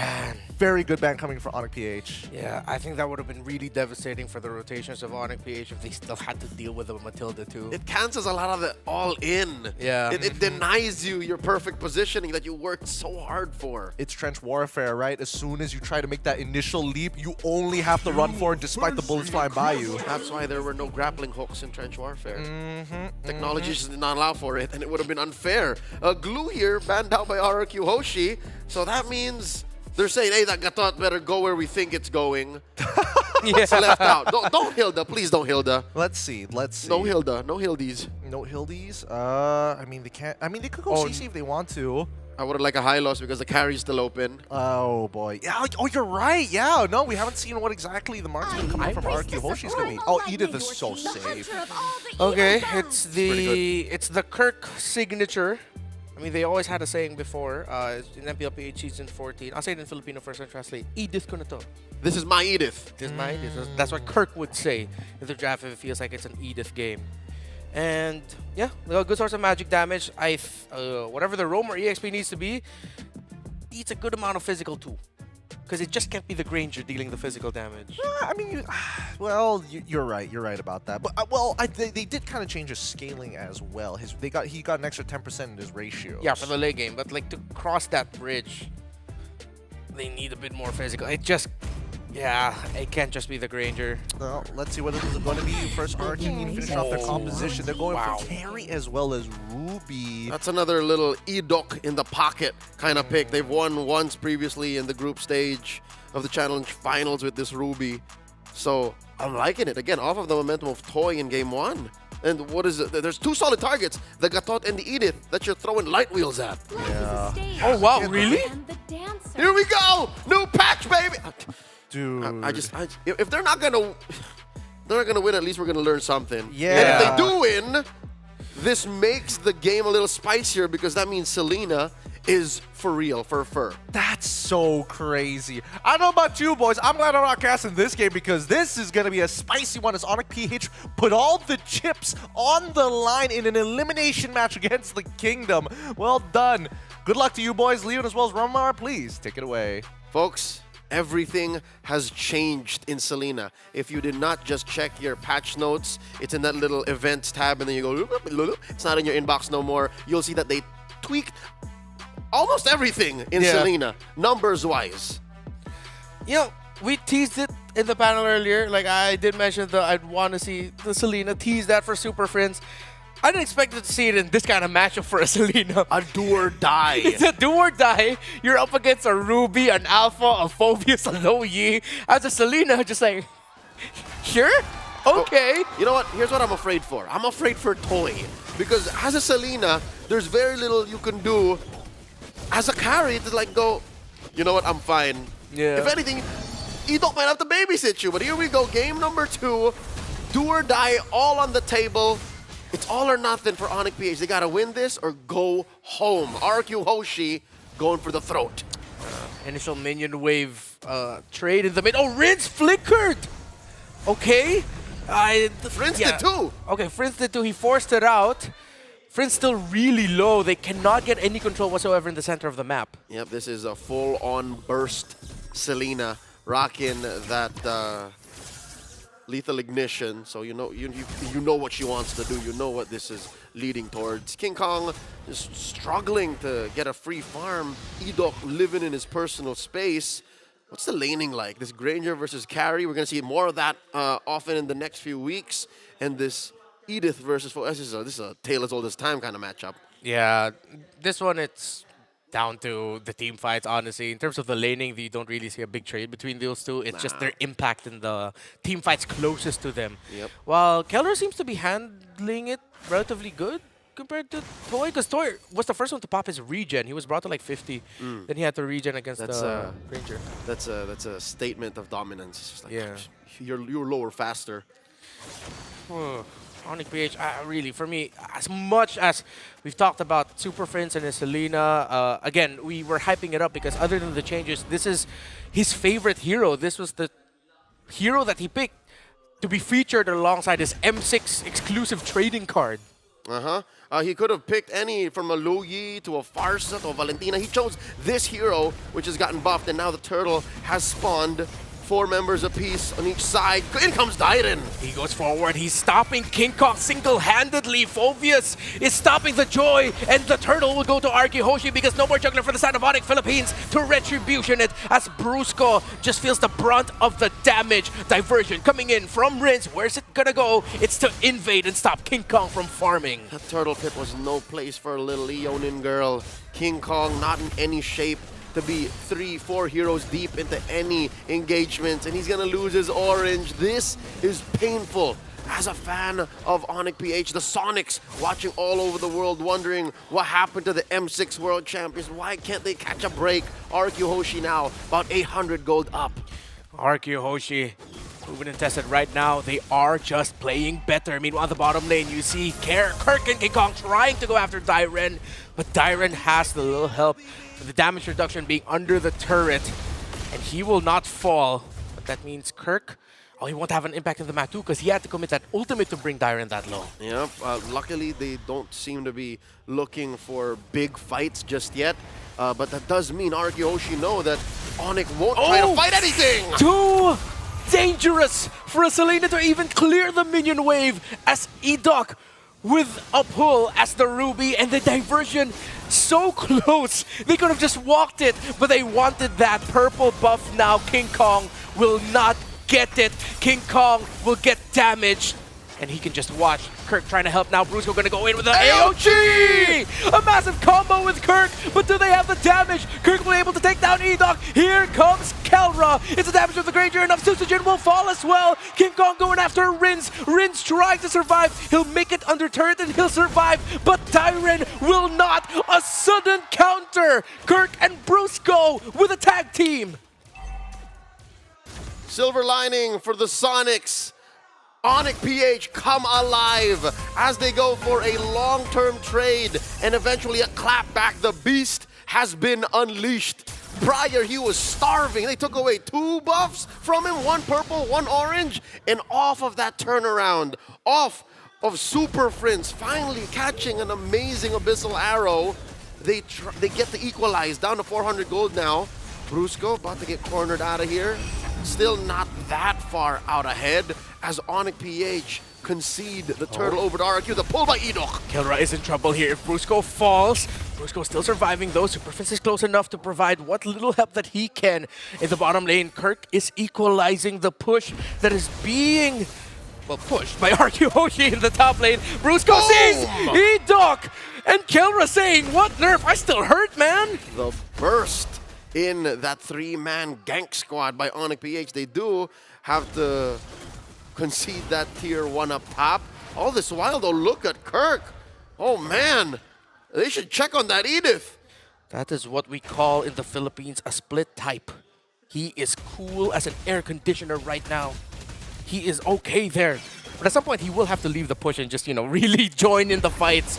Because they do need the magic damage that the Edith brings out. Makes sense, because the gold lead has now been inverted. There's a quick diversion play. No one home. Just checking in on that trap. So, again, there's some unprecedented utility that we haven't seen in the meta in a long time. Super Prince has control over certain brushes that he didn't have to visit. King Kong here going for that bush steal, that orange buff that get checked in. Oh, I don't with a pull. Okay, that's the ultimate of the Ruby. Already committed. AOG go in, but RRQ Hoshi sidestep it. It was just for... So Brusco can help King Kong. Oh! Did that orange buff go to Super Nope, Prince? No, I did Sutsujin not. got it. Okay, just in the nick of time, he was able to retribution it. He had There to commit was that. about a nanometer between that and the retribution. Retribution's faster. Yeah. I mean, it is instant, right? You heard it. Yeah. Yep.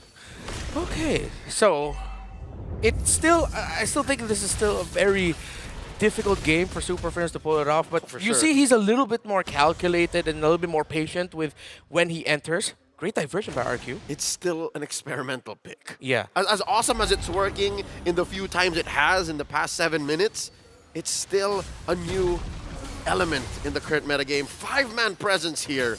All the members of Arkeyoshi clamping down on this turtle, and they do find one. Kirk able to get the knock up onto the Edoc Ruby. RQ Hoshi will be able to get the turtle without a problem. And Onyx PH, that's as much as they can do. They don't have that big ticket ultimate that a mid laner provides. So if the Selena doesn't get anyone, well, it's not going to be a go signal. Instead of a big bazooka to the face, this Selena is essentially death by 1,000 cuts. One of those cuts sometimes would be a giant katana, all right? Yeah. Sometimes there's some burst in there, but for better or for worse, you're actually just playing the map, getting a little bit of better CC. See, there's a nice arrow there thrown out to catch Sutsujin, but wait, diversion into Pixel Brush. Oh, they're going to be able to find Brusco. He'll try to just walk away. He does have the Revitalize if ever he needs it. And again, disciplined by RRQ Hoshi, they're not going to force it. But as much as they're not forcing, it's become stagnant a little bit because King Kong is not pushing up top. That's right. So every minute that passes by that King Kong isn't punished, isn't compromised, isn't forced to take fights or go elsewhere, deny his rotations, then that's more hope for Onyx. RQ Kohushi, though, making for the most of that absence, pushing this bottom lane tier 1. Because, again, King Kong left a little chubby wave up top. Should be a push in about a second or two. Just one more flying, there we go, arrow from the Siege minion. Arki Hoshi will counter back in the bottom lane, still aggressive. And they know where RRQ are in the map, does Onyx PH. Can they find the pick or the start though? Ida tried it himself, but able to sidestep. Was Super Friends. Another diversion up, but it's not going to get casted by Rins. Toy, oh, a few love taps onto the Selena. You call it a love tap? That's a tap of passion. Oh, here comes Kirk with a flicker forward, but they get stopped by the Ruby right in their tracks. King Kong going in as well. RQ Hoshi and Onyx are both disciplined. They say this is not the fight worth taking just yet. And that's a wave that RQ Hoshi are pushing in slowly but surely. Even if, you know, this is allowing for Onyx PH to farm up, the same is true for RQ Hoshi. They are still ahead. Yeah. These are still fights that they're forcing onto Onyx, and that is a wave that they're winning down bottom and in mid. Lord started up already by RQ Hoshi, taking that bush up top, forcing King Kong to let out that ult. No Edith ultimate, no Joy ultimate. Edok quite low, Sutsujin close to 50. They had to get one spell vamp and healing. They can get Edok closer to 20 and 0 now. Sonic PH are slowly winning the formation battle here as the roamer of RQ Hoshi needs to back. Friends, like a sniper, just throwing out these arrows, throwing out these traps, allowing for him to be at, what, a third of his health and still be an active part of these fights. That almost single-handedly allowed for Onyx to get a reset. So both teams can actually just regain some health along the way. Another Abyssal Arrow stops what could have been a jump onto Kelra in the mid lane. It's just like compounding interest with these skill shots as they constantly land. The Granger and the Selena. RQ Hoshi said, let's just leg it, let's just try. Diversion getting casted. How many is that? That's gonna be 3. Where did they go? Oh, they found Super Prince in the mid! What a call and what a play by RRQ Hoshi. Instantly advantage for the Kingdom. And now the Sonics will try and hold and contest. Kirk has his ultimate back. He's already forced to use it against the Phobias as Dyren is stopping Onyx from doing anything. King Kong already committed the beats, but it's not enough. Kelra is here, but Dyren falls to the hands of the Savage. Rin's forced to flicker back. It wasn't a clear win for RRQ. It's a stalemate still. Onyx PH with a delayed clap back. You'll see there the AOG failing to catch anyone, but it was long enough for the rest of Onyx PH to respond, and we have here a 1-for-1. Frince for Dyren, and just like that, we're back to square one. Another Lord Dance initiated this time by Onyx PH. All this while, another wave set in mid, something to think about for RRQ. Lord here down to 1/10 of his health. Oida goes in with the ultimate Bruco finds Toy, but the diversion is here to help RRQ. Or was it actually helpful as 3 falls and Kirk gets the Lord? Make that 4. It's just Dyren trying to survive, but that's a triple for the god of the Coast Lane. Onyx Philippines, their patience paying dividends. Going from a Lord take to a turret take to a buff steal, now up about 4,000 gold over RRQ Hoshi, and they are calling the map theirs. It's red, ladies and gentlemen. All tier 1s and 2s taken down. That felt like them cashing out on investing in crypto in 2013 and cashing out in 2025. It's like holding on to that first edition Charizard, fam. And looking at the map, all waves have been synced. RRQ Hoshi can only hold on. So far, their tricks haven't been working. Rince? iDoc hasn't been catching his hooks. Down goes Rince, 1v1 up top. And King Kong finds one. Advantage for Onyx Philippines. Turrets will not be forced unless, will they? Will they try? They know they have the man advantage, but is it too risky with the counterplay potential of a Ruby? Missile Arrow hits Sutsujin. Yes, they're still steady. It's the same issue as in game number 1. The marksman just could not find the time to get all the damage in. Sutsujin, defensive, Spear of Alpha, tier 3 down bottom. The inhibitor taken down. Permanent damage to RRQ's base. You know what? All right, number 1, iDoc gets the perfect pull. That's one way to go. Second option for RRQ Hoshi, what about a picture-perfect diversion? What if they pick off Prince again? What if they pick off Kelra? They haven't been able to touch the Savage. They do know that Onyx love that 4-1 split. That 3-2 split that they do. Maybe that's where it'll come from, right? The diversion you mentioned. And the beauty of this is, if you're a Sonic fan, is that's much easier said than done. With the range that the Granger has, the only hero in the current pool, maybe save for a Beatrix, more reliably so. The Beatrix only has one way of sniping from that far, is the Granger can be so far off and still be an active part of a fight with a quick 1-2 second rotation. And yes, the Granger was nerfed, but that was his early to mid presence. We are at that point where Granger is just Granger again. It doesn't matter. The nerf is now null and void. Currently, Kelra is just waiting for one more item. He's sitting pretty with a, oh my god, you know that Kelra is comfortable. You know that Granger's happy when he starts building Sky Piercer.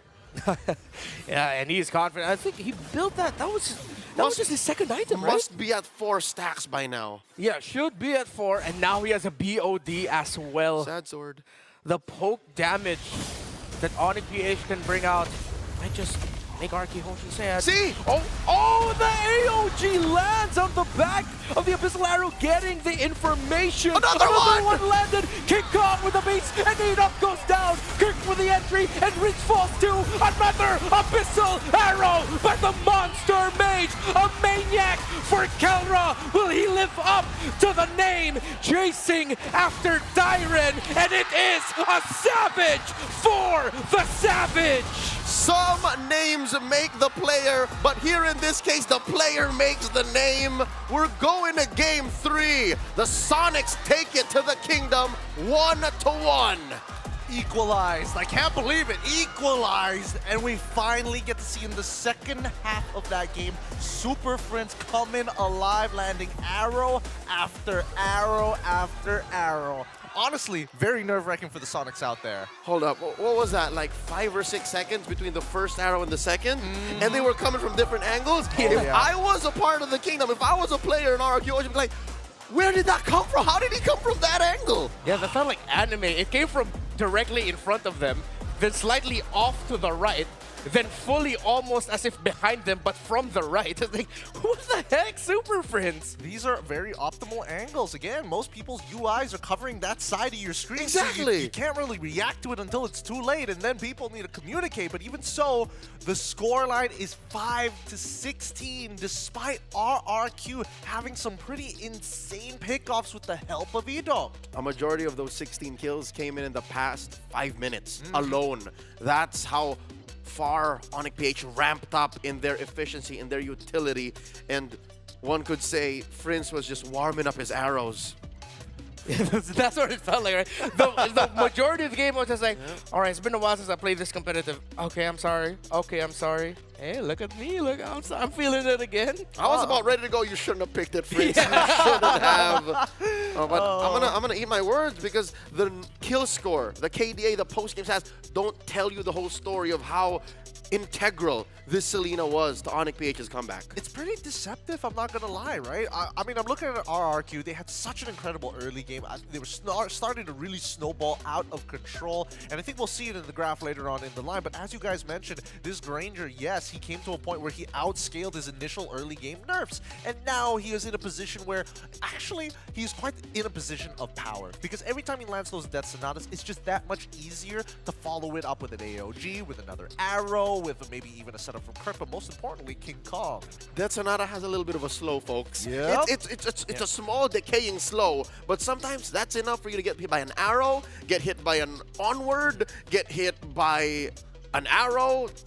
Again? An AOG. That's accurate. Yeah, so the Granger now makes sense, folks. Whatever the internet's saying, Granger's not dead. Yeah. It's quite maybe a little bit, okay, not dead. Maybe slightly in a coma in the early game. But you mentioned something about the Selena being deceptive. I think what happened to Granger also led to another layer of deception. Because, right, you're used to the Granger of the previous meta being, okay, we know you hurt.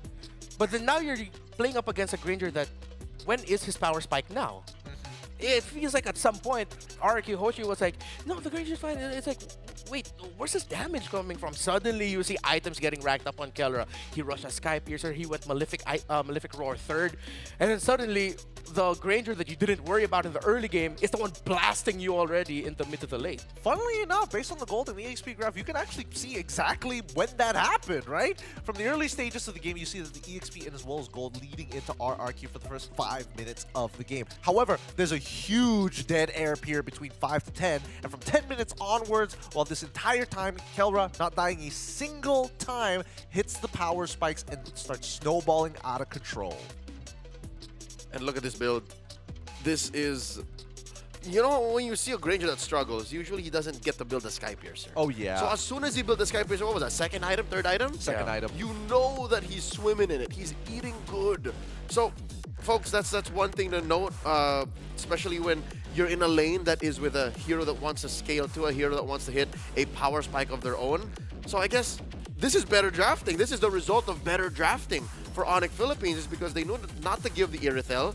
They put it up against a hero that just has less range. I'll dare say now, less range than the Granger in the early to mid, and this allowed for Kelra to get to this position. I suppose, but I think that RRQ, they had like such a good read on the game for the earlier stages. I think they unfortunately just weren't able to snowball enough out of control. And although Onyx PH did have to make a couple of sacrifices, these arrows and the fact that RRQ having to slow down on the engagement inevitably compounded to a point where Kelra can be like, okay, we've slowed them this much amount of time, it's time to pay it back with interest. And as we're seeing the highlights, you actually see the effects of them sort of overlooking the Granger. A good amount of those were suddenly Kelra coming out of nowhere, getting the initial pick so that it stops an RQ Hoshi sequence, the triple kill here, and at the same time, we also see there, that Super Frizz. That was the second one already. He'll land another one right after this. It's like, oh, look there at it is. me. Oh, boom. Like, almost from behind. Yeah. You see the two heroes and the two players that we really gave a lot of focus on. But I think at the same time, you also need to appreciate what Kirk and Brusco did here.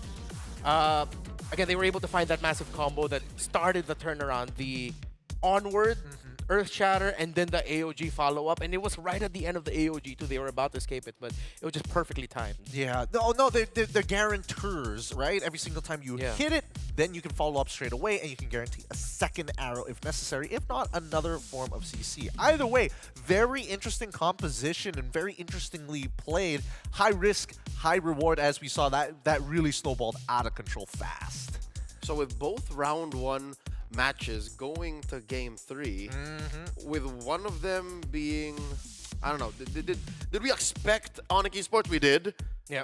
Will this go the same way? Will this go the same route? Because will we see the Selena get banned? Now, it could be. It could be a bit of a change. I mean, we've seen some interesting picks here. We're going to have a bit of a discussion as we go on a short break here at the Snapdragon Pro Series. But when we come back, it's going to be the decider. One of these teams are going home. Which one? We don't know.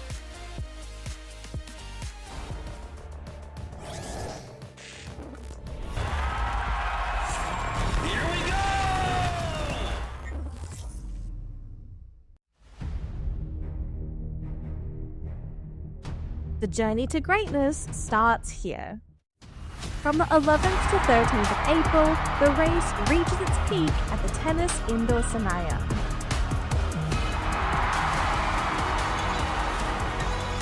Tickets are live. Be part of the climb and secure your spot now. Be part of the journey. Witness the rise to the top.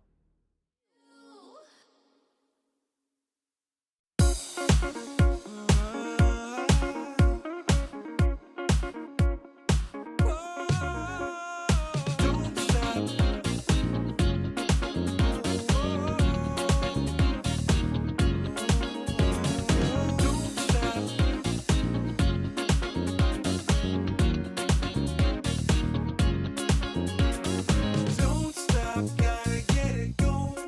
Keep it moving, won't stop. Rhythm overflowing. Don't stop, gotta get it going.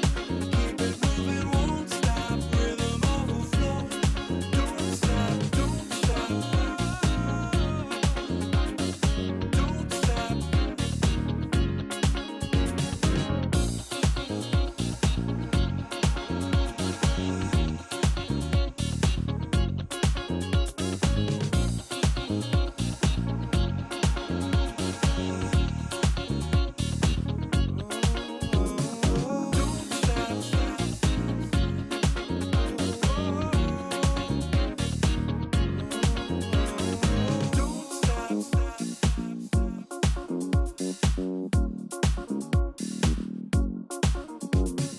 Don't stop, gotta get it going. Keep it moving, won't stop. Rhythm overflowing. Don't stop, gotta get it going. Keep it moving, won't stop. Rhythm overflowing. Don't stop, don't stop. Don't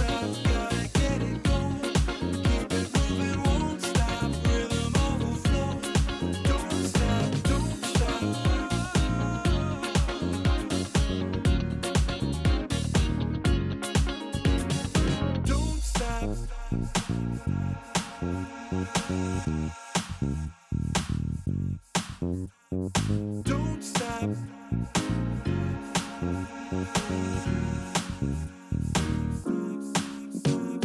Don't stop, gotta get it going. Keep it moving, won't stop. Rhythm overflowing. Don't stop, gotta get it going. Keep it moving, won't stop. Rhythm overflowing. Don't stop, don't stop.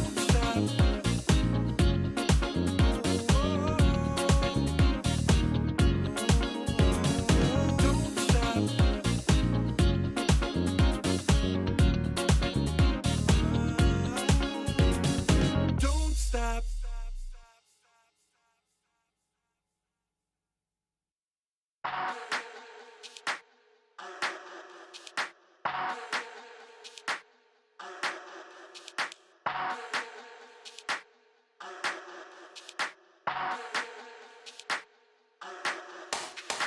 Let's get waved, let's get lit, let's get high, let's come have it. Let's get boss, let's get.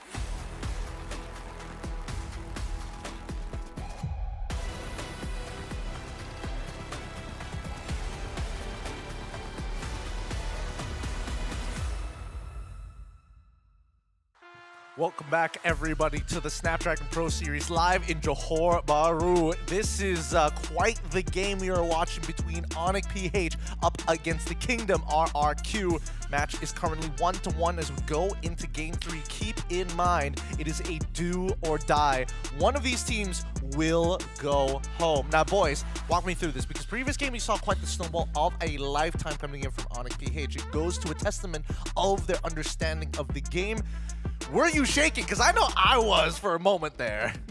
Shaking? I was terrified. I would be lying if I said I wasn't. Yeah, it was quite the game indeed, but I do feel bad for RRQ. You know, was playing a strong Ruby game. That's a signature Ruby that I think suffered its first loss in all of SPS so far. But just the same, we're discovering what we can get away with in the meta. I think that's a win for all of us, besides Onyx. I suppose. I guess. It's hard to say. I don't know, because it feels like Granger, that early game is definitely so much weaker. However, it feels like, you know, for some of these teams, Iman definitely seemed to stray away from it today. But Kara didn't mind picking it up knowing the early game implications. Embrace the Grange. Embrace the Grange. Embrace the Grange. Yeah, RRQ Hoshi were granging. Yeah. Oh, okay. All right, here we go. So far in SPS, Eman and Kelra, you know, longtime rivals, got the Savages, right? With the Granger. In M6, Innocent hit a fever pitch, like the most kills in a single game with a Granger. So something's up with his hero, man. And even with that little tweak, he's still tweaking. Still tweaking. Still tweaking, dog. He is still tweaking. But now we come back into game number 3. This is where it gets sweaty between these teams. Onyx PH now on the blue side, RRQ Hoshi on the red side. In terms of the bans, the Phobius Harith, as well as the Yves for Onyx PH, the Jushin, Loyi, and Fanny for RRQ Hoshi. So Granger? No, I'm kidding. I mean, Joy, if they want to. Third straight Joy game for King Kong, unless they want to switch up their trading of the jungles and go for a Suyo Alpha trade. Do you think they're convinced? They've convinced themselves that Selena, yeah, this is the way to go.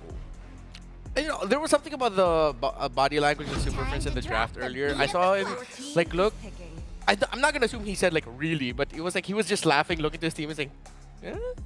Okay. And that came before the Selena pick, so...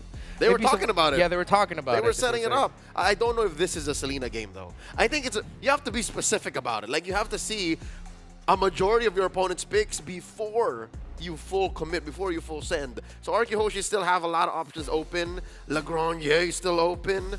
Your Moskov, your Jawhead still open. They go for the Hayabusa, so snubbing the Suyo, snubbing the Alpha, and the Hilda. So that's a Dyron special. Oh yeah, I think, you know, even with the Dyron special of the Phobius, it's a different flavor, but more so to deny Kirk this time round, especially since we've seen Kirk spread into the Hayabusa matchups and really just like bully them out of their own jungle. And I think that for Sutsujin, he prefers to keep it clean, keep it honest, and play a game that will slowly, eventually give him that interest back. Yeah, Onyx PH can pick the Jawhead or the Joe here. I would rather see them pick up the Jawhead because it's still undefeated for Brusco. But, is it gonna be... I don't know. It's a tough call, but it'd be very funny if we do see the Selena one more time. Oh, Gatot here. There was a Gatot in the Selena lineup earlier. It was. Again, it was. Let's remember the little interactions. The traps and the arrows slow you down enough to throw out an AOG. If they go Selena here, though, wouldn't that be they don't have the right damage profile? Because the damage of Moskov isn't similar to the damage of the Granger. It's a bursty, yeah. His is a more DPS. Yeah, exactly. So maybe that's one of the conditions maybe that was what they wanted for the Granger. Like, they needed a poke mage to pair with it. They were trying something out. And Selena just so happened to fit the bill. I mean, if they wanted to, they could have gone like Farsa or something of that sort, right? Because again, even that early game was pretty rough, I'm not gonna lie. Level 2 losing out your flicker. The Farsa, though, does not have the map utility. So I guess that's what helped them get to that late game power spike. That's a good point. RRQ Hoshi now picking up the Granger. There it is. All right. So it's RRQ's turn to try this out. Now, you are definitely going to lose the push in the early game against the Moskov. I am interested to see how the matchup has kind of changed the dynamic, though. And the late game is not guaranteed. What if, some way, somehow, Keller just gets mad at you and goes, Toy, you ain't gonna play. He just starts, you know. It's possible because you can play the map with the Granger, with the Moskov. You can't with the Granger. Yeah, it's it'll be interesting. I think right now the big question is whether or not where is this Hilda going to go. It is going to be utilized as a flex. But same goes for the Gutot on the other end. We haven't seen too much Hilda roam these days. Generally, we expect it to go to the EXP, which begs the question: is Edok gonna go back onto something like the Ruby into the Joy matchup? Good read. To be a possibility. I like the Edith here. That's a good read. If I'm Onyx PH, I want to see them ban the Valentina so that they're forcing either an Aurora, Farsa, Sicilian type of deal for Rins in the mid lane. Or Vex. Oh, the Vex got banned. Yeah, all Vex right. got banned. So that they can pick up the Khalid Gatot combo. That'll be their front line. And then for their mid, they'll just take like whatever's left and open. I actually want to see Kirk here with the Kali, considering that this Edith is gone, Hilda's gone as well. Just put the Gatot into Brusco's hands again. You can't do the swerve where sometimes Kirk plays Cho. Usually that means a Khalid for them. Not all the time though, but usually. If they are going to be thinking about Khalid, then there should be a consideration for Lucas as well, right? At this point, it's pretty much going to go untouched unless it gets early game. Yeah, Lucas eats up Hilda. So I think that should be good for Kirk. Ooh.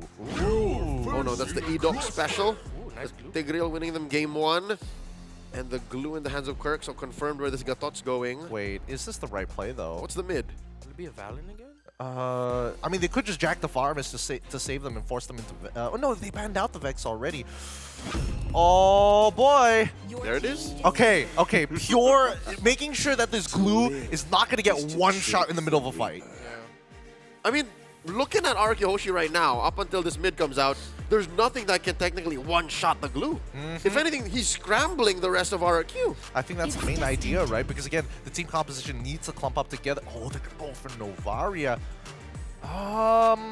Echoes into Implosion. Echoes into Implosion is one thing, but the Netherrealm is still quite a problem. And even so, I think this is the best that Kesku can actually force out from Onyx PH. I think for Onyx PH, they don't exactly have the perfect lineup for it.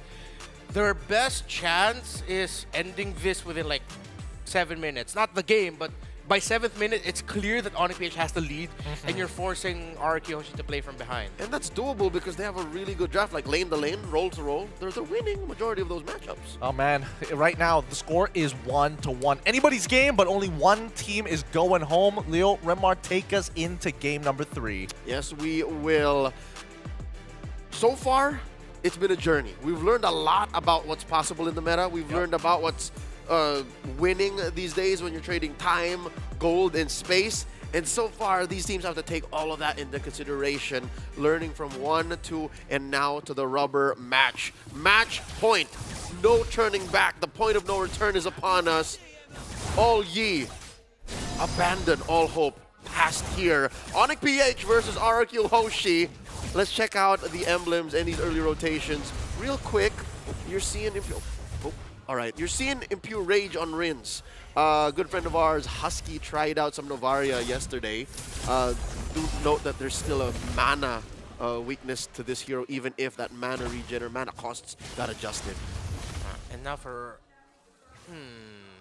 Okay. I thought we'd see something a little bit more aggressive. Oh, maybe once he's reached his level 4, then Brusco needs to make sure he's in the mid lane around Super Friends. I'm looking at the mid and the junglers for this one. It feels like out of these two, they're really the ones that can make or break an early to mid game power spike.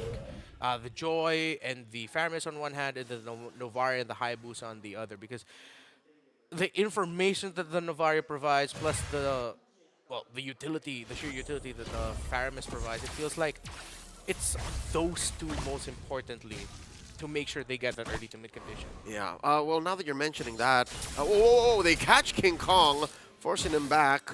You're gonna have to regen the old-fashioned way. Wow. There's a turtle spawning down in this little corner of the map in about 15 seconds. I think Onyx PH has a clear advantage because of timing. Timing-wise, as long as King Kong and Super Friends are in the same clump, they can get away with much more. RQ Hoshi, though, there's a little bit of setup involved. You gotta land that Echoes. Yeah. really enough for both of these two. They don't want the other to reach so far into the late game. That's how good the Moscow of the Creature will be at that point. You see them being aggressive and trying to take this turtle. Electrifying Beast already committed, and King Kong will be able to get it as Susujin was getting zoned out. Tyron left behind here. It's just him against the fam, and his first blood for the Friends. And they will continue into the purple buff AOG. The aggression of Onyx in a snap. Will Kelra even commit this? It might be a bit too much to ask for. Ida already forced the flicker, and they still connect with the grab. And this whole time, King Kong's retribution has been untouched. Brusco will eventually bite it, but they're not done with Tyron! Another kill for King Kong. Toy is here, and he says, this ain't worth it, man. I'm gonna go back to my lane and farm. And Onyx PH are now farming in RRQ Hoshi's own jungle. Oh, these kind of rotations, these kinds of advantages 3 minutes in, it feels like something you only see in a scrim. But now Onyx PH have unleashed it onto RRQ in game number 3 of an elimination round. Dear God, look, they're still going! Split by the glue, and that's enough for E-Doc to say, let's slow things down. 1.7k and climbing, or well, hovering around that, is the lead of Onyx Philippines. As RRQ Hoshi, they were shock and awed, and here comes E-Doc. Get shock and awed again. Now it's slow things down. Looking at the items so far, Susujin, about maybe 500, 1,000 gold away from his War Axe, so he can only really play defensively.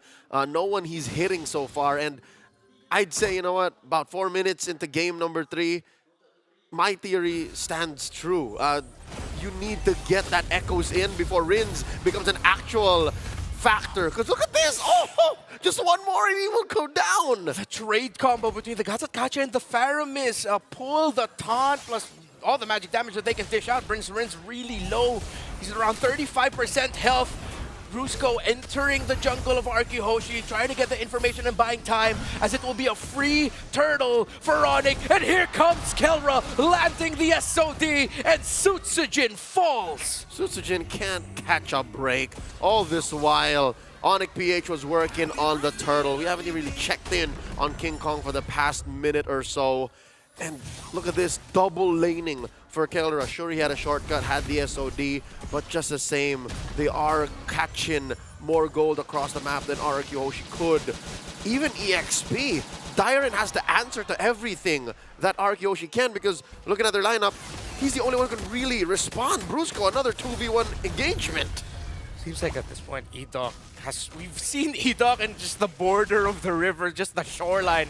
Every time he tries to get info, someone's there stopping him. Usually it's Kirk. And look at E-Doc, the idol of game 1, trying to get away from this clue. But it's too much of a sticky situation as Super Friend sidesteps the Star Shatter. They are still getting chased though. It forces out the ultimate of the Faramis. The SOD will not land as Toy is able to dash away. And Kirk, Super Friends, and Brusco might call it enough. Kirk might be left behind. Will RRQ Hoshi chase down this clue? They can't. They don't have the right tools for it. Sutsujin, though, letting out a quad shadow just in case Kirk had his reservations. Onyx PH now 3,000 gold ahead. Pop in a tier 1 up top despite all that's happened across the map. Remember, when was the last time you saw a Twilight armor built in 5 minutes? That's what Kirk did here. Oh, that is fast. Respecting the burst.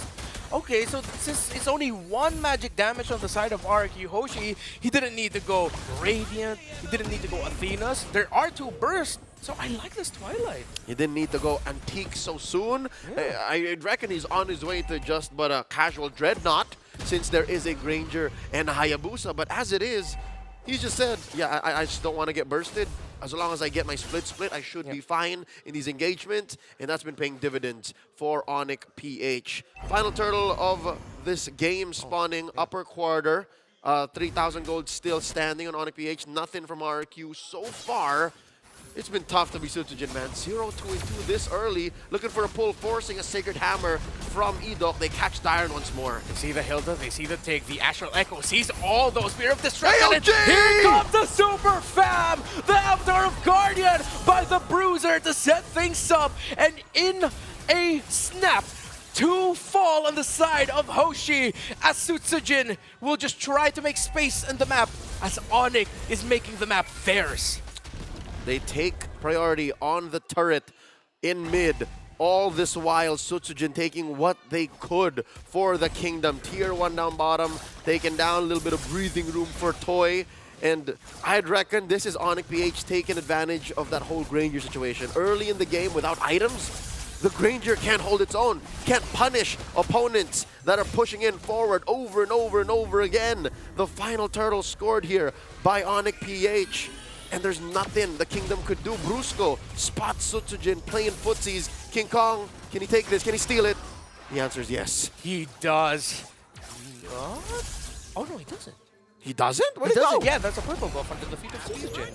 Sutsujin took it then. Yeah, The he's still able to retribution secure it. still is sharp. All right, so a little bit of a breathing room for Sutsujin as he finally gets a buff. Count their blessings at least. Yeah. And yeah, you were right. Dreadnought armor for the glue, or as the business would call, a sleeveless anti-cuirass. That's an official thing, right? Just a little bit of protection from Sutsujin and Toy. So far, looking at who's making the most of this lead, I'd reckon would be... I would assume Kelra would be farming on his mind, but no, Toy is actually holding on pretty well. Yep. Toy is sitting at about 100 gold away from Kelra. I think that's also one of the reasons why Sutsujin is just scrambling to get what farm is left for him, because they've also been funneling farm into the Granger. And the gold lane, other than, of course, the gank, was left relatively untouched. That's where it's all at. It's on King Kong and Sutsujin. That's about 3,000 almost between these two. The Super Fam have left RRQ Hoshi thunderstruck so far. 9 minutes into the third game of this best of 3, an elimination match in the opening round of the Snapdragon Pro Series Challenge Finals playoffs. And it continues just, relentless! They didn't allow Sutsujin to play and they almost took him down there. And now it'll be a punish onto Edok if he cannot get away, but he's forced to commit the flicker. And they are still continuing. They don't want to stop. All right. So far, so good. RQ Hoshi saving themselves from sure carnage as Onyx PH ravage their tier 2s. Top lane gonna crash. There's a big wave in mid waiting to be welcomed. RQ Hoshi holding for dear life, making sure that their impoverished shinobi don't fall even more. AOG coming in! Just to make sure Edok cannot get away. And here comes King Kong! Trying to go after Toy and Sutsujin. It forces out the flicker from the Granger. Sutsujin able to dance away from the Joy. And Onyx PH break their first inhibitor of the game as they slowly break RRQ Hoshi apart. We're approaching the 1,000 gold per minute net for RRQ under Onyx PH's boot as we reach the 10-minute mark. The current lead, 9,300. Holy Shields popped, all lanes in, and Onyx are just eyeing this lord. Nothing RRQ could do but to wait inside their base.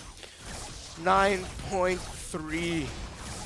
They focused on Sutsujin, and even though Granger was able to farm, we still have yet to feel the effects of Toy. Toy needs setup, and Edok has been biting it. Edok has been just chomping down. It's the same situation again. Dyron is rocking a Hilda with Revitalize. Does this not look like Game 1 to you all over again, but the other way around? An alternate universe, another version that we're seeing. Instead of getting the Hilda for themselves, they ended up with one of the picks that, hell, even RQ Hoshi made popular in the challenge season with the glue last phase pickup. AOG charged up already. Here comes Brusco. Is this the end of the kingdom for the Snapdragon Pro Series Season 6? And the entry, the damage says it might just be. The ultimate of the Phantom is already committed. Everyone knows the light strikes before you even hear the thunder as the kingdom were left struck down by the reigning champions of the world. The Super Fam get one over the kingdom. Moving through the brackets, Onyx PH 2-1 versus RRQ Hoshi. Turning this around in a reverse sweep against the Kingdom. They get to move on, and they have achieved a second life here at the Snapdragon Pro Series. But unfortunate for the fans of the Kingdom, of course. it is heartbreaking to see. They played a strong game number 1, but they couldn't close it out. Much like the Aurora situation, this series was a nail-biter. We didn't know up until the last moment, can Onyx PH do it? And with their learnings from Game 1, Game 2, the new meta, they were able to beat down on the Granger, just wasn't ready yet. And well, that looked like just the perfect approach. I'm not sure whose call it was, but it was, okay, we're up against a Granger. We showed them what Granger does in game number 2. Let's show them what the Granger cannot do if we mess up the center of the map. They took the carrot, bro. Yeah, they took the carrot. They ate the stick too. Let's just put it at that as well. Edot, Rins, yeah, they couldn't poise up. It felt like, as much as we appreciated the Novaria, a part of me thinks they would have been more competitive if it was a different pick. Possibly. It's really tough to say. A lot has been done to the patch at this point, but in the meantime, All we have to right, congratulate guys, and Onyx. there we Throw it have over it. to LaFell and Rose for the interview. Will be ending their journey in the Snapdragon Pro Series Season 6. But beside me and LaFell, we have the Filipino Savage, the one and only gold standard Kelra. Now, Kelra, here's the thing. You are definitely one of the best, the best gold laner in the world. And one of the things that makes you the best is how you're able to deal out damage in very chaotic team fights. Game 1, Game 2, Game 3, we see RQ over and over again trying to get you. How can you still deal damage when everyone is chasing after you? Is it your own preparation for the fight? Or everyone from your team giving you so much space? Para sa akin, kaya nakakapag-damage ako na nakaka-damage sa teamfight dahil din sa kampi ko, nabibigyan nila ako ng space and tiwala nila sa akin and tiwala ko sa kanila.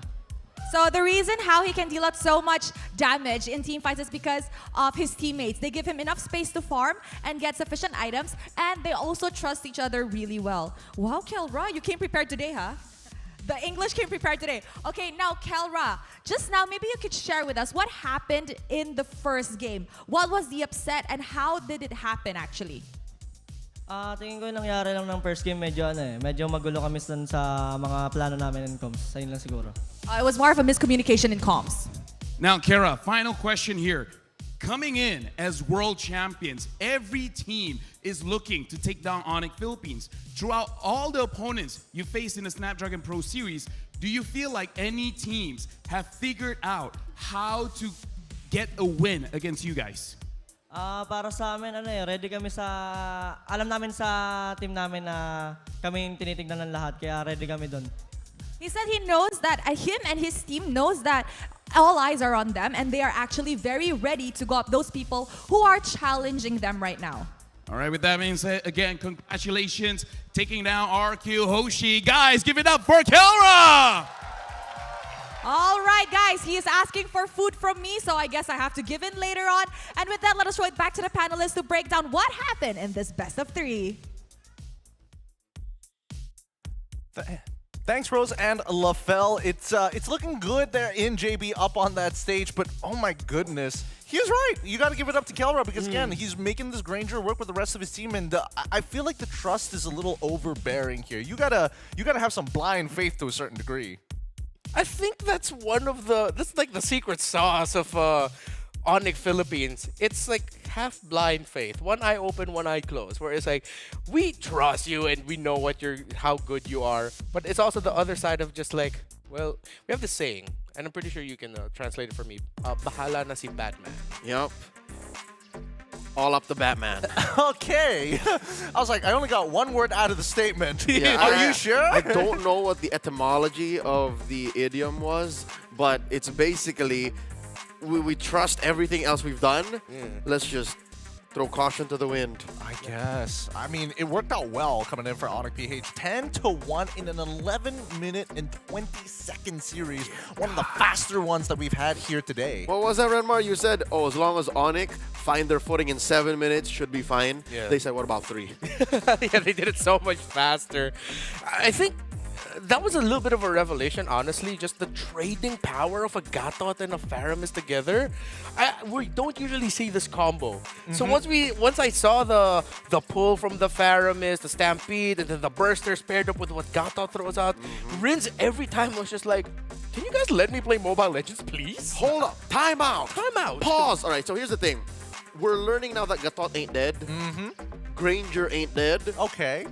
But they're alive conditionally. They like are. you have to have the setup, you have to understand the timing for these heroes to not be dead despite the changes.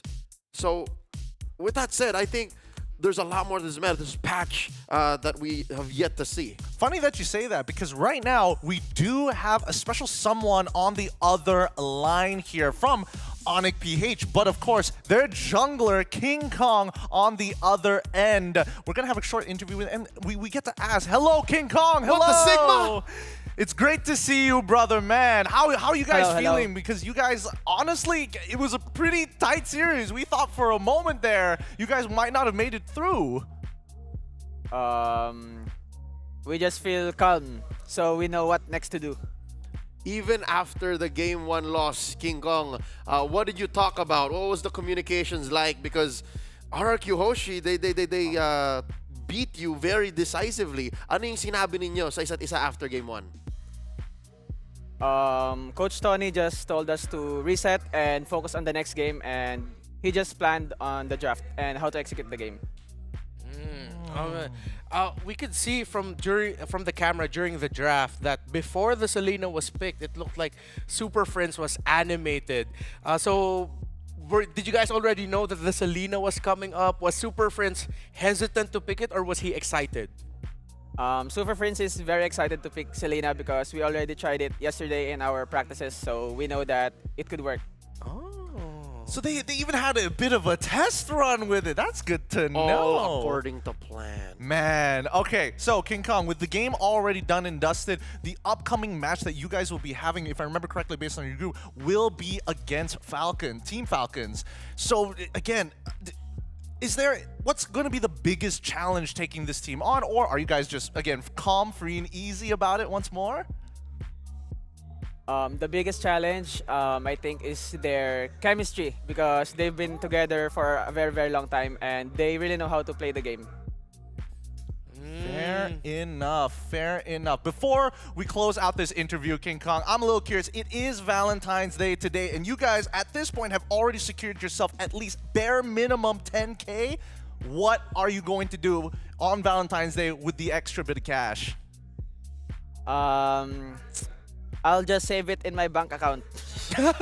Amen, brother. This guy is financially responsible. Yeah, a true romantic. He's not thinking about the Valentine's Day date. He has eyes on the wedding. Woo!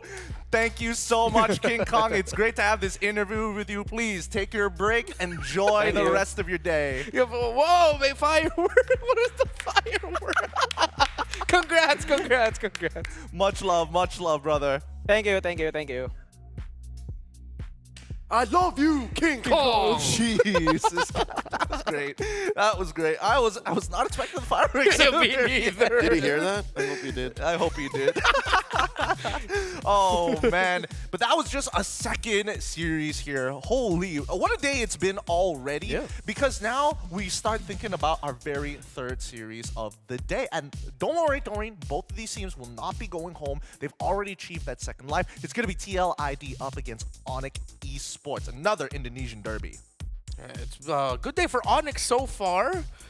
We did not see Onyx and TLID were in separate groups, right? Yes. Am I remembering correctly? Yes, they were. Yeah, they're in separate groups, so this is the first time we're going to be seeing Onyx versus TLID in the Snapdragon Challenge Finals. Yeah, even in their own league, MPLID, they really did not bump heads too much. Yeah. This could right here be a passing of the torch from one champion to another. Could be a sign of respect. I don't know. Honestly, it's really tough trying to prepare for this particular matchup, but in the meantime, we're going to have a bit of a discussion in the back. For the rest of you guys, we're going to go on a short break, and when we come back, we're going to be continuing the SPS with TLID up against Onyx Esports. We'll see you then.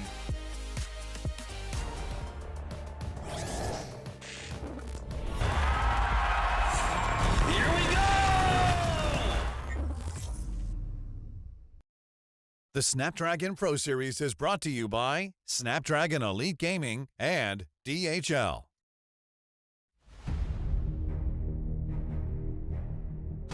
The journey to greatness starts here. From the 11th to 13th of April, the race reaches its peak at the Tennis Indoor Senayan.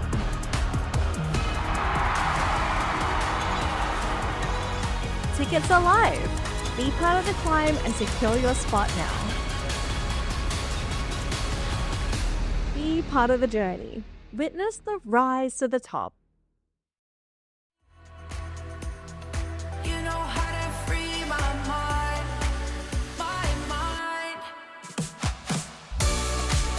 When I'm with you, my world is golden, so golden.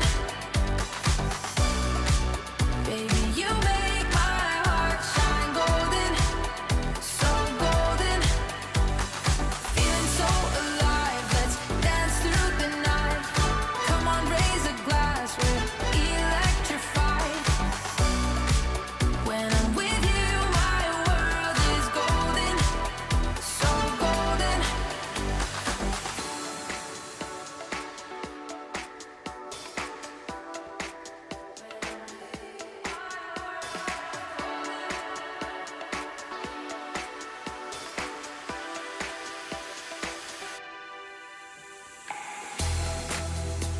I'm flying till I hit the sky. The melody is getting high. You know how to free my mind, my mind. When I'm with you, my world is golden, so golden. Baby, you make my heart shine golden, so golden. Feeling so alive, let's dance through the night. Come on, raise a glass, we're electrified. When I'm with you, my world is golden, so golden.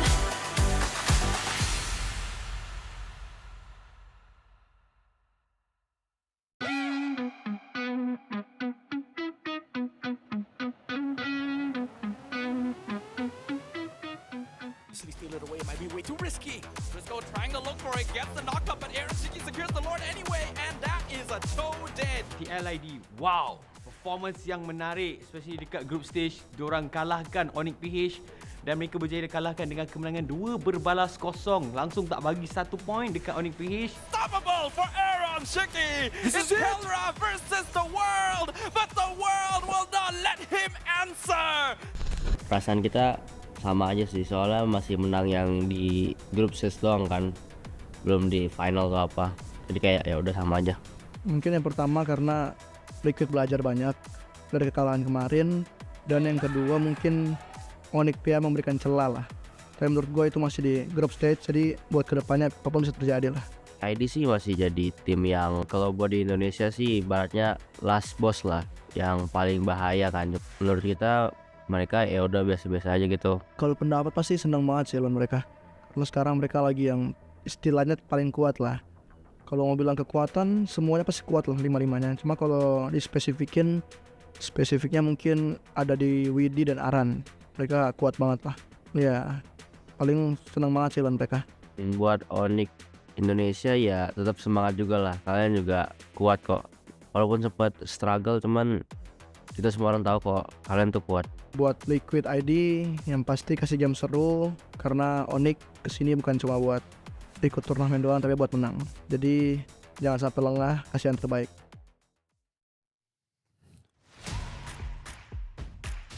I'm sure both of these teams are going to be given their best shot for victory. Now we get to the double eliminations. Now the competition only gets more exciting as now we have finished the play-in stage. It's going to be TLID up against Onyx Esports. My name is Gideon Q, and today with me, as well as our casters, it's going to be Mirko as well as Leo taking care of the stage when the time for battle is to come. Boys, walk me through this, because right now TLID looking insane after taking a sweeping victory over Onyx Philippines. However, Onyx Esports they're climbing up, and they're climbing up real fast. I think they're looking very, very good. Both of them, right? I think Onyx ID with the win against Big Turn Alpha, we kind of saw how good they are at adapting to situations, at adapting to the enemy team as well. And you're going to need that up against Liquid ID. I don't know what they've done in the last, month after M6, but they have improved by so much. They beat Onyx PH. They're the strongest they've ever been, ever since winning MPLID. Yeah. And MPLID, if we're going to make that a point of comparison, Onyx Esports didn't even go far, man. They got knocked out by Geek Fam play-in day. That's where I'm at. That's where my mind is at. Well, I don't know. It is Geek Fam, to be fair. There is something about them that kind of shakes up the competition. But keep in mind that the champion face-off will continue.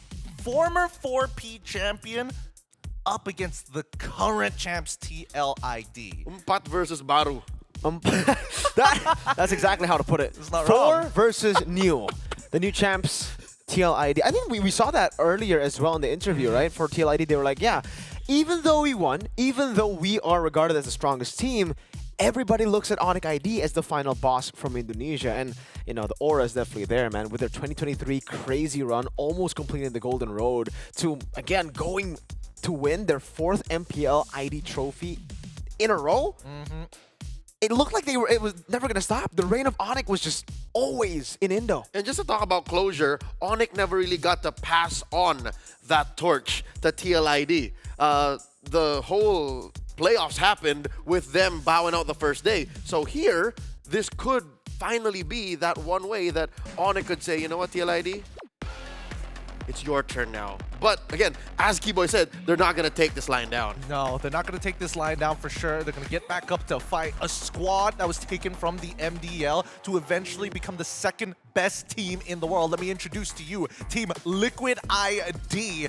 From MPL ID, Aran, Fabian, Yehezkiel, Witty, and Aaron Shiki. This team is extremely dangerous. From their free-flowing play style, they just know how to kind of go with the flow, reach out for when it feels like there is nothing to grab, and even then, there is the discipline side of them. Back in 2021, freestyle dulu boss was a term for freestyling, for recalling, for, winter crowning. Now it almost seems like it's the playstyle of Liquid ID. It's all about the freestyle. They do whatever they want to do in the game. And it's also with the picks that they have shown. Yehezkiel was one of the guys who brought up the Novaria, the Xavier as well in the M6 World Championships. Glad we got to see that here. And even for the Bruno, Aaron Shiki, he did really well in the M6 World Championships, but recently we haven't been seeing a lot of Bruno. Aaron says, no, I can freestyle. I can do whatever I want. I can pick the Bruno and still win. And even with this creativity, they remain unpunished. You know how they say artists are starved? Artists have to live a life of poverty. Not Team Liquid ID. They got all the points despite getting away with so much. They paid their dues, okay? They were in the development league for God knows how long They've before. never made it to the MDL playoffs. That's even... It's crazy how much untapped potential there has been in this team. And now we look at the detailed team statistics. Joy has been such a big pick, but this is revolving a lot around the junglers, right? We've seen the junglers coming in from Fabian, his Joy, his Suyo, nasty stuff. We haven't seen this Ling in a really long time, but coming back to the Aaron Shiki argument, Bruno and as well as Granger, 3 times picked each. Y'all heard of the Da Vinci Code. How about the Wheaties Code? This is a perfect record right here. 100% win rate for all of these most picked, most banned, and if you're playing against Liquid ID, just maybe tweak these banned picks because you're going to want to get rid of other stuff to open up for the potential to beat them. And to this day, it almost feels like, it's kind of criminal to say that Witty is still underrated, but he is still the most underrated. You think of TLID and you probably think Favion, Aaron Shiki, Aran, Yehezkiel, but nobody says Witty. Not a lot of people, at least, right? Witty is still the core of the team, I would say. He's making the calls. He's also making a lot of decisions in the draft together with St. Lucas and Facehugger. And the drafts, the 100% win rate, the new style of play that we have been seeing from Liquid ID, we got to give a lot of attention to Mr. Witty the Wise. Wingman Witty, as we call him here at the SPS, with so far the highest assist rate. But I got to give it to you. Witty the Wise is there for a reason. Some really intelligent engages, and not to mention, one of the few players who still has chip in his arsenal. Most people have strayed away from it. Witty does not care. That's what you call a Witty party. And it's not even in his top 3 picks, right? He does not shy away from Gatot, which has slightly fallen off and then recently been building up. The Jawhead, solid pickup, gets banned often. That's in his arsenal as well. And of course, the Matilda, one of his specialties. 100% win rate. It's actually his it's his favorite pick out of all three, but the fact that now we are seeing him go towards like Jawhead as well shows you just how flexible he can be. The biggest problem for Witty in Season 14 was his hero pool was kind of shallow. Once you get rid of some heroes, it just puts him in a very bad spot. Well, I mean, I think now with the current patch and the way that, honestly, the way Rome picks have matured, I think it's in a good spot, generally speaking here. But what about their opponents? Because Onyx Esports has a legacy that they've been building for a very long time, paired up with veteran players who have tasted championships and World Series. What is that, about half a dozen MPL ID championships, a former SPS champion as well, an international champion at that. And I think we should stop asking, does Savero deserve to be in this lineup? Because by my calculations, he does. He's really good in this 5-man roster. Yeah, I love the fact that, the haters were already talking smack right after their shaky performance in the group stage. But again, like Keyboy said in an interview after making it towards playoffs, give us time. This is the first time Savero has played with the lineup officially. It's his first international event. He's making his debut in an international event, and he just solo killed him on. So, trust in the process for Onyx ID. We've seen this roster before with CW and Boots, with Rez as well, do wonders. So now with Lutpi and Savero in the lineup, I expect nothing but greatness as they continue to improve in this tournament. This is going to be an exciting matchup, though. I will say that it is to be expected that TLID is going to be in a position where they are naturally going to be the favorites against Onyx Esports. But at the same time, you never really know, right? Onyx Esports has been known as that last boss. Yeah. When push comes to shove, you expect that championship level of play to start showing. Let's quickly have a look. Wait, actually, now that I've noticed it, first tournament is actually looking pretty good overall for Onyx Esports here. Obviously, when it comes down to draft pick stats, yes, it is more blue inclined compared to red. You know what's crazy? Firstly, Onyx have always kind of been a red side team. They've always liked to go red side and win on red side. But another fun fact is they were at 0% win rate on blue side up until their match against Evo's Holy.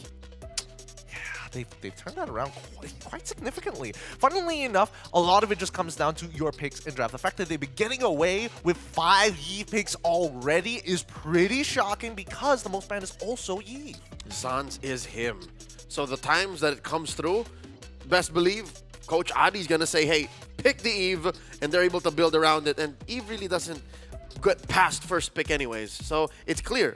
When Eve is open, you know what you're playing with. So that should be something that Liquid ID should be watching out for. I mean, I don't know about you guys, but yeah, it looks like everybody is on the same opinion that Team Liquid ID should be taking this in a sweeping fashion. I am ready for surprises because, again, once we're talking about the mid laners, both Sans and Yehezkiel, I think things are going to get really, really interesting because we've seen a lot of, like, Yves get let through, and then add that low Yi on top of it, it's going to get crazy real quick. Yeah, I think for Sans, the thing is, it's not just about his Yves, right? We've been talking about his Yves, obviously, because he's won most of the games through playing with the Yves. But even without the Yves, Lo Yi, Jusin, any of the mid laners become heavily prio for him. Well, now as the teams start walking out, I'm trying to figure out a way to get past TLID because, again, coming into the group stage, they look perfect. The fact that they've already taken down OP as well, I want to see what side of TLID we're going to get. How have we gone this long without talking about Fabian? How do we not acknowledge how much he's grown as a jungler? And even at M6, you could say that he was one of the players, despite the 4-1 finish, that actually gave Onyx PH a challenge at winning that trophy. So here, going up against Kyrie, the Sky King, I don't know. I think we're about to see King Kong get a solo. That's just me. That's just, he's gonna get Sigma all over us. The usurper. Oh no, I don't know. I feel like right now the meta has strayed away from a one-man hard carry the game style situation, and I think that even for Kyrie understands that he's going to need a team movement to make stuff happen across the map. And in this case, I want to see the stability of the side laners, right? I think that's really what this game is going to be about. Can you stabilize against your opponents? And clearly, once you do see Onyx start falling behind, seems to be that a lot of teams know that they can't really bounce back as easily. Yep. Again, as an outsider, Mirko, I need your opinion on this. Aran is just much more stable than Lutpi. Lutpi's more aggressive, but when it comes down to it, Aran can just flow a little better. I think Lutpi kind of resembles Aran in his first few seasons. You know, very, very aggressive, but yeah, still very raw. They still need to try to utilize, they still need to help him get more discipline, right? Aran is kind of like the cooked, or, you know, the well-done version of Mr. Lutpi currently. Lutpi is kind of a medium rare at this point, you know, he still needs a little bit more time in the grill, but I think what helps Aran a lot is the fact that they have Witty. It's the fact that he doesn't really need to make those calls by himself anymore. Back then, the team would actually not have a shot caller, so everybody can do whatever they want. They'll just be like, oh, you can do that, we can do this. It's all about individuals playing, and then somehow they make it work. Now with Witty at the forefront, everybody can focus on their mechanics. And then once Witty says, let's go in, they know what to do. They don't need to be micromanaged. They don't need to make their own calls even. So it's, I think, the perfect blend. Meanwhile, for Onyx, I actually don't know how they play because it was also the same for them. It was mostly when that, you know, golden road path, everybody makes calls together, and then they follow whatever is the best. It could get messy at times. I don't know if they've actually now gotten an actual shot caller or if it's still the same system. That's the thing. They won 4 back-to-back champions with that kind of communication.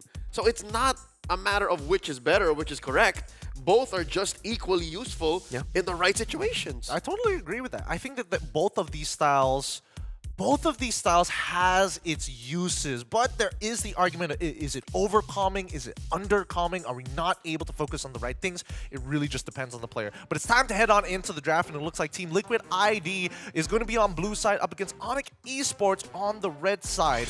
Early Harith ban, Yeef ban, but we're also seeing jungle bans against Fabian with the Joy as well as Fanny. Respect given over by Onyx Esports. It's great. We saw the Granger ban against Bigatron. Now we see the Fanny and the Joy against Team Liquid ID. So at least for Adi's sake as well, he has learned to respect ban his opponents. Yep. Zushin still at large. Hilda as well.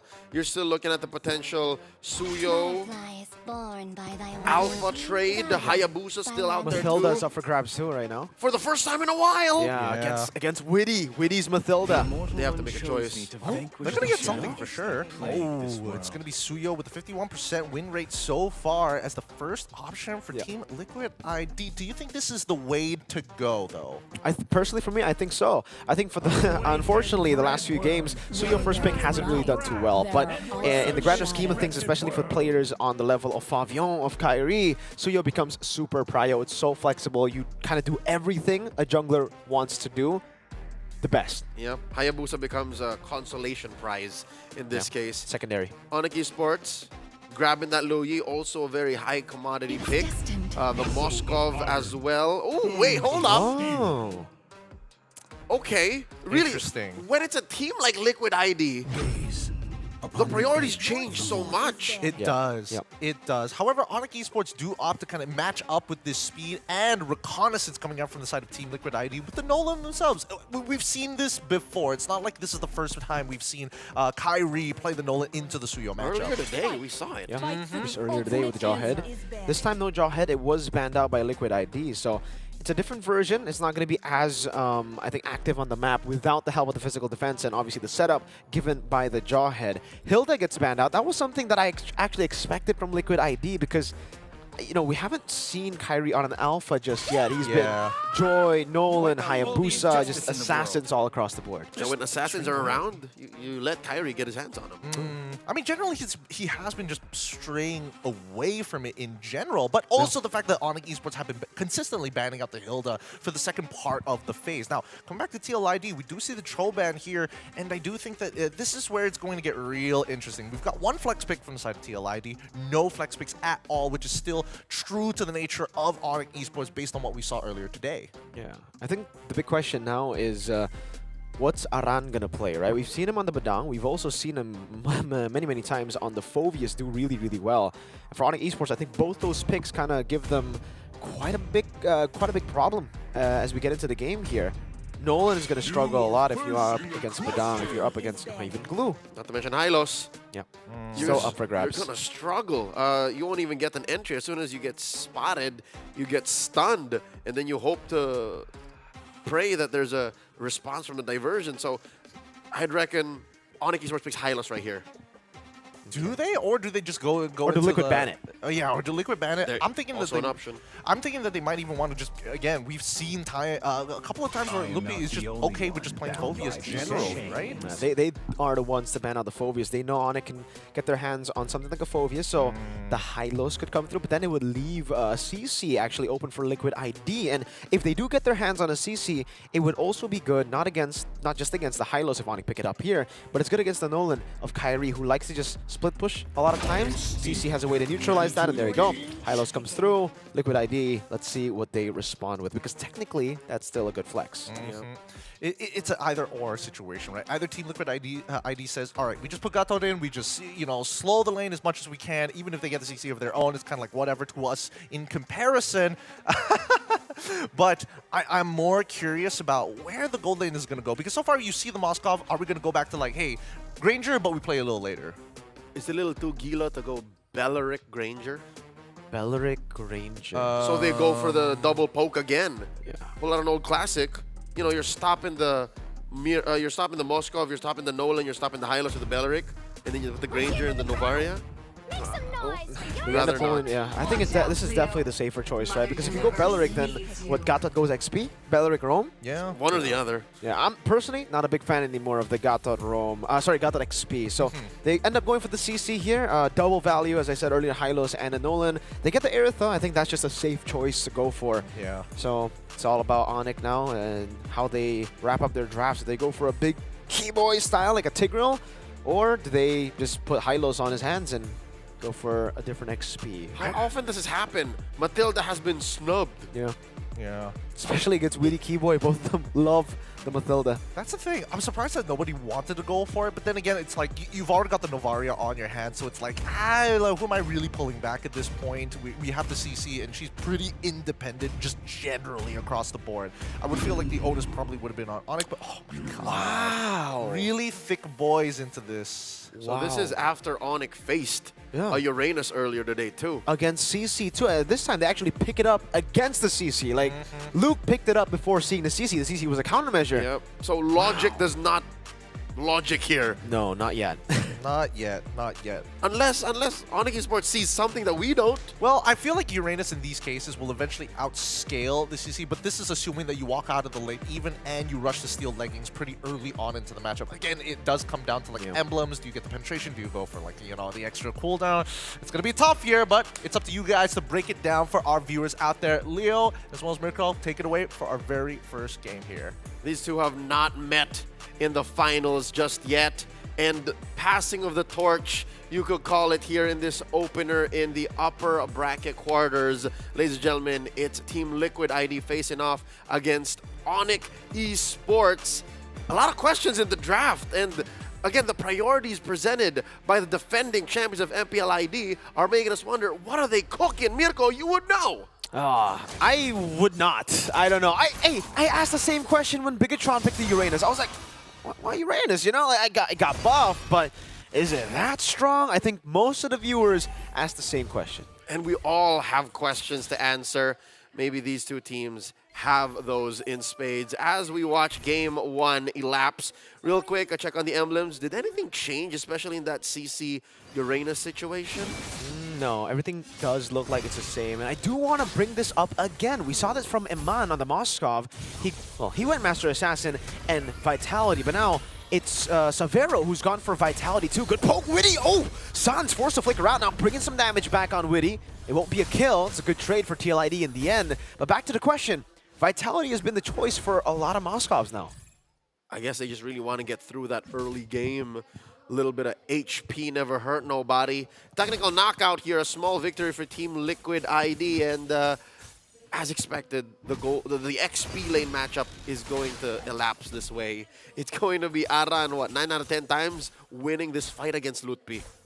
Even with the pair of pants, I'd say. Yeah. Even with the early tough boots. I don't know. The way I see it, it's kind of weird, this matchup, right? Because for Lutpi, yeah, you are going to be shredded down, but because CC constantly hits you, you get your passive, so it's kind of a dead lane. That's how we saw Bigatron versus Onyx. The big problem for Bigatron in that game was after the laning phase, he couldn't do much. So we'll see how Aran is able to rotate around. So far, he's been doing a good job. So far, again, chunking Lutpi. He is gonna still walk in though. Oh, he gets chunked, revitalized. Lutpi going to get taken down. First blood for Aran. A taunt over 2. A big blunder, I would say, for Onyx Esports. 2 for none, plus the big objective going over to the young Stallions. Onyx Esports have to find a win, maybe elsewhere, across the map in the gold lane. What's that like? Talk me through the Irithel and the Moskov situation, because maybe they're playing for Savero. They understand that, all right, Savero, it's on you now, man. It's a skill matchup, Leo. I don't think it's like a super win for Moskov. Not a crazy win either for the Irithel. As the Irithel, at least you do have ways to poke earlier. You do get online earlier too. Moskov, you really need to wait for the 3-item power spike. So I guess if you are looking for the mid-game power spike for your composition, yeah, Irithel works better. So the deal breaker for Onyx Esports would be the SOD. If some way, somehow, Savero can join fights that Aaron Shiki wasn't expecting Savero to be in, and then that would be the difference. Kyrie versus Fabian, oh man, it's the old versus the new, the Sky King versus the Sigma, the Usurper, and Fabian's calling the shots, bro. He's kicking him out of his own jungle. Oh, hold up, don't diversion. No one takes it, yeah.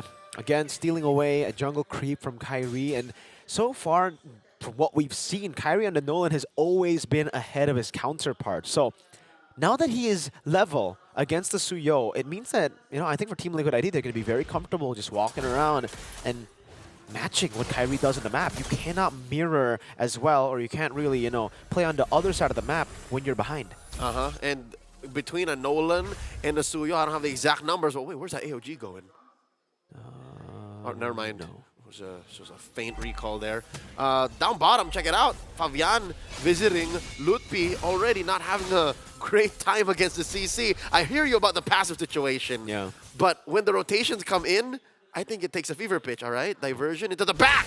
Okay, that's Fabian. Still has the Immortal Form. Is very comfortable in it. The taunt comes in. Kai is dead. Aran slays him. Sans is next. And Fabian gets another. Oh, man. Another 2 free going over to Team Liquid ID. Onyx Esports can't even think to contest. This is a mistake. I don't know what Lutpi and Keyboy are thinking. No, there's no way they could test for this. Another free turtle. And, Leo, I was talking about this earlier. The Suyo makes him so strong. Something as well that a lot of people don't think about. They think about damage, mobility, but it's the Immortal Form damage reduction that makes it so broken. He gets ganked, and it almost looked like Kyrie and Sans were the ones ganked. And I think Fabian made a very specific choice here. Instead of going for Hunter Strike first, he went for War Axe first. And wait. Look at this. Aran, 3v1. Vengeance, all good. No problem. No threat was there. Aran knew exactly how to get out of that one. So confident, so sure of what he's capable of. Back to the whole Suyo situation. You usually go War Axe first when you know you're going to be knee-deep in engagement. It allows for you to use the most of that Immortal Form and regain that damage reduction because it scales off of your physical damage output. So now he's on his way to his War Axe, his Hunter Strike rather, and that's allowing for Team Liquid ID to just barrel forward, approaching the 4,000 gold mark. Yeah, great catch there, Leo. It's a good build to go War Axe first. I think he built Fury Hammer into War Axe, right? So it's a little baby Fury Hammer. Yeah, a little baby Fury Hammer, getting a bit more penetration. Whoop. A gank in the bottom lane again, but I don't think Aran is phased at all. Kyrie can jump in. Aran's just going to put the curtain call down. Actually out-damaging him 1v2 when he walks up. Oh, the snipe Kyrie! Able to fracture and dodging away too out of Fabian's Queller. That's you're not trapped in here with me situation. I'm trapped in... No, wait, that's the other way around. See, I always mix it up too. Even Liquid ID wasn't sure of how to go in, so they just freestyled. All right, let's just throw all of these projectiles and see what lands. Regardless, they got away with what they wanted. A free push up top, a free push down bottom, and this makes this second...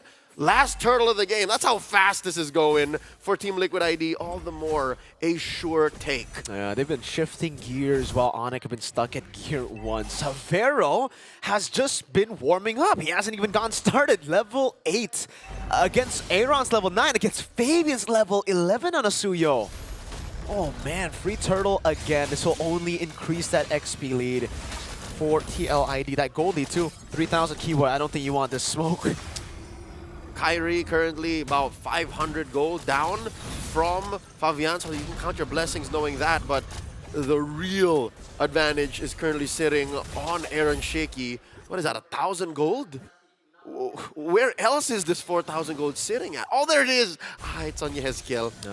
So you're going to scale up, man. Novaria did not need the buff. I don't think anyone was saying fix her skill 2 mana needs, but here it is. Here we are. And we're seeing that Suyo becomes a good companion to the Novaria. Once you enhance, you know, those hitboxes, Fabian can get those Quellas out of the way. Chargely. Queller, disgusting. Oh, man. Yeah, they're forced to use the diversion to look for farm. Suns caught in the mid lane. Again, flickers to the turret. Doesn't matter. Aran is there, and he is there for another. That's a double kill for Aran. Currently, Liquid ID not giving anything over. Nothing. A big chubby wave set down by Savero up top. Here comes Aaron Shiki to clean up house. I don't think they're going to let any objectives over to Onyx Esports. A show of dominance by the current reigning champions of MPL Indonesia. All tier 1s have fallen. So, again, this whole struggle for farm is just going to get worse. Suffocating them inside of their own jungle. Another red tree here should be, yep, for Fabian. AOG catching one! Taunt coming down as well. Oh, Keyboy is melted as well. There is no way for them to live. All 5 members of Onyx Esports starved. Holy Shields left standing on the top lane. Their only hope to protect the long lane away from the first lord of the game.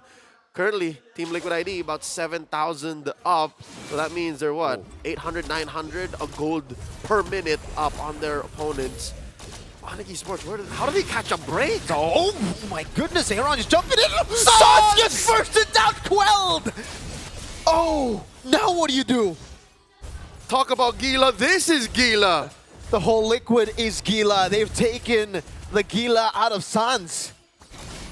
Here's a build on Aran that we don't really see as often anymore. A brute force breastplate. Currently, it's just going to take over the top, what's already a dominant pick for Team Liquid ID. And Tikaras also built on Witty. Not like he needs it, but now all the more Kyrie and Savero can't touch him. I don't think we've seen Onyx ID dominated like this the entire Snapdragon Pro season. I mean, challenge finals, I don't think we've seen a single time that Onyx has been dominated like this. You know what? Not even ever. Ever. Have you? I mean, you're an actually, I think they have, You're right? an MPL ID native, you would know. They have. Has anyone? Yes. AP Bren, actually, in the grand... in Upper Bracket Finals Game 1 before the comeback, but it was like 15K gold lead. And then it came back. Yeah. So that was in EMV, late 2023. Oh, Kyrie, down to a tenth of his health. Aran and Fabian going hunting. Oh, man, just a chase down. The Queller misses. Kyrie still able to dodge away. He's so buying fast. so much time, but it will just be the minions. No, he walks back into the yo-yo mid lane with the Lord. Oh, what? Keyboy! Keyboy's down. Lippy's low. That's a Holy Shield pop down bottom. They do trade out for Witty, but just the same, you went from bad to worse. Onyx Esports looking at a mid lane penetration. Team Liquid going for the throat here. GDS, Keyboy down, Kyrie down. It's now Litpi and Sans and Savero to try to defend. Revitalize used by Litpi again. The damage shred. Litpi absolutely exploded. Now it's SOD to the back, fighting the shutdown for Savero. He touched Aaron. He touched Aaron. The shutdown on the Iritel. No untouchable. But is this the beginning of the comeback? I feel like it's just but a band-aid solution to an already bad situation. Currently, they're down, what, 10K? They're delaying the inevitable. It looks, at least, right now. Obviously, they can try to make something out of it. Aran's just shredding through Keyboy. AOG zoning them away. Purple buff taken, and then back to Discipline. This is what we've also been kind of talking about for Liquid. Back then, you would see Liquid with this lead, and you would just see them go crazy, constantly. Now, they have that level of discipline to say, now we don't need to do anything else. Just wait. Just wait. And they're waiting for this Lord. Lower quarter spawn, 30 seconds away. Just but one turret left for Onyx Esports. And they're looking to make the most of this space. The first time they're actually leaving their base in quite a while. Fabian coming in, not allowing the denial. Ain't no orange buff steal here, says Kyrie. The first time he's tasted the buff in a while. Yeah, would love to see the stats later on and how many orange buffs he actually was able to get, or how many buffs in general. 10 seconds, Enhanced Lord will be spawning in this game, folks, and it is looking very, very bleak for Onyx, because even if we're talking about range, there you go, your Hestio can be star-shattering, can be opening it up so many times. The diversion is going to be tough to make use of. Even with a perfect Star Shatter, I think you'd be putting yourself, or rather, a perfect diversion, I think you'd be putting yourself in harm's way still. It would be a very bad angle, because you're still losing out on firepower. Here comes Sans and Kyrie from the back. Wow. Keyboy with the glorious pathway. Liquid response. Great read, Fabian! Assassinating Lutpi! It was Sans falls as well, and it's again another Liquid win. They're chasing off. They're looking to go for Kyrie, unable to get him, but yeah, Lutpi and Sans. As I say, even if it was a perfect angle, you're still down 10K. You don't have the firepower to make the most of the angle you found. And now there's an Enhanced Lord marching in. I'm thinking this is just GG push. Let's see, AOG again. Oh, Kyrie went for the fracture, unable to get the kill, but still zoned away by the AOG. And now a few resources spent. Revitalize coming down as well. Keyboy melted by Aaron. Shiki Lutpi walking up, and Witty will be slain by San. Savero still going back and forth into the base, still walking forward. Yeah, Hezkiel zoned out. Favian too. They live another day. Onyx Esports find the defense. Oh, SOD, Aaron with the rose gold. Savero continuing the chase, finding Aaron Shiki. And all of a sudden, Onyx look alive in game number 1. The punish from Onyx Esports. They're very familiar with this situation. Again, throwing back to December of 2023. They were down this bad against AP Bren in the EMV Convention Center in Manila, Philippines. And they turned it around on him. And I think that the same might be true here. Team Liquid ID can't let this go. Kyrie was also on the Nolan when that happened. It's very different for all the other picks. But something tells me hope is still in the air. It's still possible for Onyx Esports. They have what it takes to scale up technically, right? With Savero hitting some crucial items here. Malefic Gun, Wind of Nature. They have ways to deal with the damage that will just be constantly coming to their way. And the diversion. Remember, late game diversions can turn the tide of the game. Yeah, but I don't think this is as late game as it gets, all right? Hope all you will and believe in what Onyx Esports can do, but Mirko, an 8K, 7K gold lead is still a massive lead. And when you're looking at your cores, I don't think they're built up enough. You still need a man advantage. So if somehow Onyx can find that perfect diversion, the right stun off of Keyboy, and I don't know, the right members away distracted by Lutpi, then maybe Onyx Esports can clap back. And at this point, it's not just about the gold, right? But more importantly for Team Liquid ID, the advantage that they hold that will forever be an advantage up until the game gets, the crystal gets taken down, is the fact that they got 3 base turrets already. That ain't respawning. Those are 3 waves that are constantly slow pushing to Onyx Esports. Now, yeah, you could say that it's good for Onyx because they then have waves to get resources off. But for Liquid, it means 100% prio on the map, so much tempo on the map. They'll always be able to win in the lower dances. It's like a 6v5. The map is on their side. And so far, Savero has to play this very dangerous game of, can I hit the SOD or not? Because he's in the long lane, clearing that wave, and he has to throw it a very specific way to be a part of the fight. Lord Dance started out by Team Liquid ID. They have priority, 5 members in the pit. Lutpi, the closest member here. The diversion setup, plus the glorious pathway. They're blitzing it. They don't care. The SOD whiffs. Kyrie looking for the diversion earlier here. Fabian still in the midst of it all. Kyrie walking up. Fabian will be slain. That's a shutdown for Kyrie. Aaron shaking out with a heavy crossbow, chasing off Hassan's. Kyrie in the bush. Witty opening it up, getting caught by the Star Shatter, and now gunned down by Aaron. Keyboy down to a 10th, a 15th. Oh, he's just out, and it's just Savero left. And all he can do is delay the inevitable, distract. Team Liquid ID gets caught by an echo. That's a taunt. Aaron walks up again to Win of Nature to buy a bit more time. Aaron pops his own and takes Savero down. That is a killing spree and a wipeout for TLID. Aaron taking a few pot shots off of the base just to make sure all is well and good. The first game goes over to the new and the current reigning champions of MPL ID. Team Liquid scores. Oh man, Onyx Esports, they were down bad in that game. There were a couple of good moments coming in on the base defense, but the permanent damage on the inhibitors, TLID are looking so very good in this match, boys. If there was one thing that they could change, what would it be in the draft? I don't think they change anything. I think if anything, if we were to talk about changes in the draft, it has to be that Uranus pick again. We saw it from Luke, we're seeing it from Lutfi, and both times it had zero impact on the game. Yeah, we didn't get to see too much of it. Not to mention that Aram was playing a strong CC game. The moment you can like 2v1 the jungler plus the enemy EXP laner, you know you're in a lot of trouble. A perfect score coming out of him, 7-0-6. I'll tell you now, even the mid-lane duo from Team Liquid ID, Weedy's Gatot and Yehezkiel's Navaria, yeah, they came out in a weird order in the draft, but I think that's still one of the main weapons Liquid has. The fact that, all right, we can kind of make the meta work for us, and you have to think about how we're going to use it. That's what makes him such a huge threat. Onyx did not know how to deal with it. What is that? They forced an early flicker from Sans and then sent him home. I think that was the beginning of the end for Onyx. Yeah, I mean, the fact that even Keyboy got chunked out early on into that game, all those deaths eventually started to accumulate for their side. And I think that TLID, Yehezkiel especially, made sure that as much as hope there was in the air, there was a limit to it. Yeah, we have to remember that if you are going to pick up these, beefy picks, you gotta ban the CC. I don't know why teams are letting go of the CC after having this kind of a plan. The CC just got buffed, so it's even weirder that teams have opted to let her go.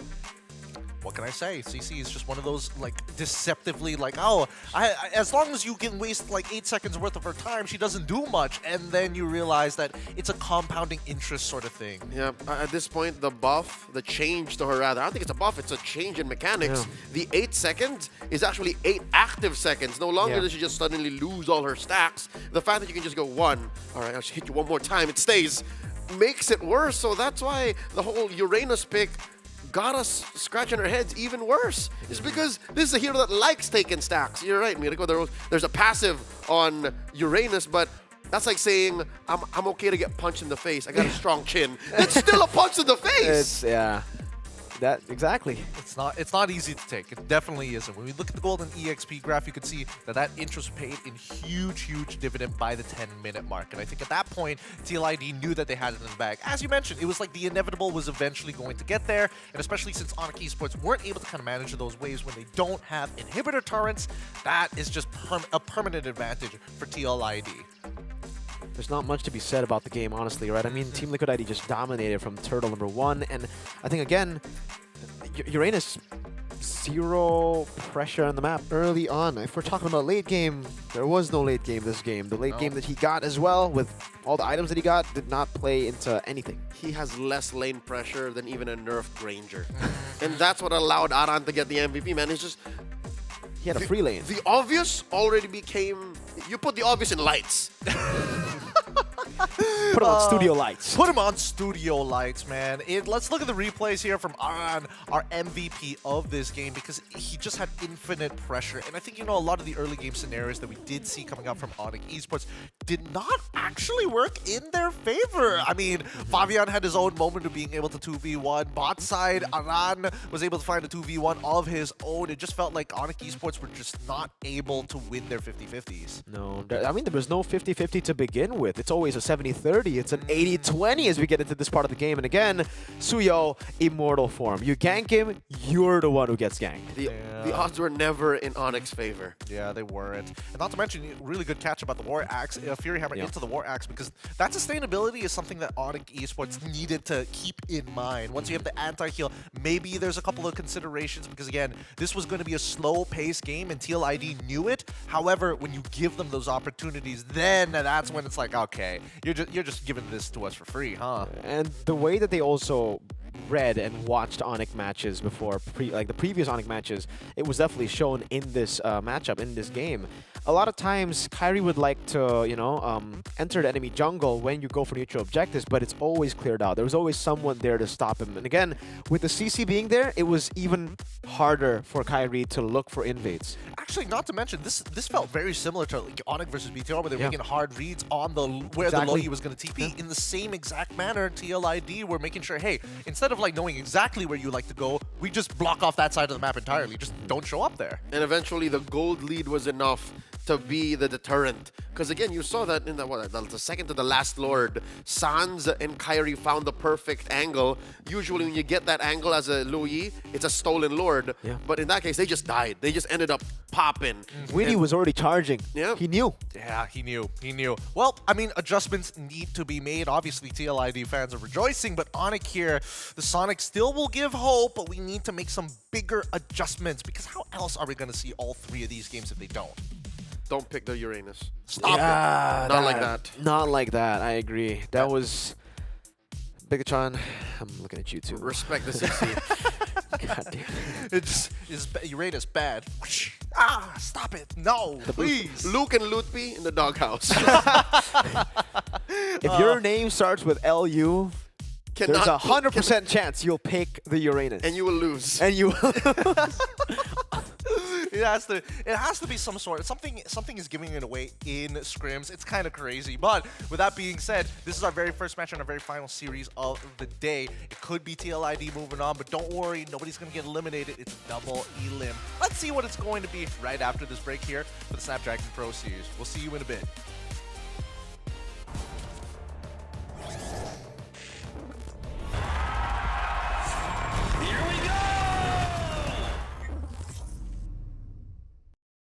The Snapdragon Pro Series is brought to you by Snapdragon Elite Gaming and DHL.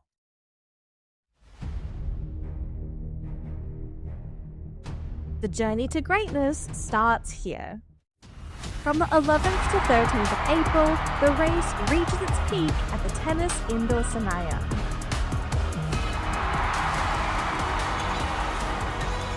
Tickets are live. Be part of the climb and secure your spot now.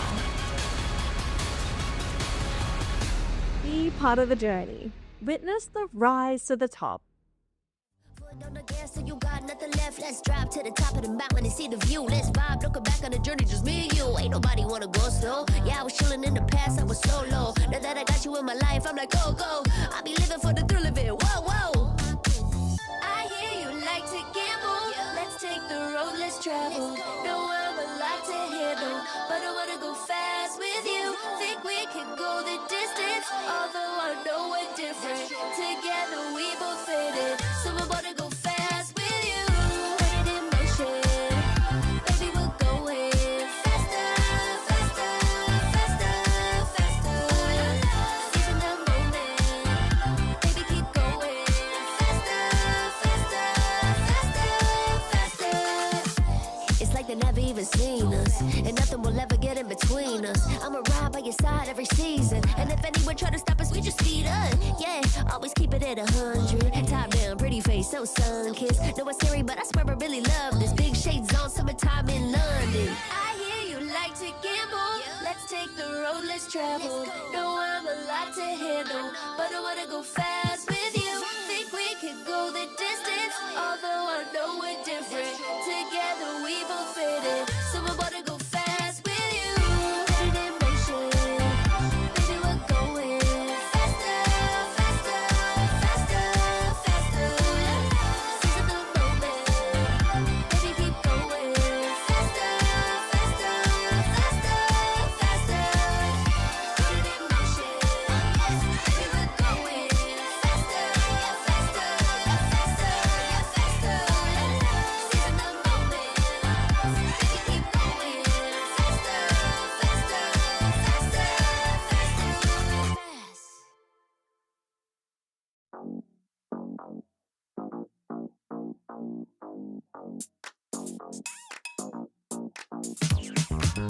Cutie, dressed up and I'm glistening. I'm the gift, don't wrap me like it's Christmas. Once I'm yours, you'll know what you've been missing. Feeling like we should get into mischief. Listen, you've been looking like you're down on your luck. Need a girl like me to come through, lift you up. Hold me in your hand, I like when you touch me. Keep me around or you might get lucky.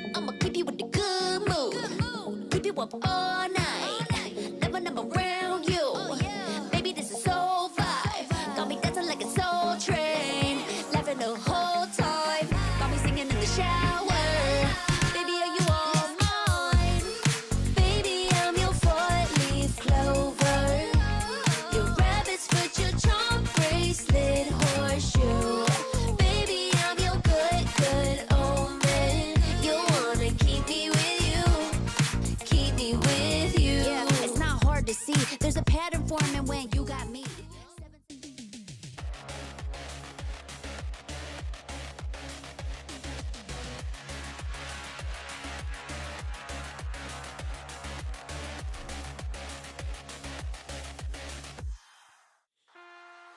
The time is here, the time is now. TLID holding on to priority. One up against Onyx Esports. It could be an equalization, it could be a clean sweep here. It's tough to tell after a dominating game number 1 coming in from Team Liquid. Boys, we talked about adjustments coming in, especially with Uranus, but it feels like the patch right now kind of doesn't matter micro-wise, I suppose. There's a couple of adjustments. All right, very specifically, Granger is now not just an absolute unit. Like, you just don't say, oh, Granger's open, pick it.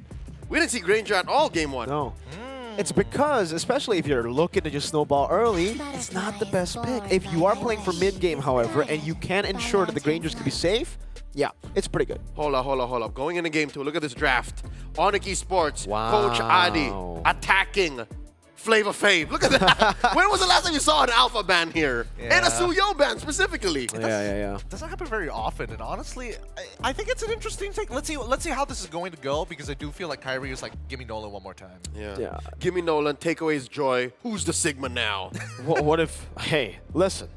Before, the Nolans came through for Kyrie here in Season 14, it was Flavor Fave always went Nolan. That was his signature pick. So let's say, even if, some of the Joy picks, other picks get banned out, I think Liquid will be very happy to trade it. Thing is, Mathilda was the hero banned. They banned Alpha and the Mathilda. So now for Liquid, they're like, we can take Joy? Yes, but Onyx is on the play. Look, Onyx blue. Right. Okay, so Onyx can take Joy. Liquid are red. Liquid are red here, so do they ban the Joy? Could be a gut check. Could be Coach Adi saying, I know you have the Nolan in your pocket, Fabian. Do it, because they'll Joy here. Yeah, but they also have Hayabusa that they can still utilize. I think both are fine at this at this stage. I think Hayabusa is probably the safer bet in these types of situations. Ideally, you get Joy. It's kind of like, okay, sure, let's do what we can do. Yeah. But generally, the fact that there's so much focus. Okay, Jawhead instead this time round. They leave it wide open. They go Joy. He is open. So is Granger. Oh my! Imagine the range.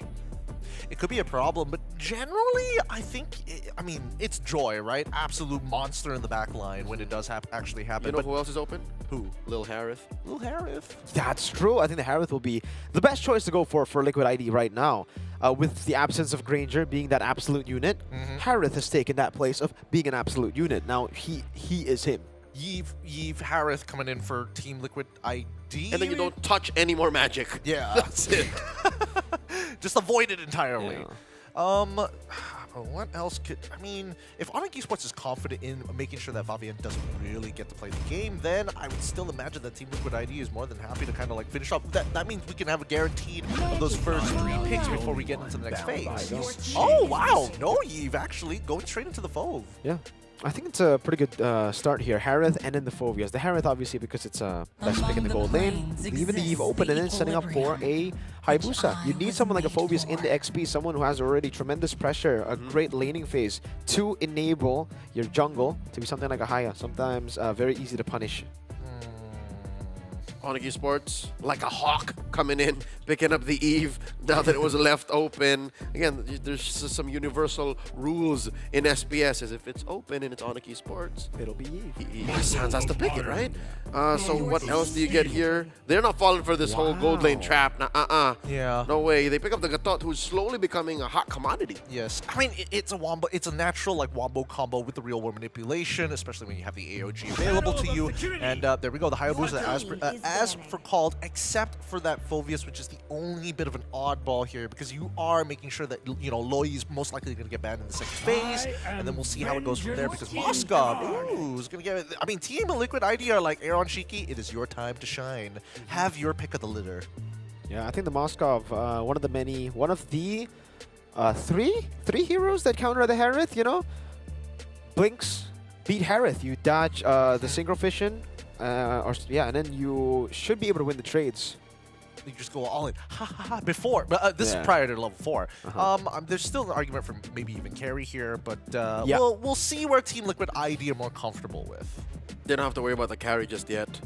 Although if they do plan for it, again, like a chunky frontliner, Hylos is still open. There are no shortcuts. Then they have to ban it out. Look at the respect for Witty. Witty Party. I like it. Christian Witty, man. Witty the Wise, Christian Witty, Witty Party. There's too many nicknames, man. We follow each other on Instagram. Okay, there you go. They banned the CC. Check yourself. Liquid ID.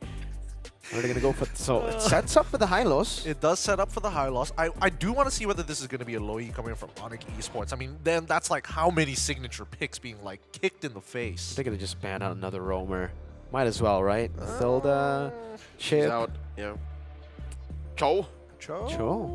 No, I think they're fine going up against Cho. They have, well, probably only the Joy gets punished by the Cho. Yeah, okay, they go back. Oh, I like it. Yeah. Yesgil don't have no pick yet. Yeah. Valentina. They kind of want to push them into that corner, right? It's just like, oh, we got wombo combos. You don't get to play have the same tools anymore. And forces you into the Loi. No, for Onyx. What do they go for? Do they still decide to go for Hylos here? I swear to God, they go Uranus one more time. They went Hylos. Wait, CC was banned! They went Red 4 Hylos 2 last game. Didn't do much. I mean, come on, right? You're looking at that Phoveus. It's like it's going to be difficult playing Lucas into it anyways. There's also multiple dashes on your side already. You don't need to add on to the pile. Yeah, I wonder what they're going to go for Lutpi. I'm trying to think of XP picks right now. Hilda's out there. Hilda? Yeah, against the Hayabusa, but look at a lot of pressure lane already. They should be able to hold it. They go for the Irithel. There you go. Against the Harith. This is just a safe pick. Nothing too crazy. What's an XP? Please don't be a Uranus. Don't do it, man. Yes. Okay, so pretty traditional overall, right? You're not threatened by the mid laner because they've already showed the Loi. You're not going to get like one shot by Vexana or even the Fire Mist, and you're in a good counter matchup into the Phoveus. It all adds up and rolls into one big bundle of fun. Oh, so much fun for Lupti. I would hope that he has a much better game this time, because the previous one, he was just taking it, just eating all the shots. Nothing. So I guess you're looking for a pick for Weedy here.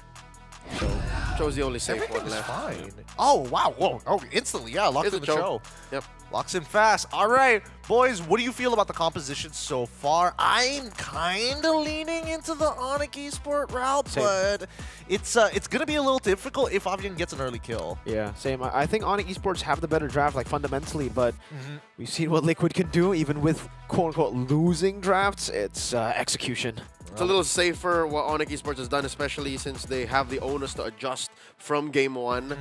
But yeah, the initiative from Team Liquid ID, just their capability to get into weird corners and find fights that Onyx Esports isn't ready for, the possibility is way too high. Game number 2, it's going to be electric. Let's jump right into the land of Dawn, Mirko, and as well as Leo. Good luck. Let's see how this is going to play out. On to our laps first before the battlefield. Real quick, folks, a quick reminder. Liquid ID are at match point. So the question we asked earlier, has Onyx Esports been beaten this hard and this badly before? The answer is no, because they came back when AP Brent put them in that position, and here Liquid ID actually finished the job. Can Onyx Esports redeem themselves? We're about to find out. Let's get into the land of Dawn, ladies and gentlemen. Liquid ID match point, on the verge of sending Onyx Esports to the depths of the lower brackets. Not exactly eliminated quite yet. Not yet. But it should be a statement that Team Liquid ID are going this far into the Challenge Finals undefeated. Weedy checking in on Kyrie here. Just a little bit of gut check. As well, a check on the emblems so far. Oh, look at this little Wanderer fight. Both teams actually a little more conservative, no? Yeah. Both teams are a little bit more conservative. Maybe not for Yehezkiel, though. He's got Inspire and Bargain Hunter, so really wants to go for the snowball here. Witty! Whoa! Just walks up with the Joe flickers out to safety. Witty's playing with a real... Like, that was a risky move, my friend. Christian Witty, why you do this to us? All of the Cavaliers worldwide is just like, Witty, no! All right, close, but not quite. Let's look at the gold lane matchup and the EXP lane matchup, because this is where it made a difference, all right? Game 1, if you'll remember, Lutpi didn't play. Can Lutpi play now?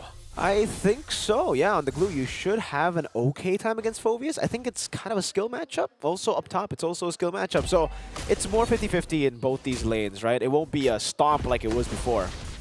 And so far, looking at the damage profile from Liquid ID, none of them can blast Lutpi's glue like a Faramis could. Like, you have to kind of blow up those little gluelings the old-fashioned way. Aran looking to get some stacks here in mid, some EXP, down to a third of his health. Oh, very low. RWM gets placed down too. Aran is still able to flicker around. Kyrie going to be caught still. Escaping outside. Oh, Fabian goes back in! Gets baited by Kyrie, and Sans punishes him. That wasn't Sigma of him. Not at all. And this will open up the first turtle for Onyx Esports. Their first win in a while. In a while against Team Liquid ID. Sonics rejoice. The first turtle of the series for Onyx ID. Kyrie should be able to take it. Witty not going to try to go for it. Yeah, just backs away. Turtle 1 and kill number 1 going on Esports. Keyboy in the bush. He knows Fabian's there. Should go. Oh, Retribution. Secures it now, goes on to Keyboy, gets taunted. Witty here all this while, pushing Sans way back into his jungle. So, if I'm reading Liquid ID's movements correctly, they weren't at all shuddered by that first loss, all right? Even if they are down about 1,000 gold, 3 minutes in, that first blood in that first turtle, going over to Onyx ID. Liquid ID, I think they're playing still to schedule. They're still following Fabian's farming patterns. They're still making sure Aaron Shiki gets to his items. Savero, first big pickup here. The Haas Claws. What is he? He's down by 100 gold from Shiki. That's definitely... Oh, Witty. Way the Dragon. Shunpu and Way the Dragon. No follow-up just yet. Quad Shadow placed down onto him. Revitalize and the Shadow kill. Clean. Nothing wasted at all. They waited very... It was a very slow pickoff. Yes, skill flickering out. RWM and Kyrie diving in, electrifying beats. Witty, Liquid who know will be able to find it, but there is no one there to follow it up. 1 for 1. They spent their ults to take down Keyboy, and they lost Yehezkiel in the process. In the long run, I'd say Onyx Esports still maintain a very dominant position here. It looked like it was about to get on the up and up for Liquid ID, but Onyx Esports know exactly what the economy could be at any given point. So never count out the former MPLID champions here in Onyx Esports. Looking at the XP lane, again, a little bit more mom. What's the gold like between these two? It's Lutpi is actually winning by a small margin. Witty going up top as well to help Aaron. And now gets chunked by Keyboy. So far, this Cho has just been like poked every time. Diversion. Aran goes in. Gets caught with a slam pass. Now Kyrie walks up to forcing Aran to flicker.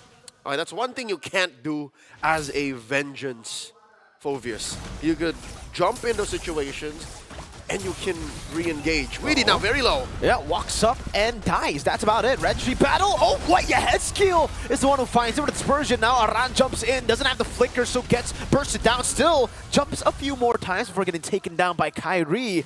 And it ends up being a turtle steal for Liquid ID. We are just but at the 5-minute mark, and this Phoveus just doesn't have the kit quite yet to survive a 5-man rave. There were 5 members of Onyx Esports he was jumping onto, but there wasn't enough physical or magic defense, not enough spell vamp for him to actually enjoy that. So all it did was delay Onyx Esports' advance. And all the same, it was a steal, yes, but Liquid ID could not make the most of it. Still in control, Onyx Esports across the board. Big rotation awaiting here down bottom, but there's no one to catch.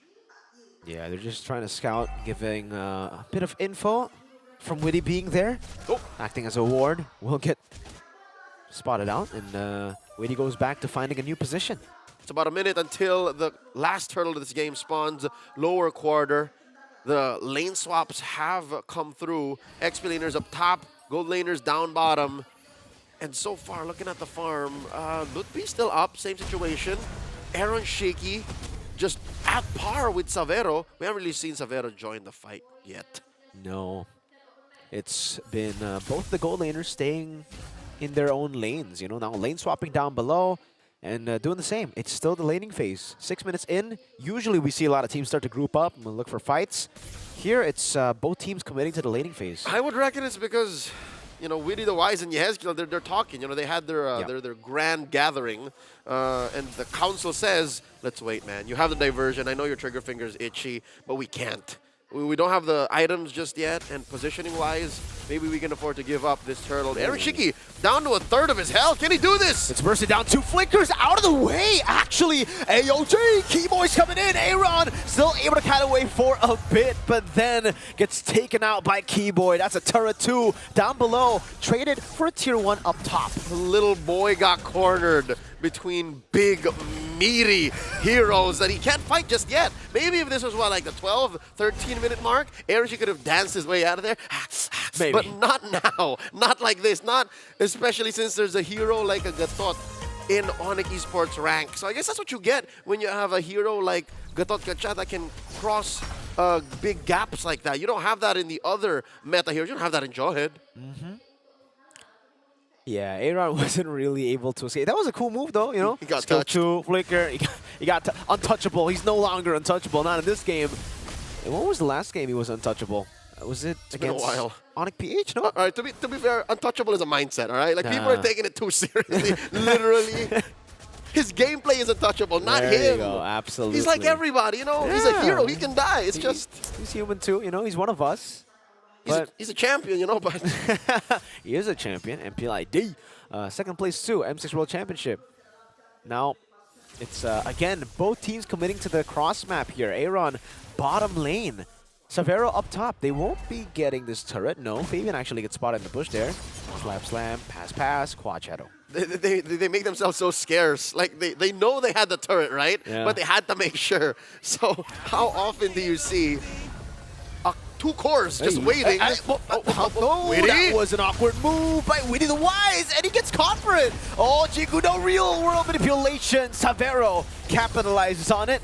He tried to go for a kick flicker, but he didn't get the click on the kick. No, he got the flicker, didn't get the kick, and he got compromised by the taunt. No, it was also just out of vision. He was out of vision, so he can't tap the kick. Oh, that was There's so many factors that like he's like, all right, I'm just gonna die now. Yeah. So far, these little micro fumbles that Team Liquid have given over to Onyx Esports have allowed the former MPL ID champions to barrel on forward. What, almost 3,000 gold, and they've lost so much. Look at this diversion, the rotation. That looks very familiar. Like Onyx Esports from game 1, just sending dudes across the map to farm better. Okay, Witty just trying to get some openings for the team, you know, bit of vision here and there. Fabian will get a purple buff, at least for TLID. A lot of esports haven't really been able to push in and invade and, you know, steal buffs away. So, Kyrie, Fabian, same level. It's not as bad as game 1, but just the same, the stark difference, the day and night contrast of how far suddenly Team Liquid has fallen behind. Now this is a fight that they're waiting to take. Witty holding strong. Yezkiel can be sent home here. Fabian finding home in the Y brush, and Aran jumps in. Yeah, so far no diversions, by the way. We have seen very little opportunities made by the diversion. It's a taunt. Keyboy's charging it. We'll be able to get Aaron, but there's no follow-up. It's just a bit of poke. Back again as Aaron goes back to mid, clears it away. Slow push down below. Kyrie holding onto that bush. Fabian doing the same thing. It's all about the surprises. Diversion. Kyrie spots it out. Witty still takes it. Gets chunked, gets spotted out. All right, Fabian holding on this Y brush for a while. I don't know if Onyx knows, and there comes the Y. Oh, in front of pursuit, and Aaron Shiki continuing the damage. Now with the Mind Force, they're all diving in. Brush, engage, successful. Savero left alone. Down goes 4 members, straight out for Witty. And suddenly the Y gets an answer. It's because Liquid was ready for it. They clasped down on the one opportunity they were waiting for 10 minutes, and they find it. Shades of the Liquid ID that usurped the MPL Indo Season 14 throne. Aaron Shiki diving in, finding the solo kill on Savero. And that's a wipeout. Liquid wasn't done. The Liquid Stampede has been completed, and suddenly they're in control of game number 2. The map is red, and the Lord will be marching through mid. Wow. One play, 3,000 gold lead from Onyx Esports gone. The coordination, what a team fight. Make it top. They chunked down that turret down bottom enough, but the Lord saw top lane first. So with that said, Liquid ID now in control. Onyx Esports suddenly, they're on the back foot. Where do they go from here? They've been playing ahead. They've been forcing fights from Liquid, and now Liquid suddenly have the gold lead, 2,000. Shades of MPL Indonesia Season 14 Liquid, because that's the Liquid ID that, you know, joined the scene and exploded in the scene. They're the type of team to leave all of the turtles and then one time later on, once they're comfortable enough, once they've hit their power spikes, turn it around. A complete read of the game. They were so patient. Fabian holding the Y brush. Aaron Shiki joining at the very perfect moment. Widdy being the right dude to get caught out and sent in. He compromised Kyrie, and then suddenly they were all scattered. Amazing communication, synergy again by the young Stallions, and they won't make the most of it. I mean, not get an inhibitor, but just the same, from nothing to suddenly a commanding position. Phenomenal stuff from Liquid ID. Championship stuff from them. This is not Brawl Server, man. Ready? Oh! Jumping into the back again. Oh, Son gonna be caught by Fabian. Now the AOG canceled twice, thrice as Aaron gets rid of Keyboy. Sabero gets baited in and gets bonked by Aran. 3 for none. Now it's Aaron touching everyone. 7-9. Could have sworn the last 10 minutes did not happen. No one saw this coming, at least not this quickly. Team Liquid ID going for the finish in mid. Yes, kill the flicker forward. Aaron is godlike. And Winnie gets the kill on Kyrie. A complete turnaround to the early game lead of Onyx Esports. The young Stallions still undefeated, galloping on through the brackets. Their next matchup, best of 5. Who could stop Liquid ID? Oh my goodness, I was just running back from the pantry just to see this absolute massacre. What happened in that last fight? I thought Onyx was doing well. Goodness. I blinked and it was over. It happened so fast, we couldn't even afford an instant replay of the turn that made this comeback possible. Like, it happened like within the span of what, 15-20 seconds at setup. Oh yeah. And then suddenly they got wiped out. I don't even know. You blink and you miss it. TLID, again, as you mentioned, really patient, but so decisive on these fights. These are the attributes that we are seeing, not even from our world champions. Onyx Indonesia tried, but it's looking more like Onyx PH on the side of TLID. Just fast, quick decisions, decisive fights, and that's when you know it's over. Just what is the limit of this team is the question now. We thought M6 World Championship, second place, that was their peak, that's it. We're not going to be seeing the growth, at least not that much growth from the team anymore. They've hit a point where growth will be minimal. After MPLID, after, again, exploding onto the scene, becoming champions in their first ever season, from being rookies, no MDL playoffs at all. Wow. The most amount of growth I've ever seen. Let's throw it to an interview with the TLID boys with LaFell and Rose. Heading to the Wow, semi-finals Wow. is now So good. Team That Liquid was Indonesia. We have man. Yace Kill here. Congratulations. An amazing, amazing ghost. game. Oh my How are you feeling right now? I'm feeling so good because we go to upper bracket final. Yes, upper bracket semi-finals. Now you are still on a win streak. Amazing 2-0 win streak. With this win, you could potentially meet Onyx Philippines once again. Now, as we all know, in the group stages, you guys actually beat them 2-0. Do you think if you meet them one more time, you can repeat history and get another win? Yeah, I will repeat it again. All right, he will repeat it again. English or Malay? Dua-dua. Dua-dua. Okay, tanya dalam Malay ya. Tanya dalam Malay. Okay, Ezekiel, game kedua, you menggunakan Louis. Early game, Onyx Esports pegang. Tetapi waktu perlawanan dekat Lord, kamu TP-kan Widdy pergi ke belakang dan kemudian disebabkan tu, kamu menangkan team fight tersebut. siapa yang buat shot call tu? Adakah Yeziki yang buat shot call tu? Widi, macam mana perlawanan tu dimulakan? Of course, me and Widi. You and Widi? Yeah, together. Okay. Now, lagi satu question yang saya nak tanya. Dekat bawah, player lounge, kita nampak semua team relax, main pool, main macam-macam game. Tetapi bila kita tengok Team Liquid Indonesia, lagi you punya coaching staff, coach, analyst dan sebagainya duduk dekat meja, then you guys study. Ada laptop, ada macam-macam kertas dan sebagainya. I nak tahu, macam mana preparation Team Liquid Indonesia dekat dalam Snapdragon Pro Series yang menyebabkan daripada hari pertama sampai ke hari ini 100% win rate. Preparation kita bagus banget sih. Kita all in 100% untuk turnamen ESL ini. Dan last question is, macam mana preparation yang coach dan analyst lakukan yang menolong player? Mereka kasih kita hero nyaman kita aja. Jadi kita main yang bisa lepas. Alright, there you go, guys. Give a big round of applause for Ezekiel. Again, big congratulations and good luck for tomorrow. But right now, we will throw it back to the panel. Thanks, LaFell and Rose. Now's an interview with Yehezkiel, the ghost of Jakarta, some may call him. Absolute beast, absolute monster in this game as they sweep, unfortunately, one of the Sonic fan bases. Did that catch on at all? No, What? we've just been forcing it. The ghost? Yeah. Time. Not really. Just be honest with me, all right? It caught on. Thanks. To us, you know. It's the boys. Wait till we get to the regular season. We'll see whether or not the fan Yeah, base no, is we'll enjoy force it. I'll force it in, Leo. Can we force the solution? We're gonna force the ghost of Jakarta. Let's look at the post-game stats because unfortunately he had an almost perfect game. 1-1-6, 7-11. Like this is such a fast game considering everything that was happening early for Onyx and was going so well. No, it was not a fast game at all. It was super slow, and then it became just like from first gear to sixth gear. Liquid just said, let's finish this.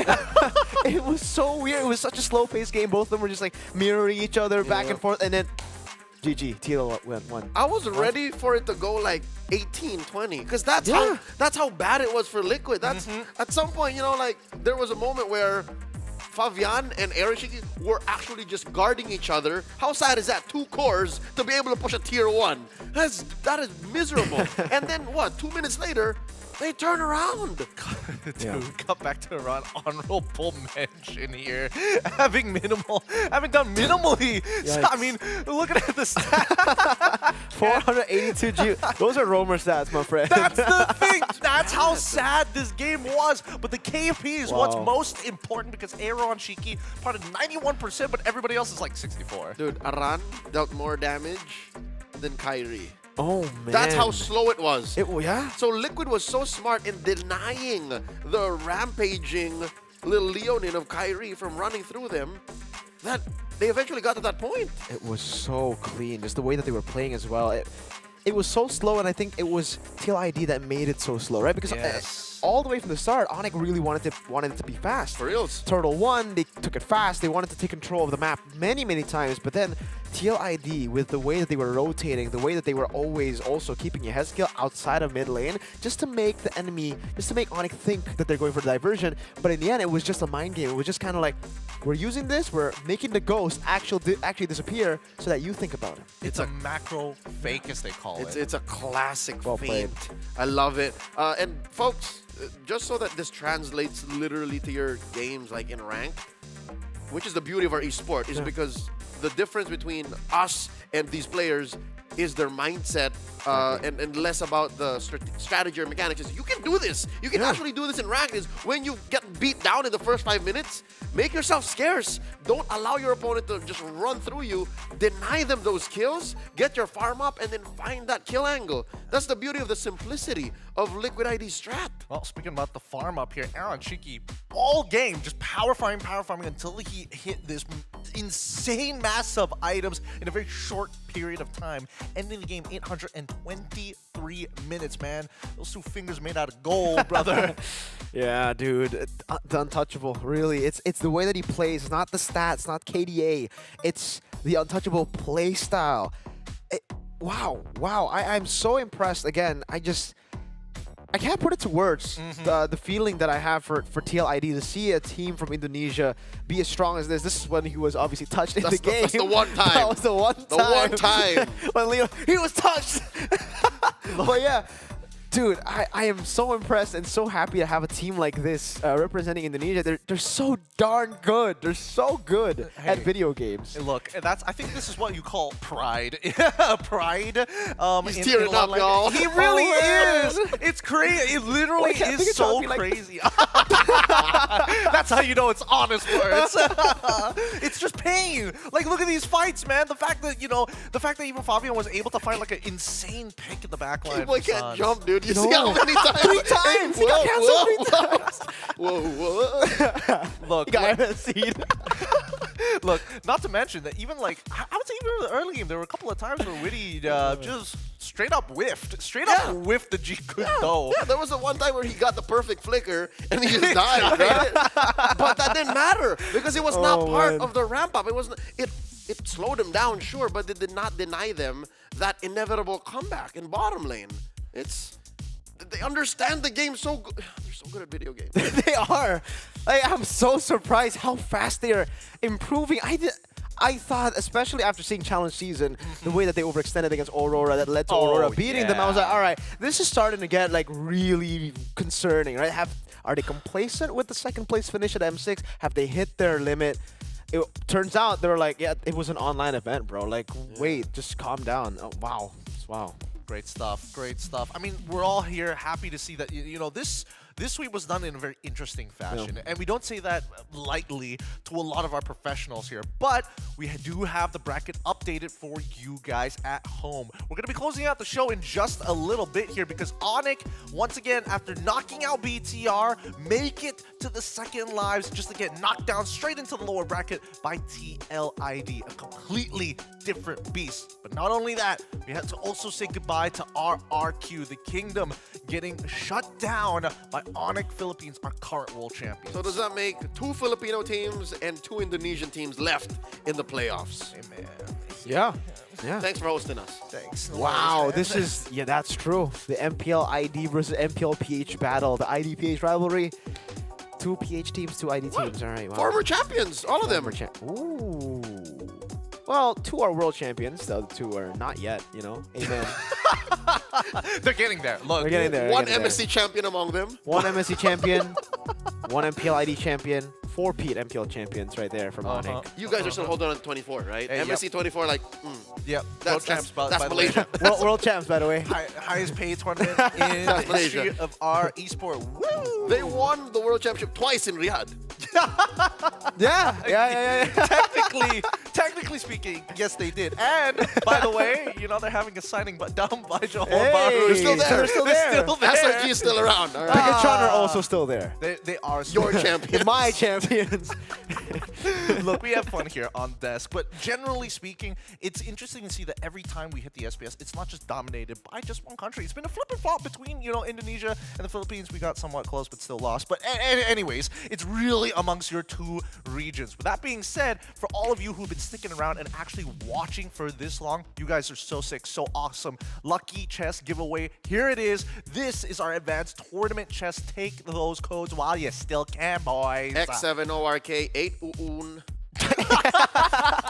Just in case someone's better if I dictate, right? Look at that. No, once you say 8, like, they see it, they memorize it, and then they hear ooh, and they're like, what? They go back and they miss it. And then the other 999 people say, ah!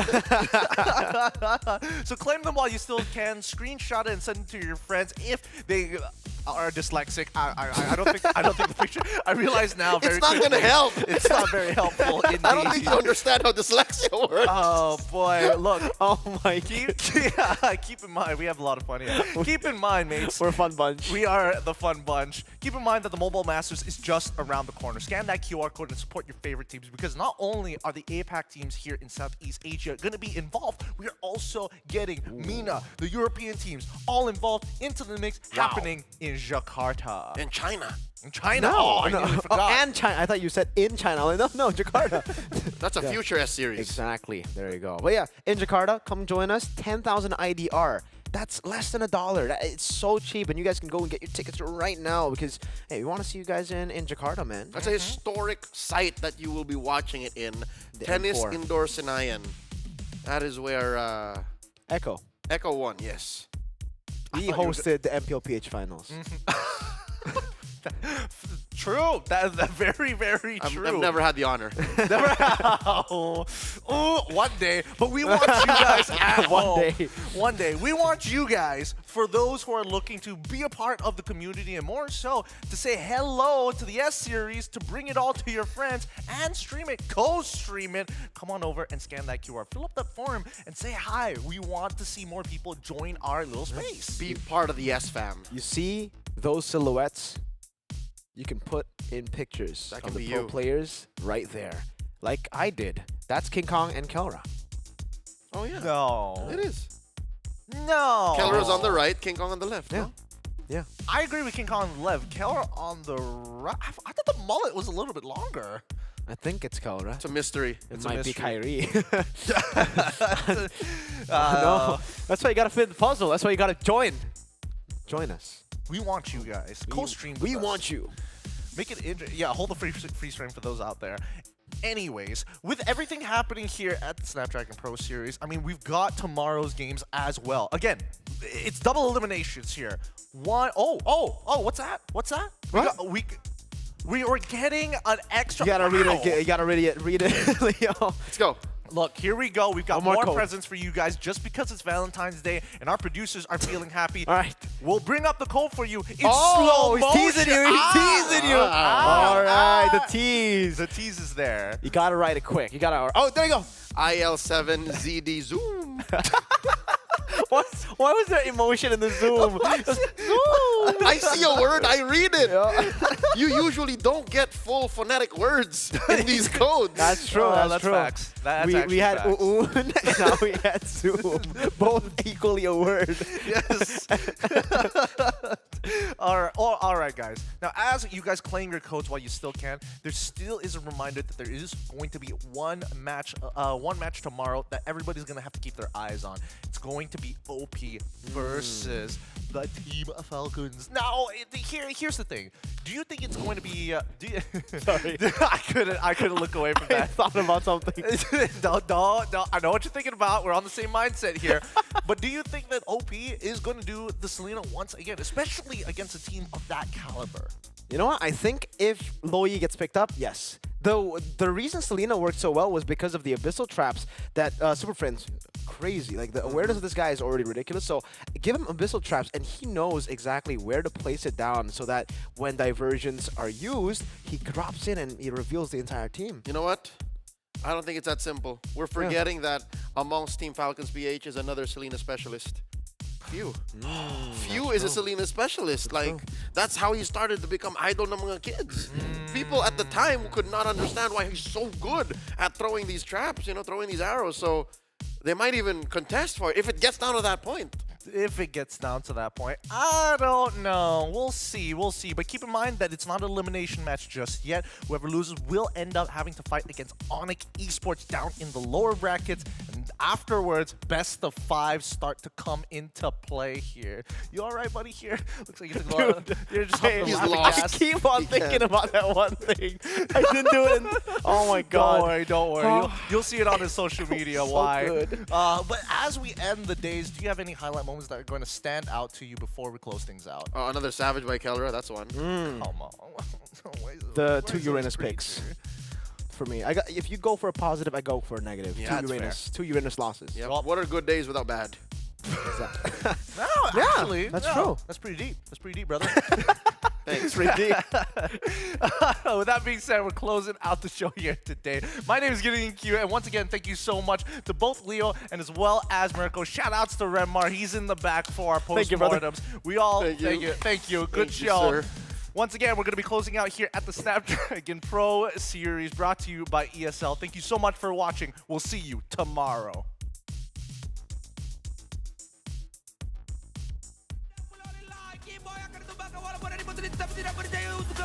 Larikan diri sebagian akan berjaya untuk dapatkan game seterusnya ke atas Kairi. Mungkin tapi Kairi masih lagi berjaya untuk mengelak, namun ada satu dari peti yang mungkin bakal mendapati sasaran. Kena Sampai bukan kehilang. Eman juga sudah pun hadir. Satu lagi fracture dilepaskan, tetapi dia bakal Luffy masih lagi bertahan, namun Luffy akan ditembakkan juga oleh Eman. Sam berjaya untuk dapatkan kill, tapi Kairi dengan double kill mencari triple kill ke arah sebagian. Tapi apatah dia mengakibatkan sebagian ditembakkan oleh Sambaro. Pusing, kamera sini. Tengah tengok sini.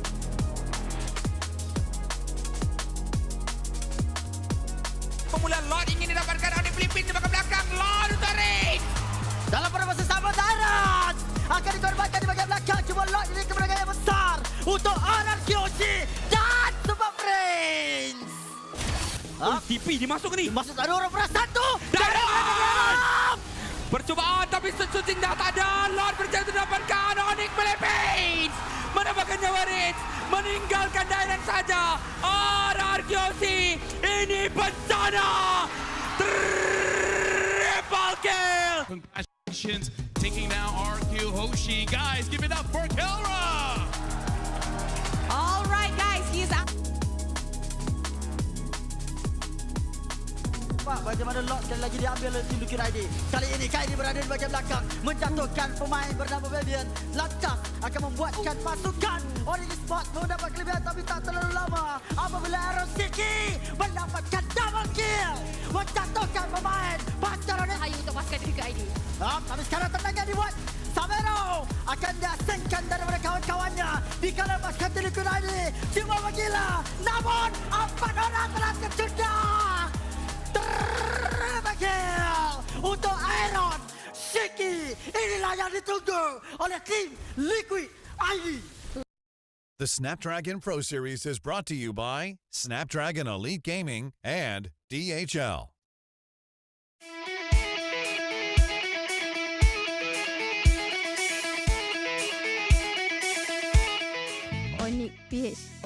Onyx PH kerana mereka telah menang M6 pada minggu lepas.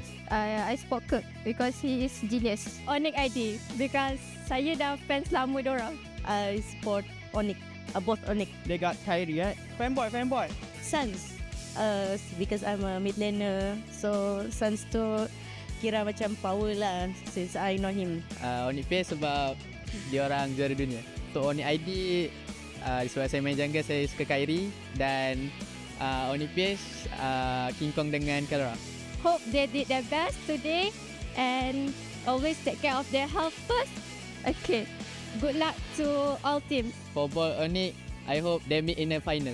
To Onyx PH and Onyx ID, good luck, and I hope you guys could win this game lah for the Snapdragon. See you guys. Fanboy.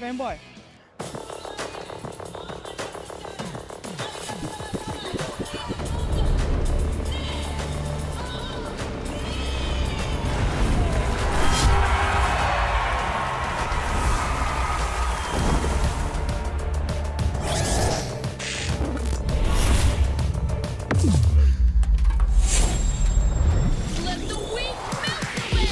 Killing spree. Got easy. Taking the kill back.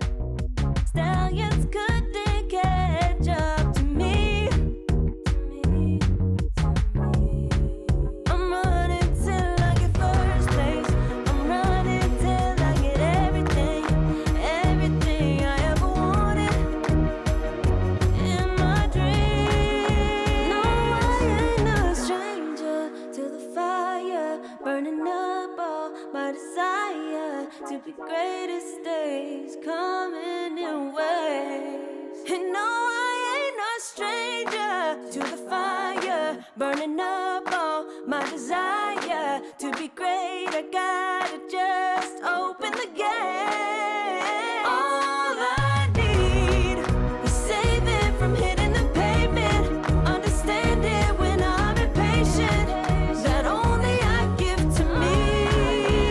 All I need is a little love in lonely places, the strength to stare fear in the face, that only I give to me.